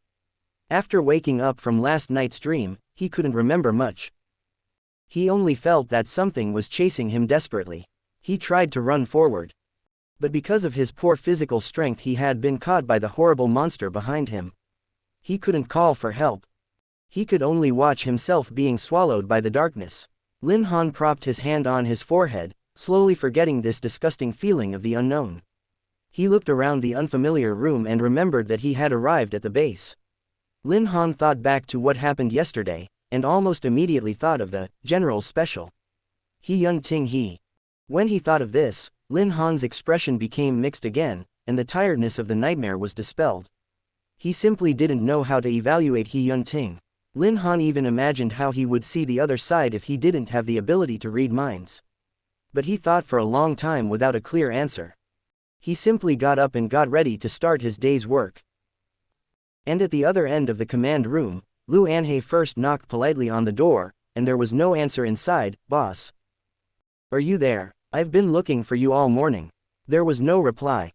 Lu Anhei dialed He Yunting's internal line, and after a long time, the connection was picked up and Lu Anhei asked, "Boss?" It was impossible for He Yun-ting to be up late and not in the command room at this time. He didn't speak. And Lu Anhei only heard a little breathing sound. He looked astonished, remembering the hint of smell that he smelled when he left yesterday. A bad feeling arose. And Lu Anhei barely hesitated, increased his stride and went in the opposite direction. He was really negligent. He Yunting's susceptible period has arrived. Lin Han especially didn't get the general special today, after eating lunch. He stayed in the room and didn't go out, just continued to study the drawings alone, sitting at the table writing and drawing. Just as he was about to take a break, there was a knock at the door. "Is Mr. Lin here?" It was Lu Anhei's voice. Lin Han walked over to open the door and saw Lu Anhei standing at the door with a smile on his face and a pile of snacks in his hand. "How are you getting used to living here?" Lu Anhei nodded with his chin at the things in his arms. "This is all my room's private collection. Afraid that you find the base too boring? I smuggled a little to you." Lin Han took it and said thanks. Lu Anhei waved his hand to show that he didn't mind. "There is a 2-day rest period after the first round of selection, so you may be a little busy then," Lu Anhei said. "I'll keep Mr. Lin company for a chat." Lin Han invited him in and poured a glass of water for Lu Anhei. Lu Anhei had a good personality, spoke interestingly, and could find topics. So Lin Han had no pressure to get along with him, and it was easy to keep the conversation flowing. "By the way, let me tell you some gossip," Lu Anhei said. "Today a newcomer in the battalion almost tore up his teammate when his susceptibility period arrived. That person is still young. They almost didn't realize, but fortunately the next instructor found out early, pulled him away in time. And he's now in isolation. Susceptible period. Is it terrible?" Lin Han asked curiously. "It varies from person to person," Lu Anhei thought. "Some people can't get close, some are fine. Depending on whether they have their own way of detoxification.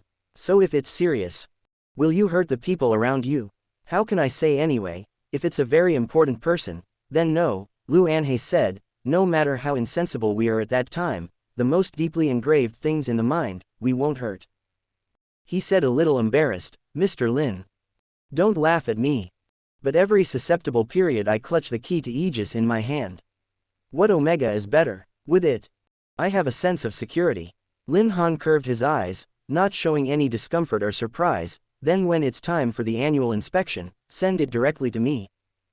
I will see if I can help you add a few functions, or upgrade it." Lu Anhei's eyes suddenly lit up with excitement. "Really? Mr. Lin, all right. Lin Han also smiled back at him. "No problem." Lu Anhei was already very good at getting along, plus he had a good feeling about Lin Han, and hearing that he could upgrade his mecha, he inevitably talked more. "Aegis has really been with me for quite a long time. I know it's a bit weak in terms of attack compared to the equivalent high-level mecha, but I just prefer to upgrade it over and over again rather than change it. It's emotional. I have thought about it. In the future, it will be in the Galactic Exhibition Hall, so I can still reminisce about it when I'm old. I have money saved up." Lu Anhei scratched his head. "Does Mr. Lin think I'm quite stupid?" Lin Han denied. "No. You're not. Huh. I do think it's nice to have something to store in the display." Lin Han hooked the corners of his mouth very lightly and lowered his eyes. "I've been thinking about it for a long time and I don't know what I can store." By the way, Lin Han looked at Lu Anhei, seemed to be trying to comfort him, simply continued. "I wonder if the general has stored anything in the Galactic Exhibition Hall." Lu Anhei's expression stiffened for a moment, then said, "No." It turned out that He Yun-ting didn't either.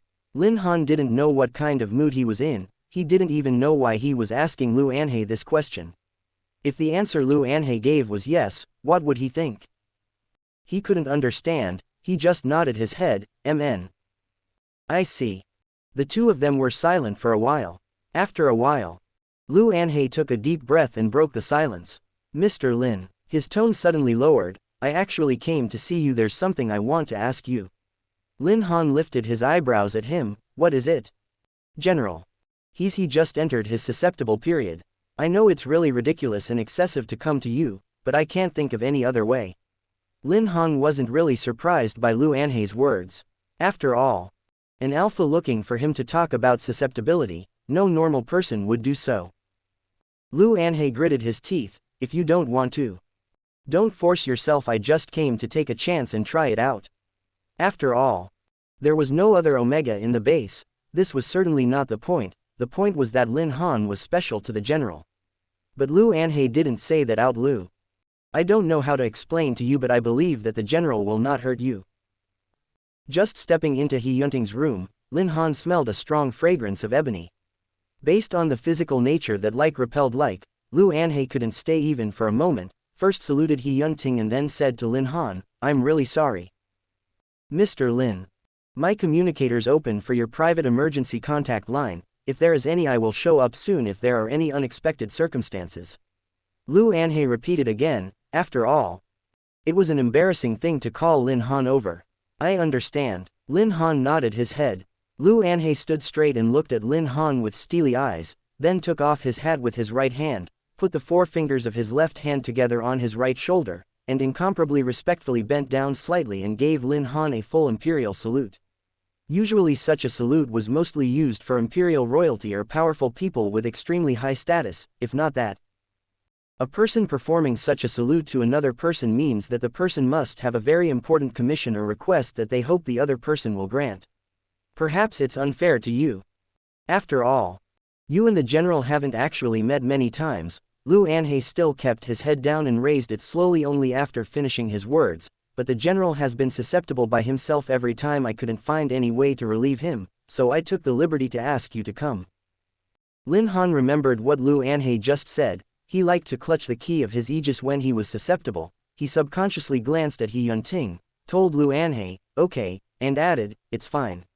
Only then did Lu Anhei respectfully turn around, retreat to the door, and close the door. After the door was closed, Lin Han looked back at He Yunting, who was sitting at the side. He Yunting seemed to be no different from usual when he was susceptible, but if he looked closer, he could see very obvious changes. The emotions between He Yunting's eyebrows were colder, and his eyes were deeper than ever. When he saw Lin Han looking over, he raised his head and stared at Lin Han sharply. If it weren't for the fact that He Yunting was in a susceptible period in advance, this look might even be so cold that Lin Han would feel uncomfortable. He couldn't see what was in He Yunting's eyes, couldn't say exactly. But he could feel that he wasn't in a good state. He Yunting's pheromone in the air weakened Lin Han's legs a little, but strangely. After Lu Anhei closed the door, that sharp and tingling feeling was much less, and although Lin Han was now almost soaking in He Yunting's ebony incense, there was no other discomfort. It was as if He Yunting knew that would make him uncomfortable and purposely curbed the aggressiveness in his pheromone. Lin Han stood still and didn't move. He Yunting was really strange. The first time he met Lin Han, he had that kind of thought, and there was no way not to be angry with any Omega. And he even used his pheromone scent and added a side dish, which simply made Lin Han feel annoyed and amused. But the other would try to guide him to operate the mecha, wouldn't let him see the bloody scene, would be clumsy but volunteered to invite him to dance, and would say, "You're beautiful." Lin Han remained silent and looked at him. The higher the level of alpha, the more the susceptibility period became raging and scary, which was also a punishment for them to have more power than others by nature. According to Lu Anhei, when He Yunting had an attack of susceptibility, he sat alone in his M.2742 for 3 entire days, and finally no one dared to ask him what he had gone through. The quiet air was filled with He Yunting's pheromone, the original subdued and introverted scent filled the small space, and the quantity caused a qualitative change, gradually becoming thicker and heavier, even with a sense of seduction. Like an invitation to an Omega, "Look, I'm right here." Lin Han's physiological knowledge was good, and he knew what an alpha's susceptible period needed. An Omega's estrus period was actually somewhat similar. Pheromone comforting, caressing, kissing, having sex, or marking. Of course Lin Han could only do the first one. He hesitated for a moment and then opened his mouth. General. Lin Han was a meter away from him and tried to call him, "Can you hear me?" He Yunting didn't say anything, just nodded coldly. Luckily, he was still sensible. Lin Han was relieved, but just after calling out, Lin Han didn't know what to say. Should I ask him, "Do you need my help?" Or should I just say, "I can help you"? And He Yunting, who was sitting on the side, suddenly spoke up. "Does it hurt?" He looked up at Lin Han, his expression indifferent, his lips moving, as he asked. Lin Han still didn't understand what these words meant, when he saw He Yunting stand up from his seat. He Yunting's face was so cold that it looked like it could cause frostbite. He didn't say anything. Just walked towards him with a thick pheromone cloud, and a pressure that no Omega could resist. If a normal Omega encountered such a situation they would be afraid, but Lin Han, still standing in place, didn't back away, and had no other emotions. It was as if he knew that He Yunting wouldn't hurt him. Even at such a dangerous time as the susceptible period, the light in the room wasn't too bright. He Yunting stood upright in front of Lin Han, looking down at him. The light fell on both of them, and Lin Han was slightly shorter, and from another angle, He Yunting's body completely covered his, their shadows stacked on top of each other. He Yunting reached out his hand and probed towards the back of Lin Han's neck.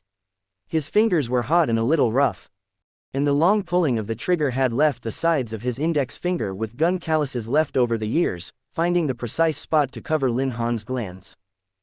The most fragile gland belonging to an Omega was suddenly touched. Lin Han still subconsciously trembled lightly, narrowing his eyes. He Yunting didn't use force, but gently rubbed Lin Han's gland for a moment, and then gazed at it again. The other side's gland was covered by a layer of cold white skin, complete and polished, and looked so thin that it could be pierced with a single bite.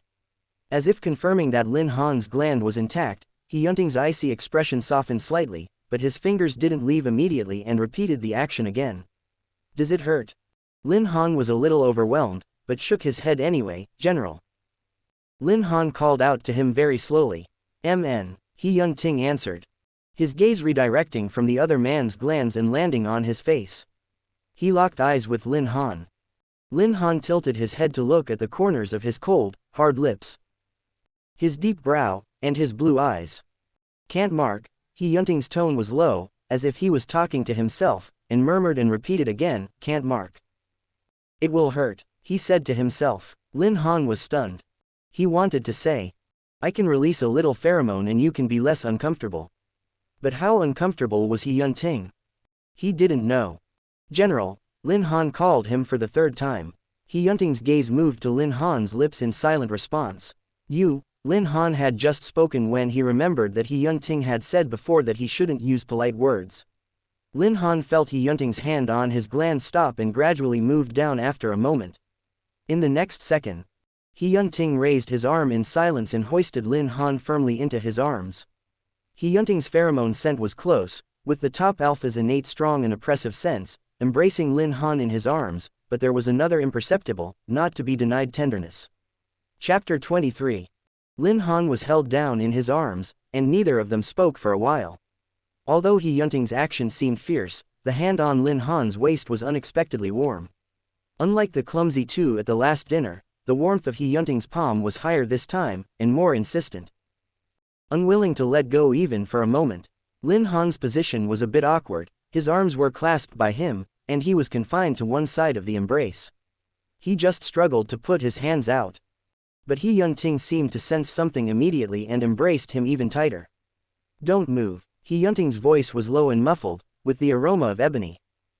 Lin Han was slightly stunned, his 5 fingers curled up for a moment, vainly clenched into a fist, crouching on He Yunting's chest with his own cheek. His eyelashes were very long, rubbing against the other party's textured uniform fabric, and smelling a little different from the pheromone, which only belonged to He Yunting's smell of smoke and fire. Thinking of the words Lu Anhe had said, he couldn't imagine this person sitting in the mecha for 3 days, and Lin Han's heart suddenly softened. He Yunting told him not to move, so Lin Han really maintained this position,